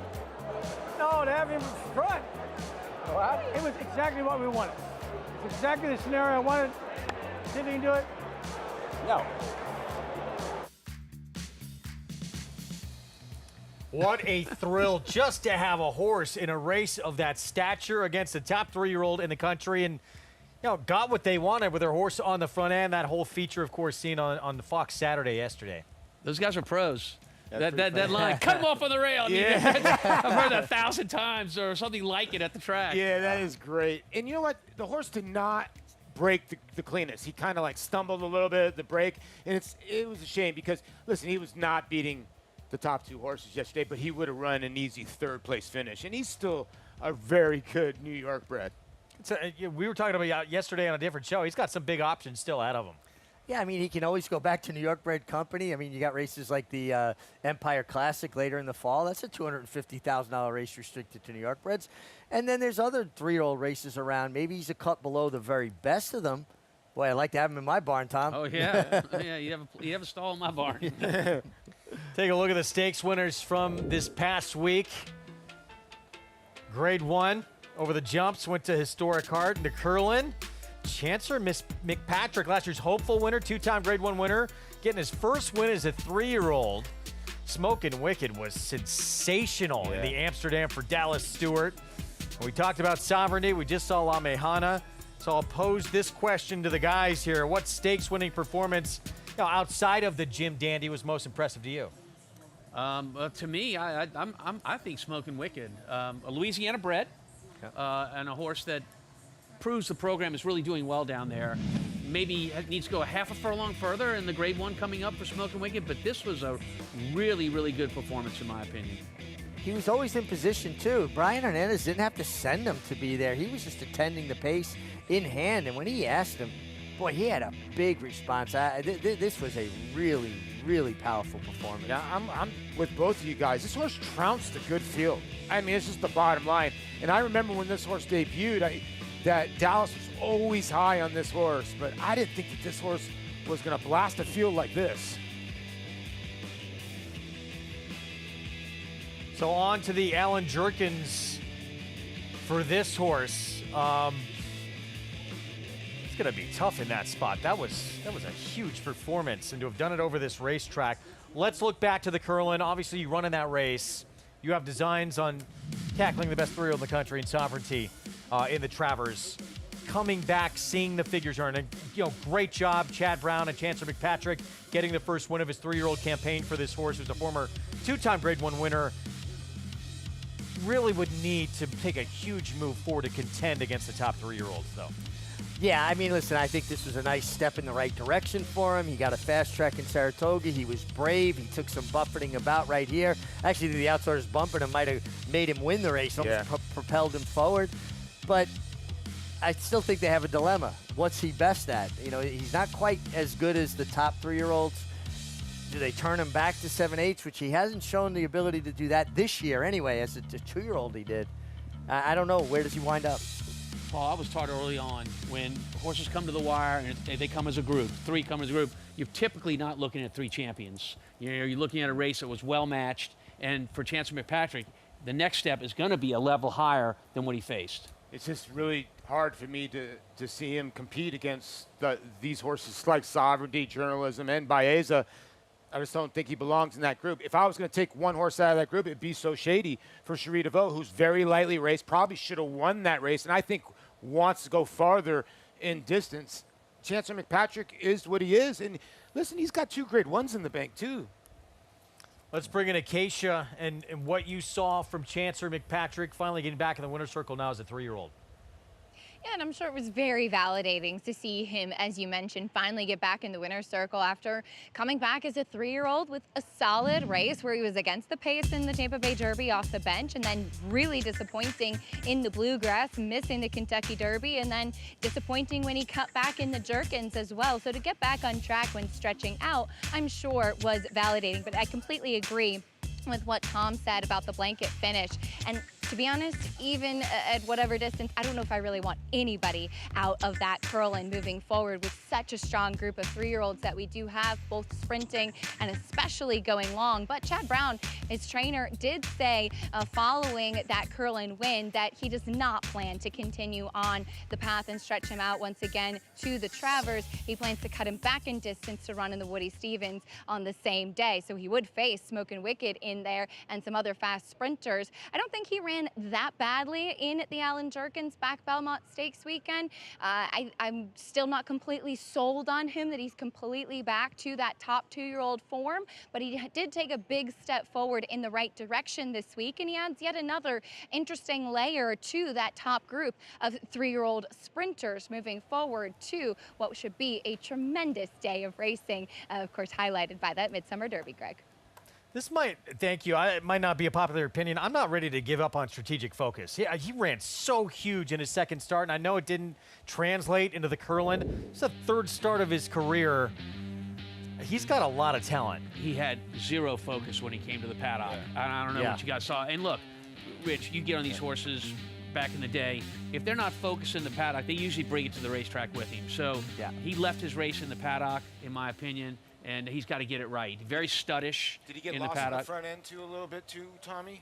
Yeah, but I really think it's about what was going on mentally with him, Paul. That's my opinion at least. That second race he ran at 1 1/8, and he was still green as could be. One of the fastest races of a 3-year-old this year. Yeah, I know. He's very talented. And it seemed like when he hit the front end yesterday, he was cruising all along and just nothing with response. Here's my pick 3. The last $40 left. 5-7 here. I do respect the 10. I'm with you guys. I thought this race was 5-7-10. I think River Tay's got a shot. 1-6 in the next race. Tom singles the 3 in his pick. But I think Reddington, you got the speed, and you got Warrior Richard, the horse that's going to be coming from behind. I'll use the 3 and the 9 in the last. A $5 pick 3. Elko County. 0 for 15 lifetime, but has knocked on the door about 8 times. Yeah, on dirt, major drop player. Yeah. All right, so you can use that QR code, scan it, punch it right on in. Let's go to Acacia for more. We'll take a look at the horse that is currently your favorite, and that's Speed of Sound, who's coming back off of a big layoff. Only ran once, and that was a win on Tapeta down at Gulfstream back in May of 2024. So finally finding himself back to the races and was entered for the turf. But in the pedigree, there is much more turf and synthetic, but there was a sibling that won on dirt. He looks incredibly fit off the layoff, making his first start for George Weaver, who obviously trained Vekoma and has had plenty of his offspring as well. He has smaller feet. He's not overly turf looking, but I am curious to see how he will handle it. He is trying the surface for the first time, as Tapeta is a different synthetic surface. He does look ready coming back though, so we'll see what he does, as it is a soft spot to return as well. A couple of main track onlys in here. The 10 spun size is on his toes going out, even though the blinkers are coming off. Watching his race 2 back, he broke sharply, but he was a little bit high-headed when fading late. Maybe with the blinkers coming off, he'll have a chance to relax a bit. Drawn to the outside, very big, long-legged horse, which I think should help. And as Greg pointed out, Charlie Baker and Joel Rosario already teamed up for a win today, and they'll try to do so again with this guy, who I think is a major player on the drop-in class and does boast a win on a wet track. The 12 Ragtime Sizzle won a pretty hungry race 2 starts back when breaking his maiden for Linda Rice, but then last time was facing so much tougher competition. This is more like it for him, and he is a horse that I think looks stronger today than he did last time. Obviously, in comparison to his competition, he's more well suited to this group than he was last time out as well. And as always, pay attention to the horses that were entered to do exactly this, and that's run on the dirt, Greg. All right, Acacia, thank you. Call to post we hear in the background. Here's a look at the favorite, Manny Franco, George Weaver barn, moving to his barn. Off for over a year and first time on dirt. And here's Looking to Rock from the rail, Jenna Antonucci. Yeah, big long shot, but Jenna's horse has been firing. Maybe you want to put this horse in the number somewhere. 11-1, Party at the Post. Yeah, Party at the Post was placed first last time at Finger Lakes. Has not finished first in any races yet, and would have to get a little bit faster, I believe. Slowly making their way down Champions Way onto the track. Here is the favorite. So 3-year-old filly off since May of 2024. Yeah, filly that obviously has been working well in the morning to get this kind of money for black type thoroughbreds. Drops for 35, and George Weaver's having a good meet. Lady River Lily, 1 start on dirt. It did not go great. Yeah, got a 1 buyer figure for that effort. It's been exclusively on turf. Watch her around the gates. Can be a handful. Here's River Tay, Katie Davis. Yeah, I give her a little bit of a look off a nice little wet effort. Proud Mary actually debut, ran a very big figure on a sloppy track at Ellis. Yeah, and then tried sloppy track last year in much tougher company. This is a lot easier than she's ever faced. Charlie Baker, Joel Rosario looking to win another with a 10. Yeah, and I think she's obviously very live. She's got good speed from the outside, and you get Joel Rosario for Charlie. They're a good combo. Ragtime Sizzle. It was a pretty slow 20 maiden claiming race where she broke her maiden. Yeah, it was. Faced much tougher last time, but she was entered main track only, so that gives her her best opportunity. Dylan's got to be aggressive with her, though. You can't let her dawdle and expect to make up a lot of ground here. One of the most popular nights of the Saratoga summer season coming up tonight for a great cause. Permanently Disabled Jockey Fund, Jockey Karaoke, always a great time. And Mig, you never participated? No. First of all, the water complains if I sing in the shower. I support these men and women that go out there, and it's a great cause. You really got to, they go all out, so you got to be committed if you're going to take part in this. Well, it's fun. you know, Don't Stop Believing, I think, is the worldwide anthem, it seems like. And you see Jason Worth was there last year, the big hairy monster. They should change the name of that song to Don't Start Believing That Any of You Can Sing. That's a good point. They do, from now, every now and again, some ringers are brought in. But it's a fantastic time. You will not be disappointed if you go and enjoy that tonight at Vapor Nightclub. Always a Speaking blast. of Joel, he's right in the middle of all that. Well, as cool as he is on a horse, he's just cool there. Look, he's got a little Danny Terrio working. All for a great cause. Again, to support the Permanently Disabled Jockey Fund happening tonight, Jockey Karaoke. So enjoy if you're able to be part of that. It's a hot ticket as we get back to this race coming up. And here is Ragtime Sizzle. Ilkai Cantermachi Barn, Dylan Davis rides 7-2 right now, and it's getting easier company, obviously. Off that maiden win, went into a tough spot. Yeah, this race we're looking at right here, this Ragtime Sizzle breaks fast of all, but takes back, waits, moves to the outside. This is a good finish from a horse that can show a little speed today if they want to. It draws a complete outside today. I'm with you, Tom. This kind of race wasn't really won earlier in the meet. A horse coming down the center of the racetrack. I don't know what happened in the last race, but going up to $100,000 claiming race from $20,000, that could just be muddying up the form a little bit for this spot. This is probably where she belongs, and when you go to this race, she's probably, she's a 3-year-old. There are some 5-year-olds in here, but she's lightly raced. Getting a strong warm-up away from the pony, too, Paul. So 3-1 from that outside slot. Favorite, though, remains the layoff filly, getting on the surface for the first time. Speed is sound. Let's go back to Acacia. Now she's taking a lot of money as we'll look at a couple of horses in the body of the race who have namely been running on turf, starting off with River Tay.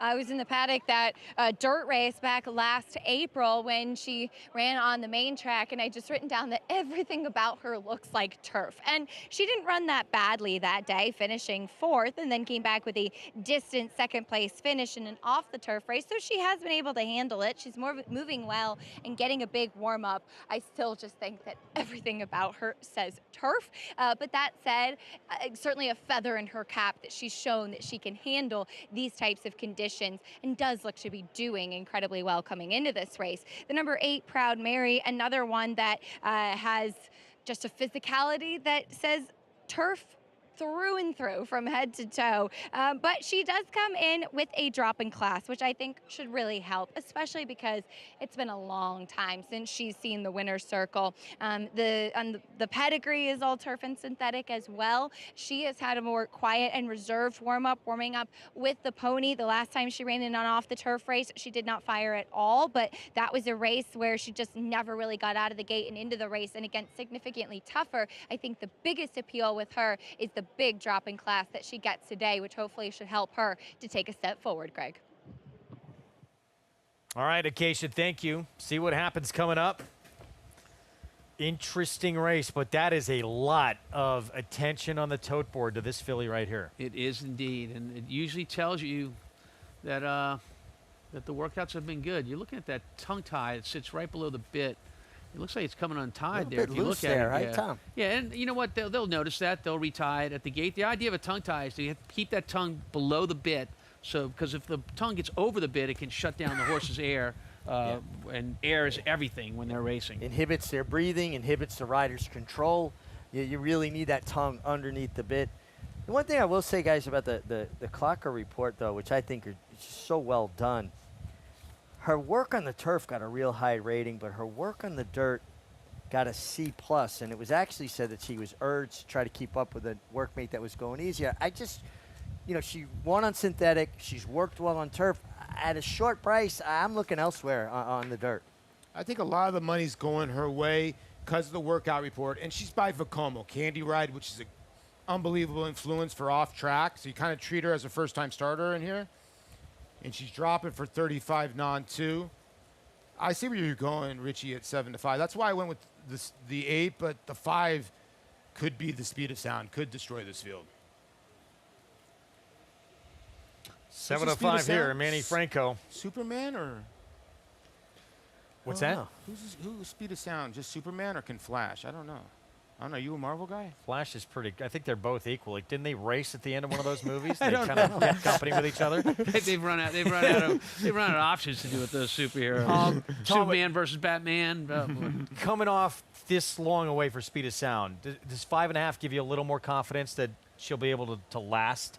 So sometimes these shorter races are the speed is so brilliant in these shorter races for a horse that has been on a long layoff. It can come as a kind of a surprise. Sure. The pace set up in these types of races. So sometimes thinking shorter is better for a horse with a layoff is, counterintuitive and not the right way to think.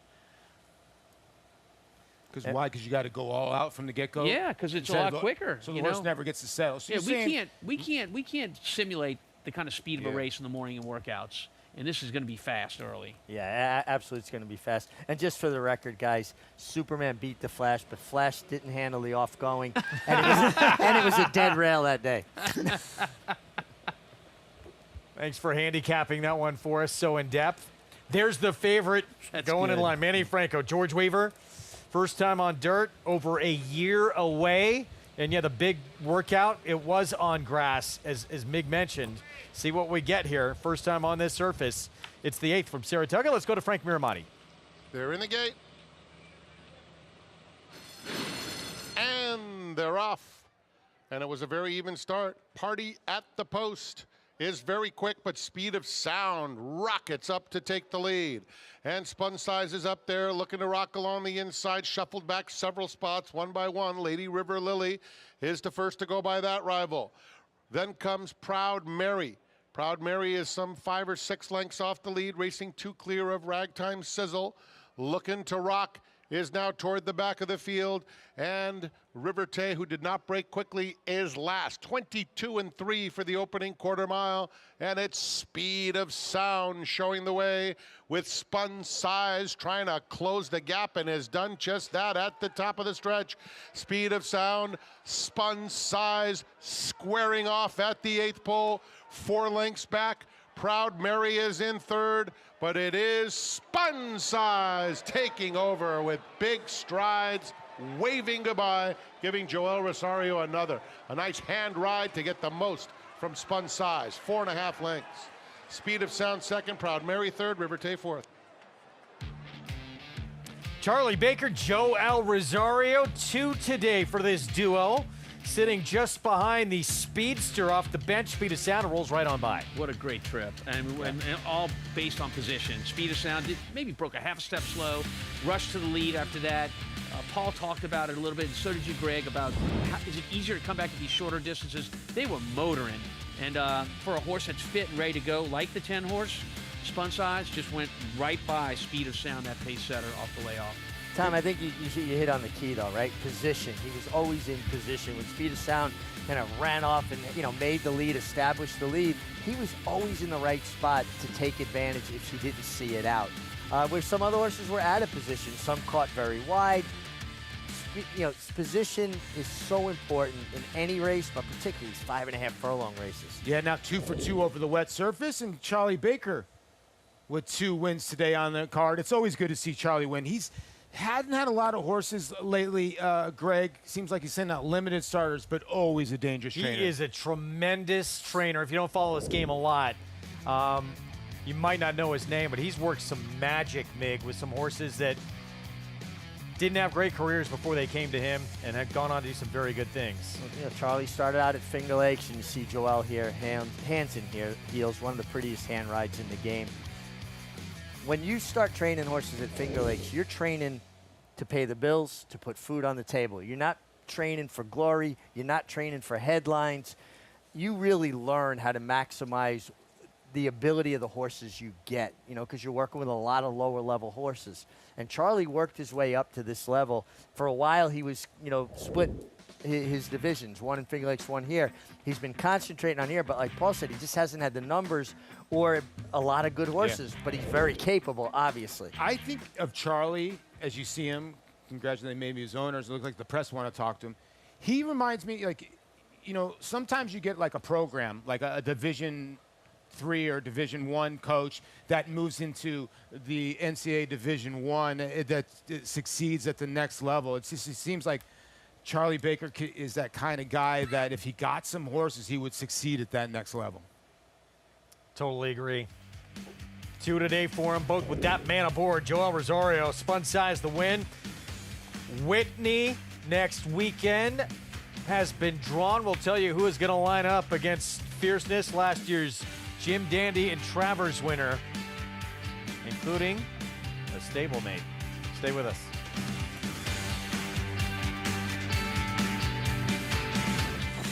You bet with Naira Bets. Bet any track, anywhere, anytime.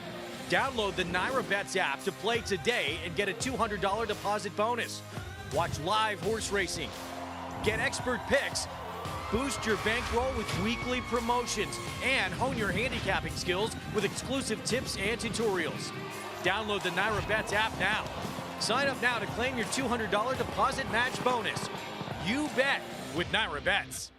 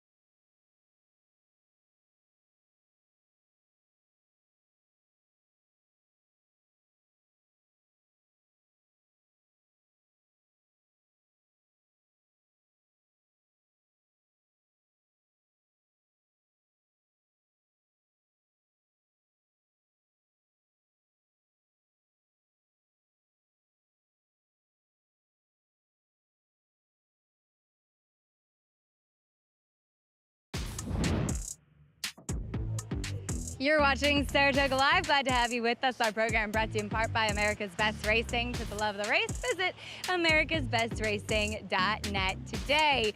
Well, Joel Rosario and Charlie Baker strike again, this time with Spun Size. Is Joel joining me? Joel, I know you and Charlie have teamed up for some really nice wins together over the years, and you had this horse in the perfect spot today. Yeah, she did. I mean, she broke well out of there, and, 5.5. She looked like, she wanted to be a little forward place, so that was perfect. I mean, she did great, Thanks to Charlie, it made my day. Absolutely, 2 for 2 together. But take us back to the Glens Falls in the last race. You were on Bellezza. You were telling me you felt she didn't love the softer turf today. Yeah, she, like I said, a little soft today. Look like she fell a little bit in there, and she sort of on a good race. The other filly looked like, she was the best today, and yeah. we regroup and go for the next one. On to the next. But it's Jockey karaoke tonight. What are you singing? Well, I'm singing a song of section. Ooh, I don't know, you know. What song? Good luck to me. Good luck to you. Yeah, I don't even know what you're singing. So looking forward to seeing that, but all for a good cause, right? Yes, it is. Well, good luck tonight. Thank you. Joel Rosario singing something tonight, Greg. Don't want to give it away just yet. We'll see if he can win that crown at Jockey Karaoke. Nice afternoon today, teaming up with Charlie Baker for a couple of wins. Yeah, good to see Charlie find the winner's circle twice here in Saratoga. Good job with his first-time starter. Spunt size, I think, was well placed in this race. Perfect position with Joel Rosario. And I have a suggestion for a song for all the jockeys. You know that song, Far Away? Sing Far Away from me. Wow. You know what Chris Berman called me one time? You know, he had the nicknames. Paul Livin' La Vida Loca La Duca. I think you should go sing that. Yeah. 850 on the win there.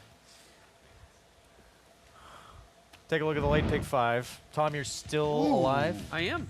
I'm alive, but this is where Looking the waters pretty get good deep. right now. And by the way, the Narrowing pick down. 6 started with beating a 2 to 5 I shot? think, yeah, at least 3 to 5.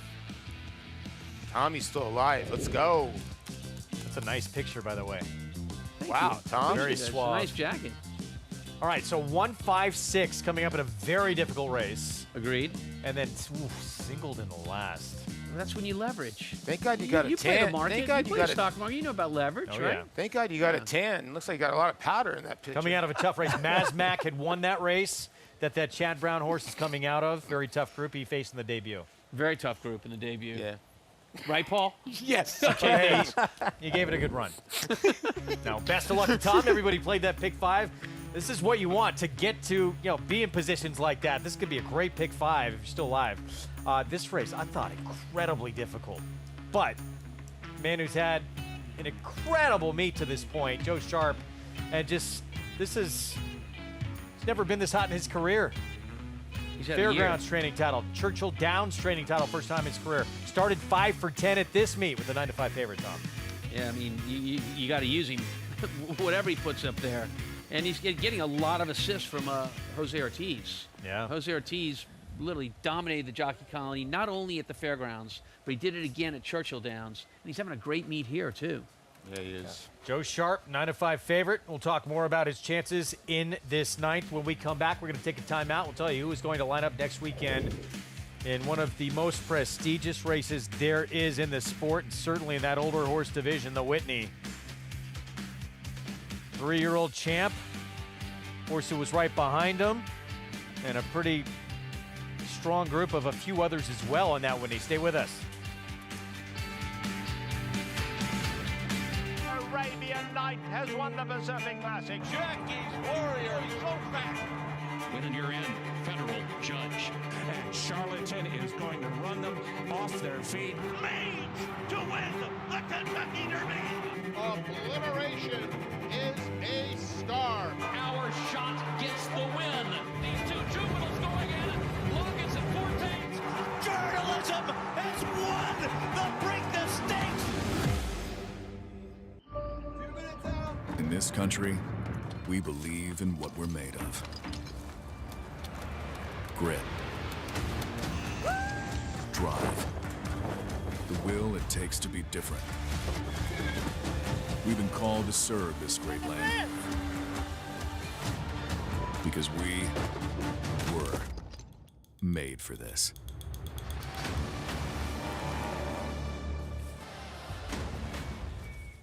Volatile continues to rise to the top of the crop. Last year, he was the #2 freshman sire of Grade 1 stakes horses behind McKinsey and #2 by winners behind Vekoma. He currently ranks ahead of Medaglia d'Oro, Nyquist, Quality Road, Constitution, and Warfront by percentage of black-type performers. His newest graded stakes winner is Tip Top Thomas, who established a new track record in the G3 $300,000 Indiana Derby. Volatile. Think fast. Now's the time to subscribe to the Naira Bets YouTube channel. Join Matthew DeSantis and Kaylee Shapiro for stakes previews, in-depth analysis, and handicapping strategy and tutorials. Subscribe to and like Naira Bets on YouTube. RaceLens is the most in-depth product in horse racing, with unique features found nowhere else. True odds, predictive analysis, and pace projection. RaceLens. It will change the way you follow horse racing and take your game to the next level.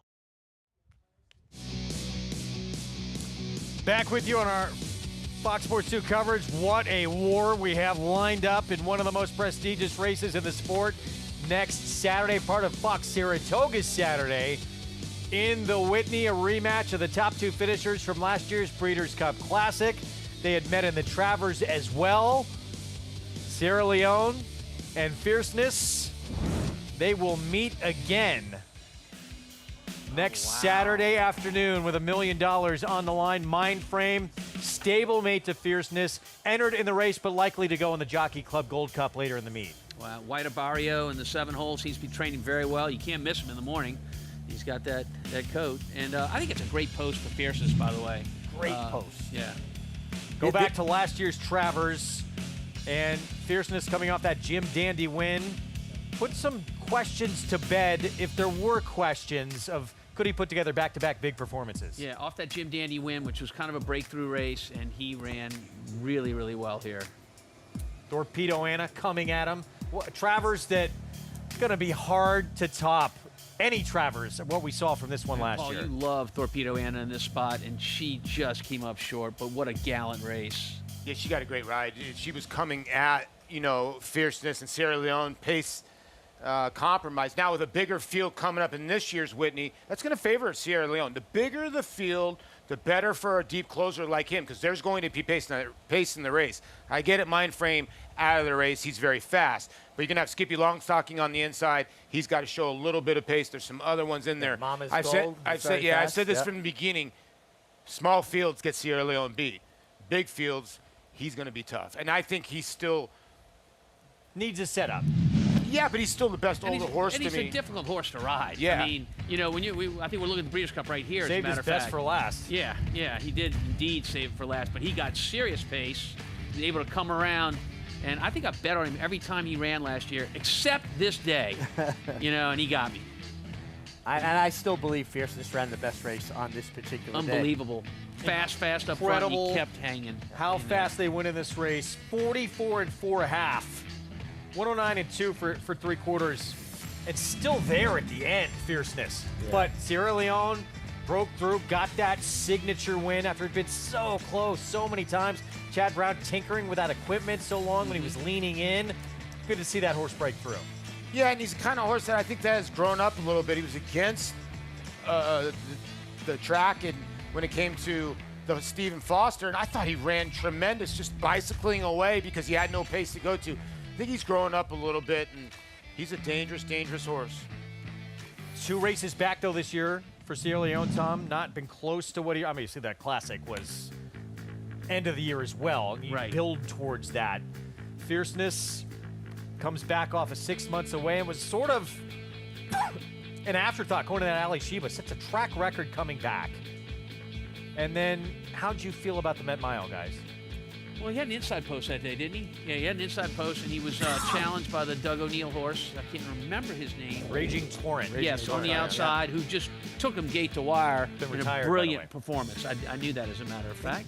Two things, though, right? But I like this post position, that outside post position for Fierceness. What about you? I think that's critical because he doesn't have any speed outside of him. The speed's inside him, so he could set up shop just outside of them, second, third, even fourth if they went crazy.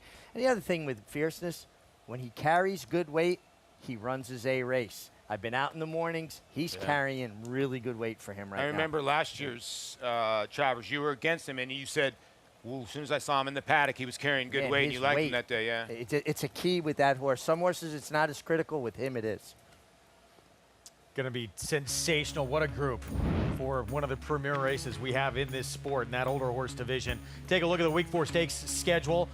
The Johnstone Mile at 7/8. Wait, what'd you say? The Johnstone Mile at 7/8. 7/8 of a mile? Yes, we'll have on Wednesday. John Morrissey on Thursday. National Museum of Racing Hall of Fame on Friday. Wow, it's already Hall of Fame inductions. I know. How about that? Yeah. How about this, you guys? Do you know that there's not a track announcer in the Hall of Fame? Not one. They've ignored track announcers. Can you believe that? And there's, obviously, there's riders in the Hall of Fame, right? That's a good question. I don't know about that, but I mean, think about the great track announcers, especially here. Tom Durkin, how is he not in the Hall of Fame? That's crazy. He does all the Hall of Fame tours. Freddie Capicella, Dave Johnson. I mean, on and on and on. Trevor Denman. We've had some brilliant over the years. Wow. Dave Johnson for sure. You know, I mean, these guys they made the sport. I mean, some of their phrases are still used today. When I was a kid, my dad used to say, call the 1-900 number to get the stretch call, son. All right, spinning out of the turn. Going to get to this ninth when we come back. We're 14 minutes to post. Joe Sharp trying to inch a little bit closer to 1,000 career victories. And this is the horse who could get him a little bit closer, Warrior Richard, who right now is the 9-5 favorite. We'll be back.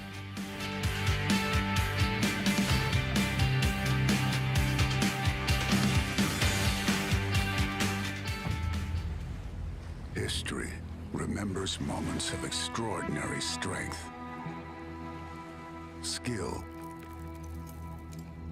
and determination. True greatness is forged by those who fulfill their destiny.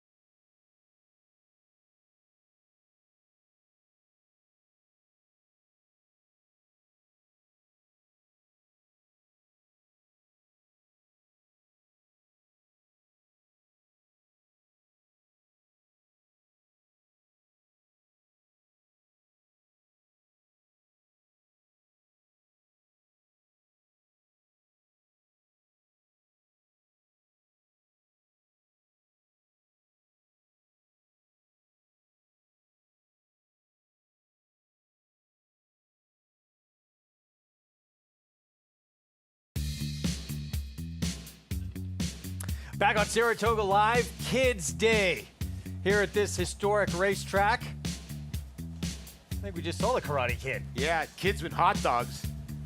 Can't go wrong with that on this beautiful day, as it's kind of gone down. Guys, $1 ice cream today. They were giving out $25 Hildebrands gift certificates as well. I got about 30 of them. Did you have to be a kid? Kidding, I did not. Did you have to be a kid to get the $1 ice cream? I mean, did they give it to adults? With a child. My son actually took a picture with Did this you have mascot. ice creams? What I'm trying to get I at. did not, sorry. Okay. That was the guy that won the Mascot race right there. Oh, did he? Yeah, I heard Sheikh Mohammed offered $1 million for him after the race. Oh, my God. Race 9 coming up. There is Reddington. Gustavo Rodriguez. Ricardo Santana Jr. We got to deal with this guy here, Warrior Richard. Joe Sharp, 998 career wins. The only one he has in the country anywhere this afternoon. And if this one wins, puts him one shy of 1,000. Let's go to Acacia. Yeah, it's been just a tremendous year for the Joe Sharp barn. Of course, winning that Churchill meet, the success he had down at Fairgrounds, and then he's been able to bring that here to Saratoga too. A lot of the horses have taken money and they have delivered here at the spa this summer, as Warrior Richard is currently the favorite, a horse that used to run here in New York with Dave Donk. So plenty of notes to go back on and compare to him, and I like the cutback in distance to the mile. I've always felt that a little bit shorter is better for this guy, as he is a little bit more compact, a little bit more shorter couple, built more like a miler versus the 2-turn mile and an 1/8 try that he had last time out. However, he ran exceptionally well that day, getting shuffled back a little bit, widest, and then running on second best behind El Magnifico, who would come back to win again with a 95 Beyer speed figure in his subsequent start. So Warrior Richard, he's sharp in here in the paddock, and I think he makes a ton of sense. Down to the rail, the number 1 Reddington. I think you can give him credit for company kept, a horse that was claimed for 50,000 few starts back, then stepped up to face tougher, won a salty allowance 2 back, and then last time had to face a grade 1 winner in Highland Falls. And you can even see in the short comment that Ricardo Santana dropped his crop in the stretch there. I don't think it would have mattered. I don't think anybody was beating Highland Falls. Of course, last year's Jockey Club Gold Cup winner returning in that spot. But I thought Reddington made a valiant effort himself, though just finishing 3rd best in there on the drop-in class, and given his speed, he makes a lot of sense. He was claimed at this level. It's for an outfit in Flying P that likes to be aggressive and win races here. Not concerned at all about the drop. The number 7 Capital Idea to the outside. He was purchased privately after his last race in November. He used to be trained by my father-in-law, so I think I have a little bit of insight to offer here, as the 2 Bill Mott horses will make their first starts for his barn. Tom could certainly offer more insight on the 3, but Capital Idea comes back as a gelding, which I think should help him. He was a horse that always felt like there was more in there than they were able to get to. He obviously had that very impressive maiden win. He didn't run that badly given the post in the Gotham, and then he was just never really able to get back on track from there, and never looked comfortable in that last November start. Comes back here looking great in his weight, great in his coat. He always is a good doer, loves to eat, carries very, very good flesh. That's much the same here. The gelding didn't lighten him up or change him too much, but he's a big horse, and so maybe the gelding and will kind of halt that growth and help him to focus a bit more throughout the running of the races. We'll see if it changes things for a horse that certainly has shown glimpses of ability, Greg. He has, including a massive breakthrough performance, his only win on a sloppy sealed racetrack in the 2nd start of his career for Capital Idea. Yeah, he did. And if you look at his work pattern below, he is working well. First time gelding, as you guys mentioned. Actually done a little bit better with blinkers on, except for maybe that last race at Parks. Horse has burned up a lot of money. Should be bred and has run well over sloppy racetracks. Just, you know, this is a tough group to join off the layoff. There's some pretty good horses in here. You know, Reddington losing to Highland Falls. Some horses will be in the Whitney. Yeah, there's some horses in here that have been facing some really nice ones. Part of Kids Day continuing here. You going to hand the trumpet over?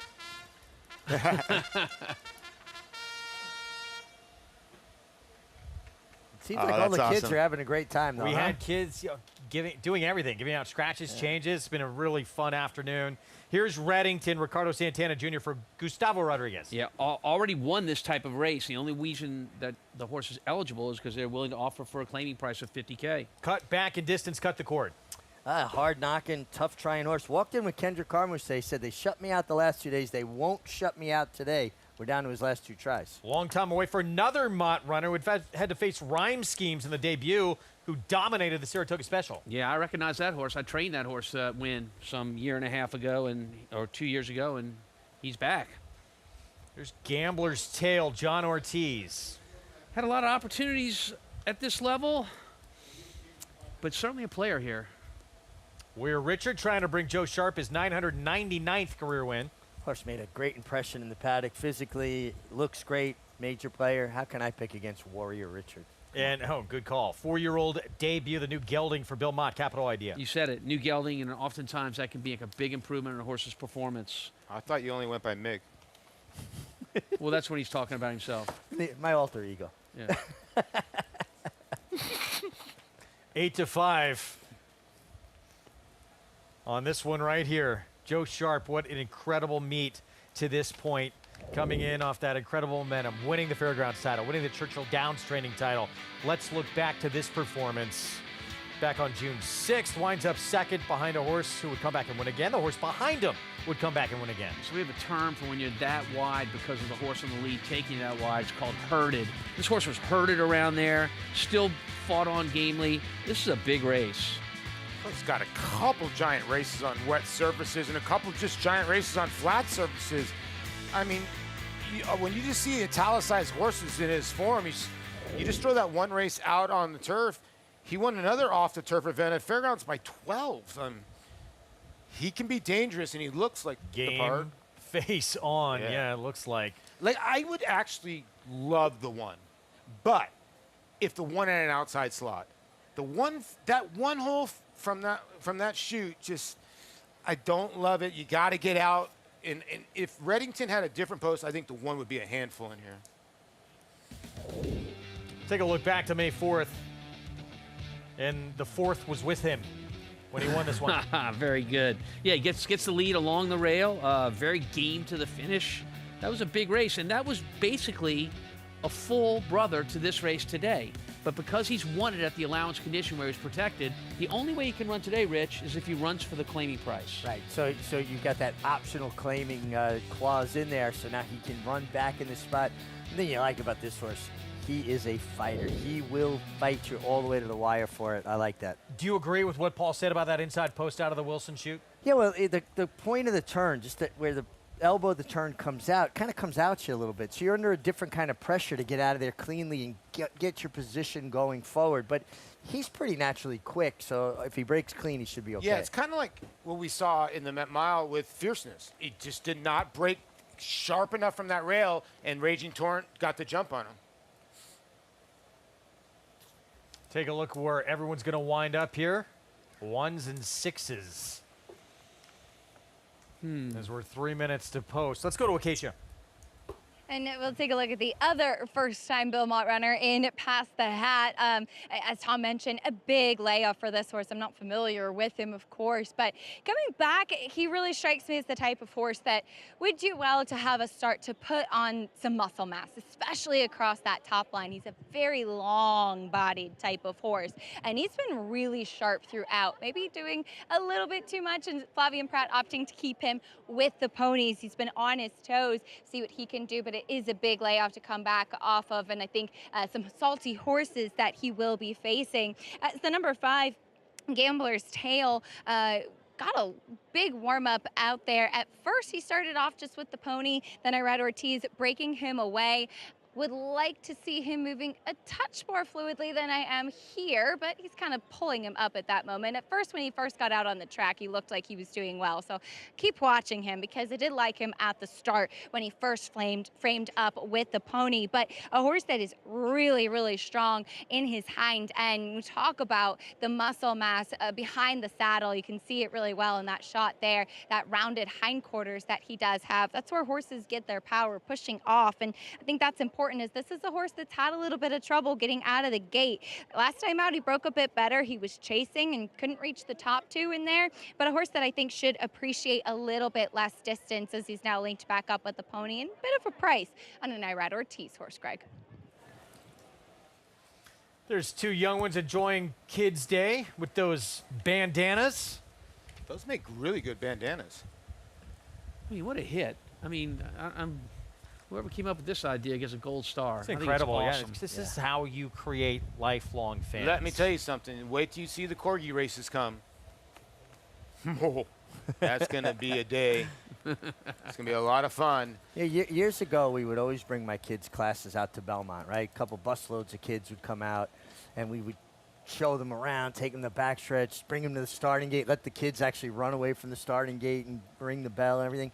And inevitably, that next weekend, A lot of those kids would be there with their parents. They would show up, we'd give them goggles and stuff, Tom. They'd have the goggles around their neck, and they'd bring their parents out to the track because they had such a good time in the morning. That's what happened to Paul. He was betting by the time he was 10 years old until he got busted. I was getting $10 for the arcade. Not all of it was going to the arcade, okay? And I love Mig. Obviously, your kid's involved is what you did, but you got, I believe it was Joe, right? Got so involved. He was so mad you were going to take the mount at Pacific Classic of this horse and took off another horse who he thought was going to win it, that he wouldn't even talk to you that day? So I finished second to Lava Man on a horse for John Sheriff's AP Excellence. And I work him at Del Mar, and I didn't like the way he worked on the synthetic track. So I got offered the mount on a horse named Student Council, and John let me off of his horse because I knew his horse wasn't going to run any good. Vladimir Sarin got the horse. He came from Neil Howard. My son didn't want to go to the race. He said I took off the winner, that he was going to be lone speed in front, and then I told him how the race was going to run. So eventually he convinced him to come race. His horse won, paid $47. Nice. There's Joe Sharp looking to get a little bit closer to 1,000 victories. I'm sure he started talking to you again after that win. Oh, yeah, in the winner's circle, he was very happy. I was, the old man don't know what he's talking about, though. No, he knows a few things. So the moral of the story, kids, your parents know a few things here and there. Well, they wise to know a listen little once more in a while. than they give us credit for. They're okay at that age. It's about another 7 or 8 years when you don't know anything as they a have dad. opinions. Then they have opinions. I got a 4 and a 2-year-old. They're already You're there. okay right now. I find that hard to believe. Wait till you have a 19-year-old that just hits, can I call you later? Joe Sharp, the 6-5 favorite. There's Reddington, though. Ricardo Santana Jr., Gustavo Rodriguez.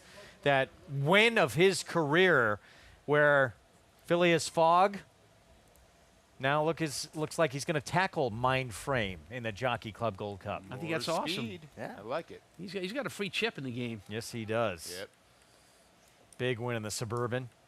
He's a fun horse, man. There's the 5 stepping in for John Ortiz with a Rad Ortiz Jr. 5-1.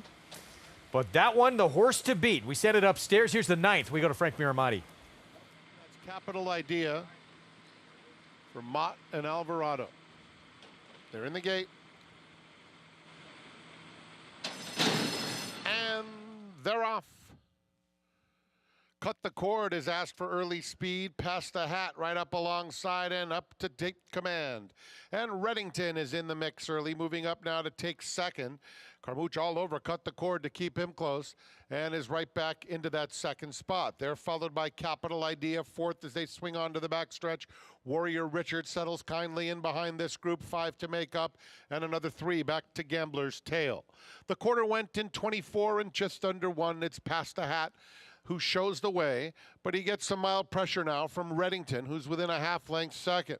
Then Cut the Cord on the outside third, joined at the rail by Capital Idea. Those two stride for stride and 3 lengths off the lead. Warrior Richard and Jose Ortiz next, and 7 more to Gambler's Tail, 47 flat. Moving right along is past the hat. Reddington asked to get after him now. It's past the hat just in front. Reddington within a half length of him. Capital Idea 2 off the pace in third. Warrior Richard has taken 4th. Cut the Cord, never happy. And another 2 back to Gambler's Tail there at the top of the stretch. It's past the hat, still in front, coming to the 8th pole. And now a good trip for Capital Idea in between horses. Could not be a better journey for him. Can he get to past the hat? He's right up to him at the 16th pole and right on by. Capital Idea pulls away in the end to score by 3. Past the hat holds on to complete the Bilmont Exacta. Reddington third. Then it was Warrior Richard. Horse broke his maiden, biggest race of his life on a sloppy racetrack. Second start of his career. Gets a sloppy going again today. Probably a different kind of racetrack. No two are alike. Wins again, though. Yeah, first time gelding and ran like a pro today. It was pretty quick up front. For the Bilmont horse that ran second past the hat, big race making the lead and hanging in there tough. But it's the other Bilmont horse, Capital Idea, that has a great trip. Comes off the rail as we watch him come out of the turn right here. Passes that stablemate and does it with ease the last 8th of a mile. What a sweet trip. He was always traveling in the bridle, saving ground in that coveted pocket spot, was able to come out into the stretch after saving all that ground. It was a really nice effort, and Junior Alvarado, he's a good rider. He's a better rider when he rides for Bill Mott, because I just think Bill Mott instills so much confidence in him. Yeah, you could just tell this horse was traveling, and there is Bill. Seems like Katie by the door, the winner's circle here at Saratoga. And another 7-to-1 shot, Greg. These pick sixes could be pick 5 and pick 6 could be sensational. Mott with that win in the Jim Dandy on Saturday with Sovereignty onto the Travers. Try to get his first ever Travers victory. That'll be in late August. Keep your eyes on the one here, Reddington. And not great out of the gate. This is what I said. You have to break so sharply from the one hole. Now watch, he does not break well. So what does Ricardo do? You got to kind of take back. So he tries to go underneath another horse. And just right here on the elbow, he's going to get steadied a tiny bit, and he gets steadied one more time. And for a horse that probably needs the lead, was trying to grind away, never even went by the 3. No, he navigated him really well from the break. Yeah, he did. Yeah, because once he didn't get that spot, he didn't want to be behind horses. He moved him to the outside. He was able to get a clear path against the pace setter, the 3-horse. He was fortunate to get inside and cut the cord, the 2-horse, before that completely got shut off. But it is tough. I think horses have a lot to look at, a lot of empty space there, and I think their focus isn't as strong as it needs to be. Plus, when you're the 1-horse, you're the first one in. Yeah. You got to wait till everybody else loads. 7-to-1 upset of an even money favorite. Wow, Warrior Richard really took a lot of money late. So 999 will have to wait for Joe Sharp. Bill Mott, what a weekend he is having. Jim Dandy with Sovereignty on Saturday. Wins with Capital Idea here, and his 4-year-old return to the races. We'll be back. Introducing a stallion, as top class as they come. In 22 career starts, he won or placed in 12 graded stakes, competing in 15 grade ones, earning over $1.7 million. His undisputed speed is evidenced by 7 100-plus buyer speed figures, a 3-time grade 1 winner, Raging Bull. You bet with Naira Bets. Bet any track, anywhere, anytime. Download the Naira Bets app to play today and get a $200 deposit bonus. Watch live horse racing. Get expert picks. Boost your bankroll with weekly promotions and hone your handicapping skills with exclusive tips and tutorials.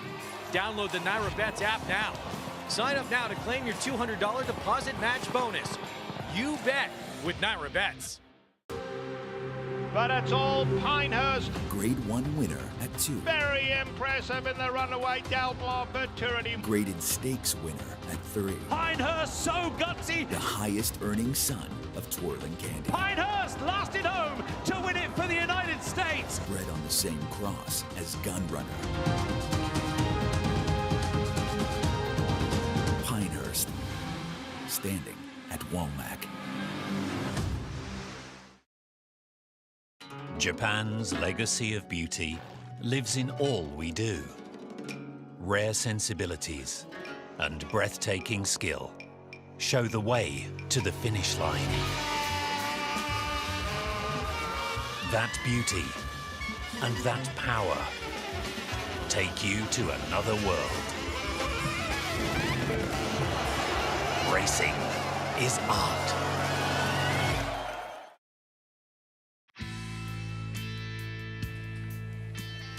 Back with you on our Sunday coverage here on Saratoga Live, brought to you in part where you can play it all at Naira Bets. Bet at any track, anywhere, anytime.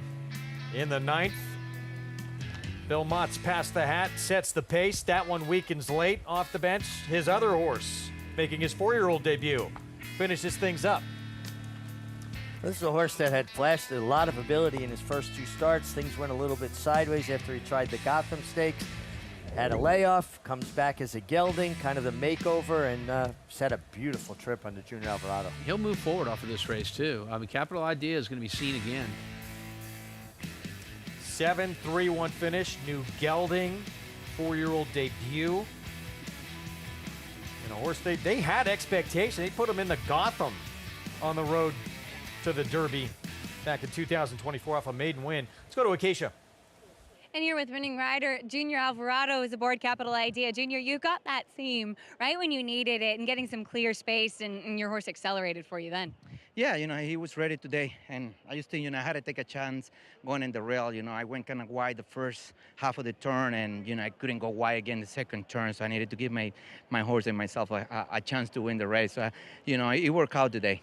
Put him in the right spot. And from that Wilson chute going the mile here, how important is it getting into a good position early? It's very important. It's a very tricky, go from the mile chute there, and it's just you had to play the very right to get the good position early. Well, of course, it's been a big weekend for you yesterday with Sovereignty winning the Jim Dandy. I know you had said to Bill Mott afterwards, I knew what I had, and you trusted in your horse. Can you talk a little bit about the dynamic that you and Sovereignty have together? Yeah, I thought yesterday was a race who probably win. It was very good to win the race. I don't think that's the race we were kind of preparing for. We preparing for the Travers. But, I just want to make sure we do enough just to win the race. I didn't want to use my horse extra just for the hell of it, just for saying. But, he did what he needed to do yesterday. And like I said, I rode it just the way that I needed to ride and just to get the win yesterday. And he was pretty happy, come back very happy. So, we're all happy. He seemed to be thriving back at the barn. Saw a video of him grazing, of course, getting carrots from Irma as well. But it really is, you're such a big part of the team over at the Bill Mott barn, and I'm sure quite special to have a horse like that for you all together. Absolutely. It's been very special, this whole year, for many years, but this year just winning the Kentucky Derby and the Belmont, it's extra special. Those two races where, I have never had the opportunity to win it, just winning for Mr. Mo and Godolphin, who's been supported throughout the years, it's just been very special. We look forward to the next one in the Travers. So congratulations yesterday and here as well. Thank you very much. Junior Alvarado riding with an all-time high with that confidence, Greg. No question. And, we talk so much, rightly so, about the summer, Dylan Davis had last year, how he changed his career. This man right here, this is a few years ago, Mig. He was struggling. He has completely turned things around. He had gone through an injury. I don't think he was riding in great form. But when you have a stable or a trainer like Bill Mott behind you, and he gives you confidence that you're his guy, gives you an opportunity to work your way through it. Any rider that tells you they don't go through a period of time, especially coming off an injury where they might be a little tentative, a little tight, I'm telling you, from experience, that is absolutely not true.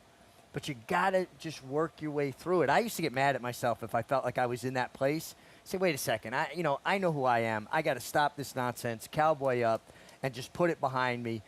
But it takes a strength of character to do it. I saw Romero Mirage do it after he broke his back, and I saw Junior do it, and Junior's riding in great form now. Regime, yeah. Players too, right, Paul? I mean, you had to have gone through it. Yeah, you go through it all the time. I think the one thing with Junior is that to have a guy like Mott behind him is helped him big time. There's just certain times you're in your own element where, like, say you're hurt and you're coming back. You have to have the trust of your manager. So your manager's got to give you that opportunity to kind of ease you back into form and get you going. It's almost like, I put Junior in that aspect in. Okay, he rode a Derby winner, and obviously he's got the utmost confidence. It'd be like when I first caught Kevin Brown. I was scared to death.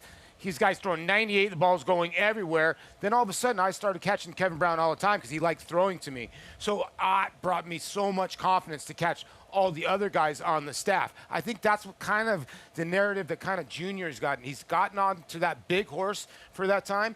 It sort of did it for Wish as well. Flavien Prat had Flightline. He took off. Not Flavian's obviously a great rider, but I think Junior's been gotten that confidence because of Sovereignty. Sure. And the Travers still in front of him with a horse who's going to be an overwhelming favorite in that race. Late pick 5 follow along. Love to be alive to this. Starting with a $20 horse. Capital Idea now. $17.60. Spun Size beating a short price favorite. Even money favorite defeated in this race.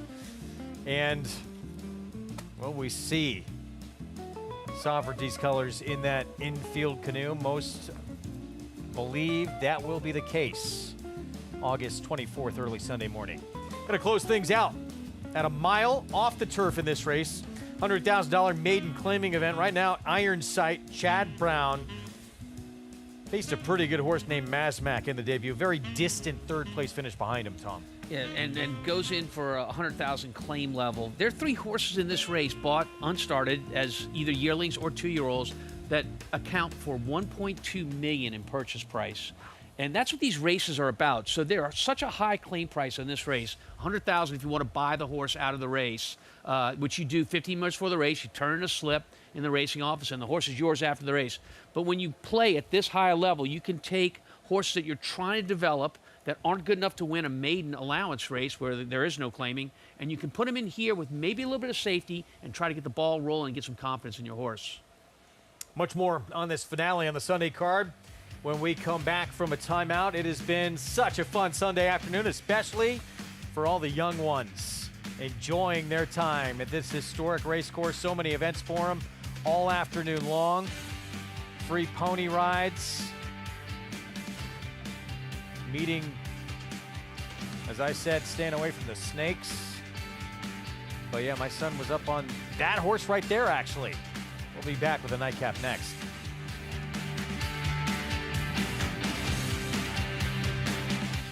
City of Light, multiple Grade 1 winner, who posted 7 triple-digit buyers, stands to continue the legacy of his sire, Quality Road, with graded stakes winners, Menti, Chop Chop, and Formidable Man, sire of multiple Grade 1 winner and champion 2-year-old Fierceness. A powerhouse win. City of Light, a proven sire in the making, standing at Lane's End Farm.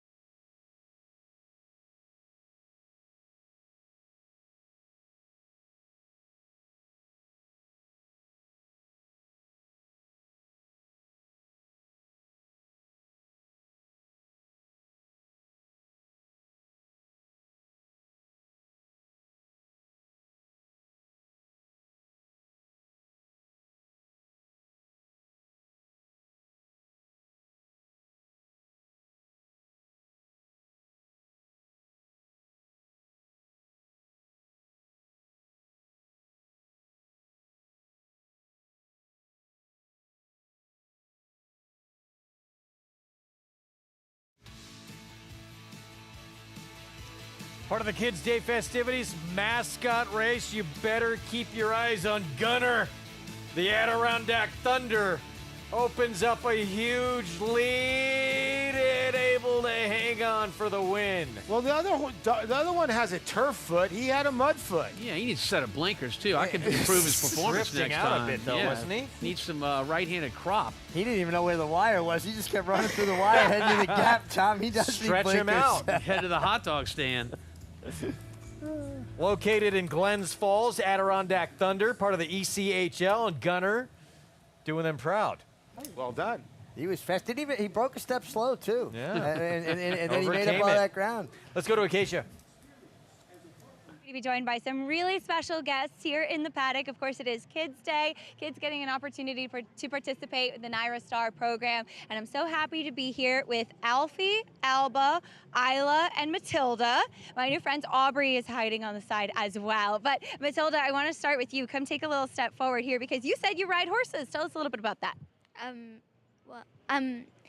So back in Connecticut, I ride horses at Rock Hill Farm, and I mainly ride a horse called Corduroy. Yeah. He's in Appaloosa, I think. I'm not sure though. That's awesome, though. I'm sure you do a great job with Corduroy. And you guys were saying it's been a lot of fun getting a chance to be here at the races today. Alfie, what was your favorite part? You told me a special memory. I liked standing close to the horses and being near them. Oh, it's fun to watch the race, right, Alba? I know you said you like to see horses, but from a little bit further away. Today I liked seeing the horses up close by the rail because it was fun. So now you know nothing to be scared of. It was a great chance to see them. And Isla, did you have fun today? What was your favorite part? I think my favorite part was seeing the horses racing, and at the end they were all sweaty. It's been pretty warm today. Well, guys, great job. It was so nice to meet you all and so glad you had fun today. Wave goodbye. The NYRA Star program doing a great job and so much fun to see young fans at the track, Greg. Love that this program has been awesome. initiated to create these new fans, take them behind the scenes, so many opportunities. Free to sign up, by the way, if you want your young one to be part of that NYRA Star program. That's great. And it just seems like all the kids have had such a good time all day, and they've had all these great activities and things. And I love what the boy said, that he likes standing next to the horses. Man, they feel that energy. That's how we're going to get people's attention. Cool. Just cool. I remember when I first brought my daughter to the racetrack, she had to be 5 or 6, she just stared when she saw a horse. She didn't know what to do. She froze a little bit, and then she just completely fell in love with every horse, every goat imaginable. It's magical what these animals can do for everybody. It only takes one peppermint. That is true. One peppermint in a hand, and Yeah. they feed it to a horse, and the horse responds to them. That's it. The connection's made. Yeah. We're going to take a timeout. We'll be back. Nightcap still to come. We'll have the post-parade for this finale on our Sunday card from Saratoga. When we return, will it be this one? Iron Sight, Shad Brown, Flavian Pratt. Right now the 5-2 favorite for that man right there, the leading trainer at the meet.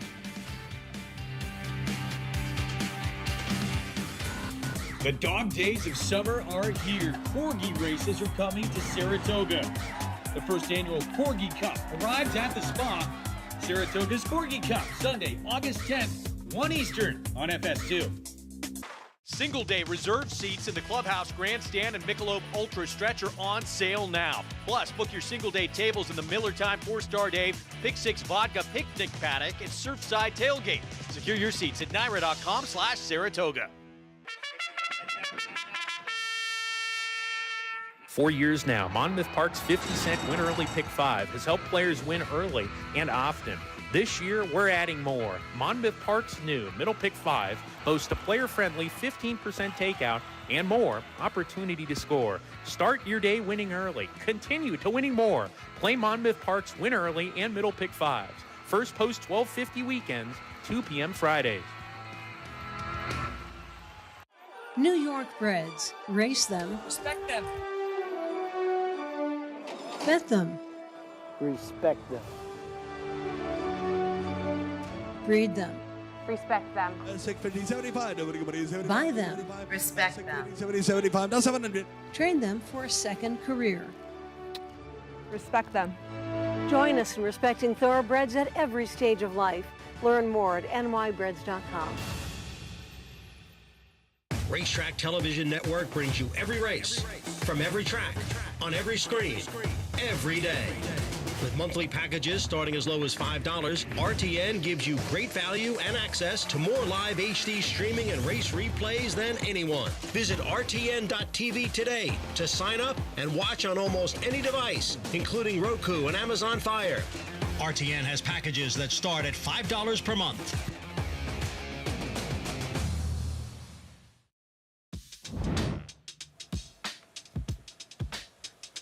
Iron Sight, here is the favorite.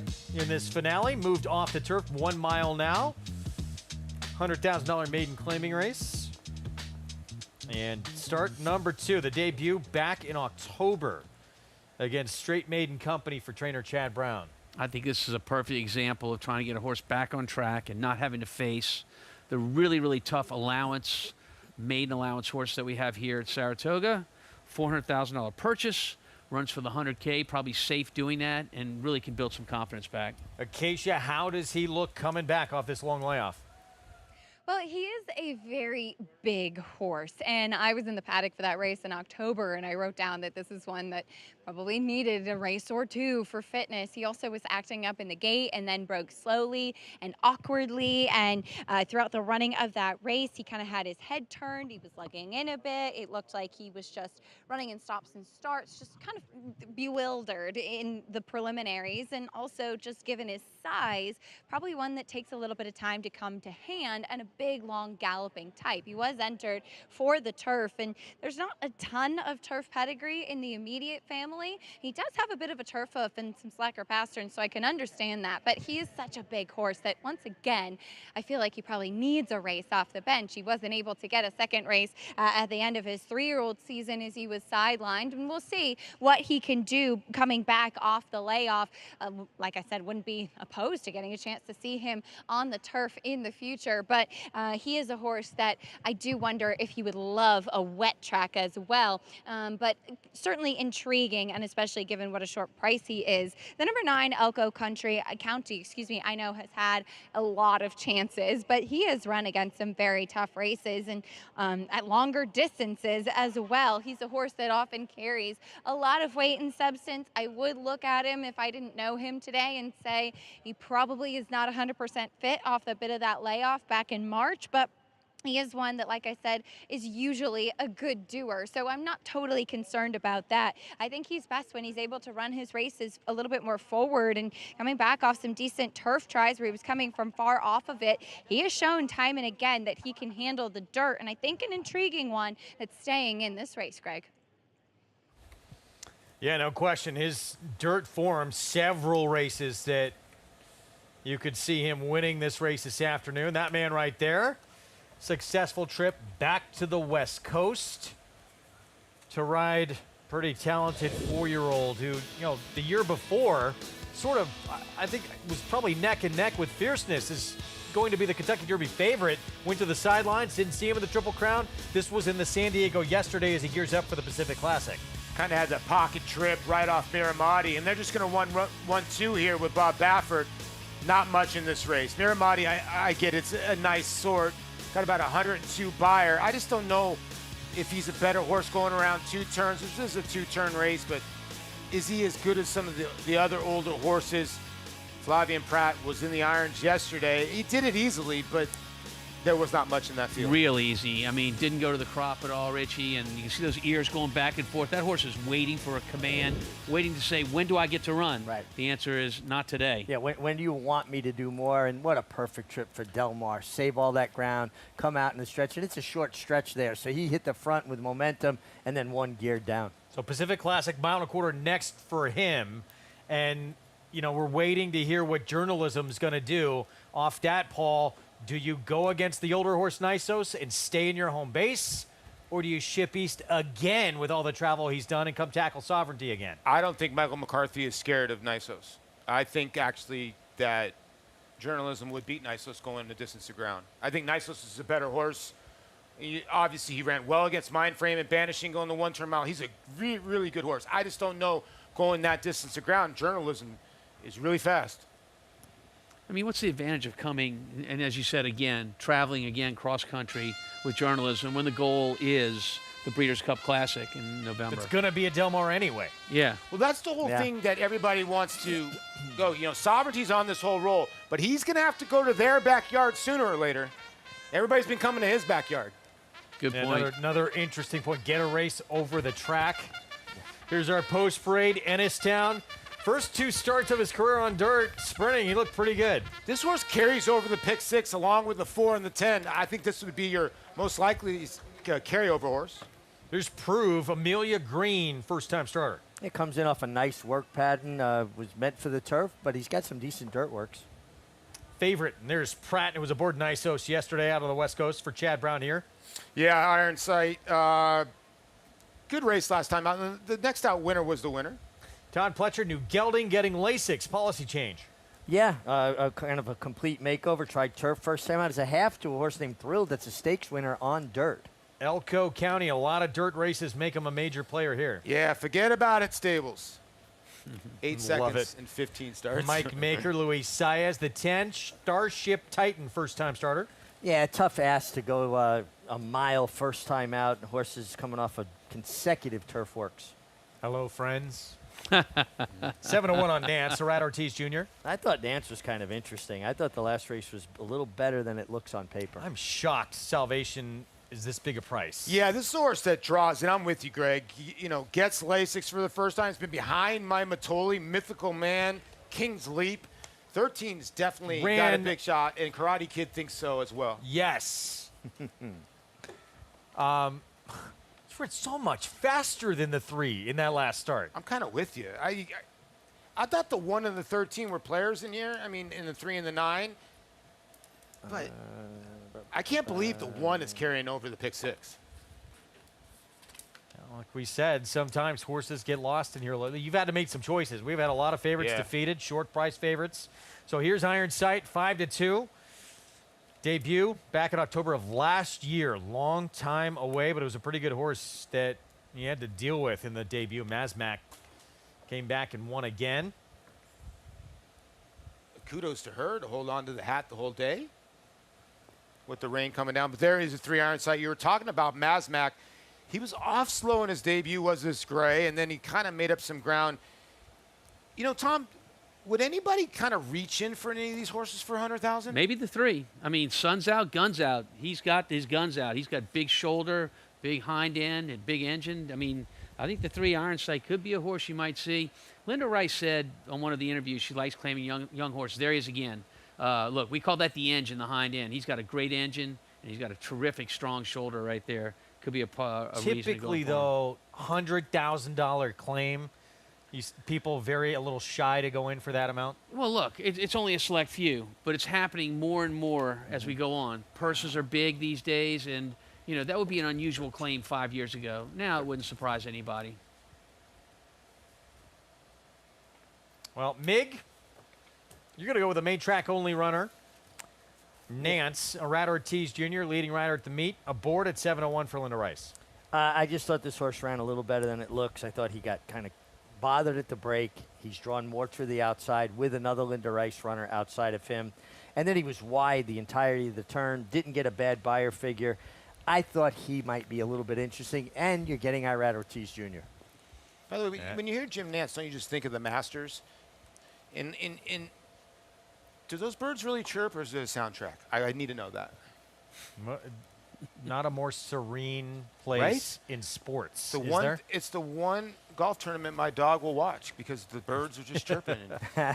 Well, one who's dangerous getting back on dirt, has What's his speed, and has handicap? the rail inside. Let's go to Acacia. Yeah, as this horse comes back as a new gelding, which I do think is a positive for him as well. And this is one that I have not seen since his debut when he finished second. And I'd actually written down that day that he's built more like a turf horse, and he got caught after taking the lead and then actually did end up eventually switching over to grass, both sprinting and going long, where he ran credible races. And he's obviously shown he can handle both surfaces, and he's a horse that has developed nicely. He's very strong, well built. They'd actually started him out with a stronger bit that they've kind of softened up and played with the equipment, now just outfitted with a ring bit here, and the blinkers, shortcut blinkers that he does wear here, plus the gelding. So some changes and adaptations along the way, but I think you develop and adjust to your horse as your horse develops and grows. And I have seen an improvement from Ennistown from 2 to 3, which is definitely a plus with him. As we'll take a look all the way to the outside with the 13 Salvation, I agree, a generous price on this guy who I thought ran well last time out. It was back in November. We just couldn't reach Maya Matoli, who was on a tear that day. Does look fit coming back off the layoff for Linda Rice, and I know and understand why she tried him on the turf 2 back. Is the second dam is Coconut Shrimp, love that name, but Coconut Shrimp is the sister to New Money Honey, a Breeders' Cup winning filly on the turf for Chad Brown. So there's tons of pedigree to suggest that he would like the grass, but has turned out this colt to be a much better dirt horse, and I think he finds himself in the right spot today off the bench, and he does look ready for this effort, Greg. Keisha, thank you. Interesting one to close it out. Just to revisit again one last time. 1, 4, and 10. We are a little surprised that in terms of the pick 6, the 2 is actually hits this. Yes. First time starter for Amelia Green, $132,000. But yeah, 1, 4, and 10. Carry this pick 6. Interesting on the 4. The 4 is working at Monmouth. We do see a lot of horses for Chad Brown work at Monmouth. We haven't seen a lot of horses for Todd Pletcher down there working. And the 4 comes in, gelding and a little rabbit in the infield. Someone using a rabbit in here. He got away from that petting zoo. I thought that was he got away. He escaped. Call security. By the way, can I give a shout out? Yeah. I want to congratulate Billy Wagner for going to the Hall of Fame. I caught Billy, and supposedly he mentioned me in his Hall of Fame speech. Billy, I love you. The whole world was lucky that you were only 5'8", because if he was 6'1", my goodness. He got into the Hall of Fame at that height, throwing 97.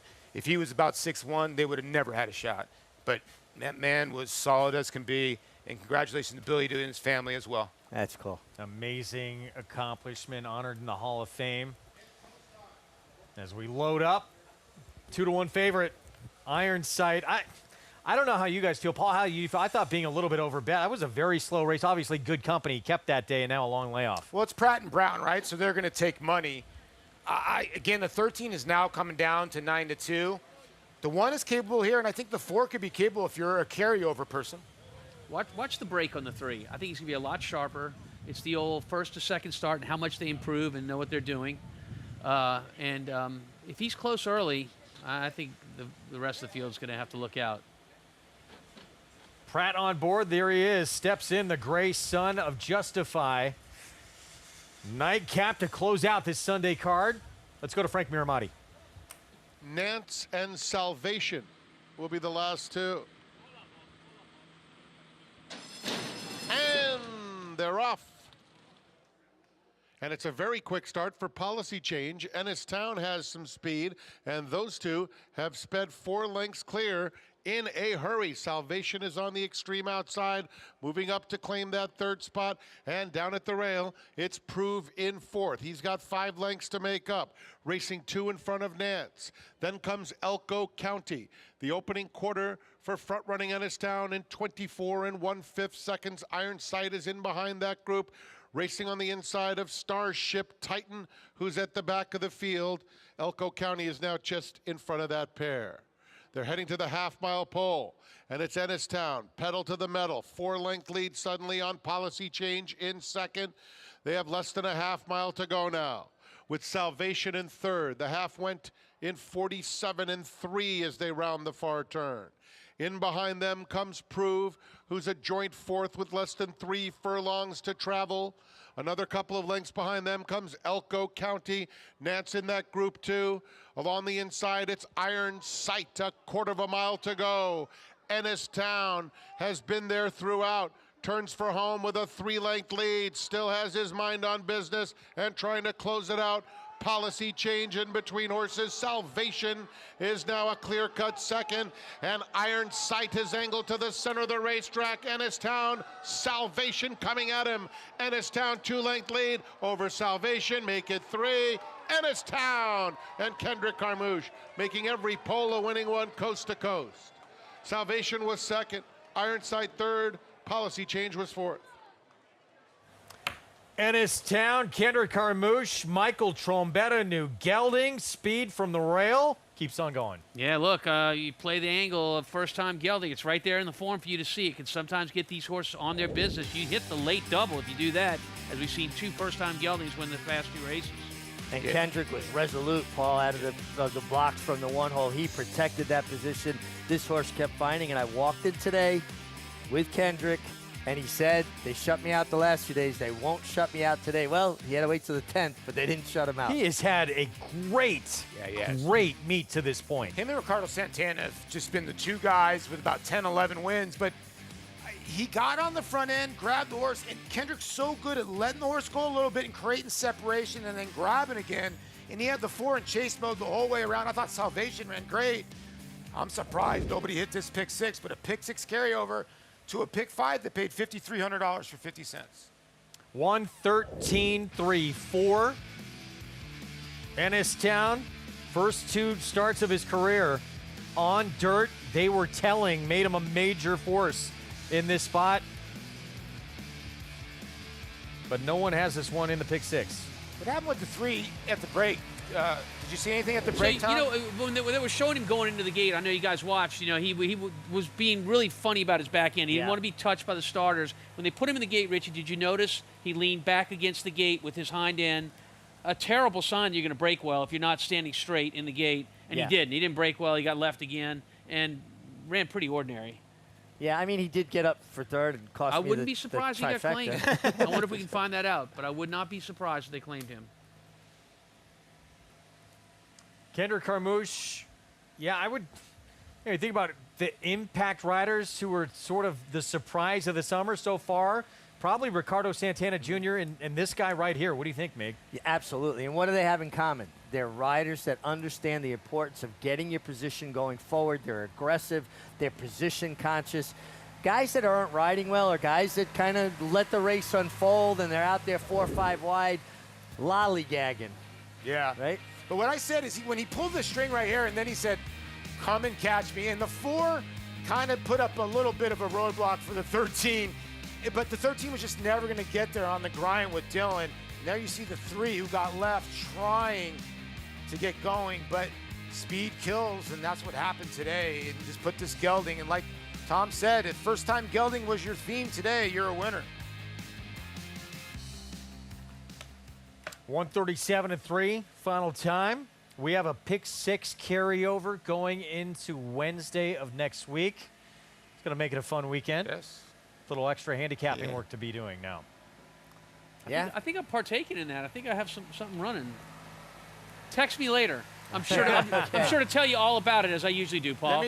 Let me tell you a quick story about Tom Amos. Tom Amos will tell you about another horse like he did on a call one time, and then you'll see him at the $50 window. But Ennistown gets the W here. Son of Echo Town out of Carpe Diem Mare. Tom Amos, don't go for him for tips because he just won't give them to you. You will not. The owner has a right to know. But you know After what? that, Tom has told me a that's it. story why he doesn't give out tips anymore, and it's a long, long story I can't repeat, and I understand why. I know the way in, though. You got to go by and be a freelance hot walker. Just walk a couple every morning. Freelance hot walker. There you go, man. $132,000 in the Put in the work to get the tips. $132,000 in that carryover. That's coming up on Wednesday. Here's the lineup for next week. Includes... Better get that Johnstone Mile at 7 furlongs right, Tom. The Whitney on Saturday and the FanDuel 4-Star Dave. The test year in, year out. One of the great races we have here. 7 furlongs for 3-year-old fillies. Saratoga Special. I'm a part of that. Dazzle D'Oro. Obliteration. Closing day at Churchill Downs. Do you have a good shot, Tom? Well, I'll tell you what, Paul. We'll talk about it later. Got to get there and hot walk a few, I'm telling you.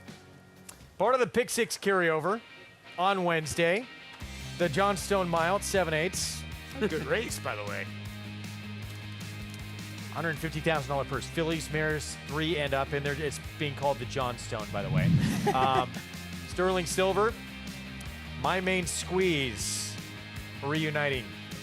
My Main Squeeze is a nice horse, and Johnstone. My Main Squeeze. I always thought that My Main Squeeze was a nice horse, and it seems like he's gotten a little bit better and better. She's gotten a little bit better and better. This is a salty field tomorrow, a full field of 10, and it can go many different ways if you look at it that way. I mean, I thought there were so many different ways you can go because if everybody gets back to their form, There's like 4 or 5 horses that can win that race easy. Dolomites lining up has won 3 in a row for Chad Brown.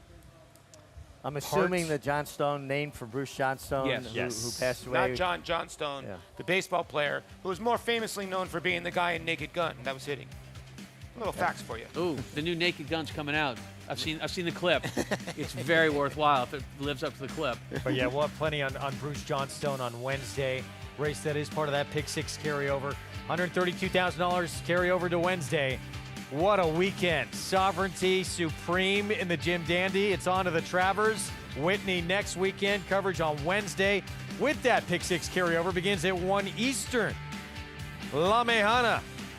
Flavian Pratt. Miguel Clement. Clement won 2 in that race. Beleza completing the exacta. What a fun kids' day it was. Place packed with young ones enjoying this historic venue. So many things for them to do, including riding some ponies, catching this incredible action. Hope you all enjoyed it. We'll see you next week.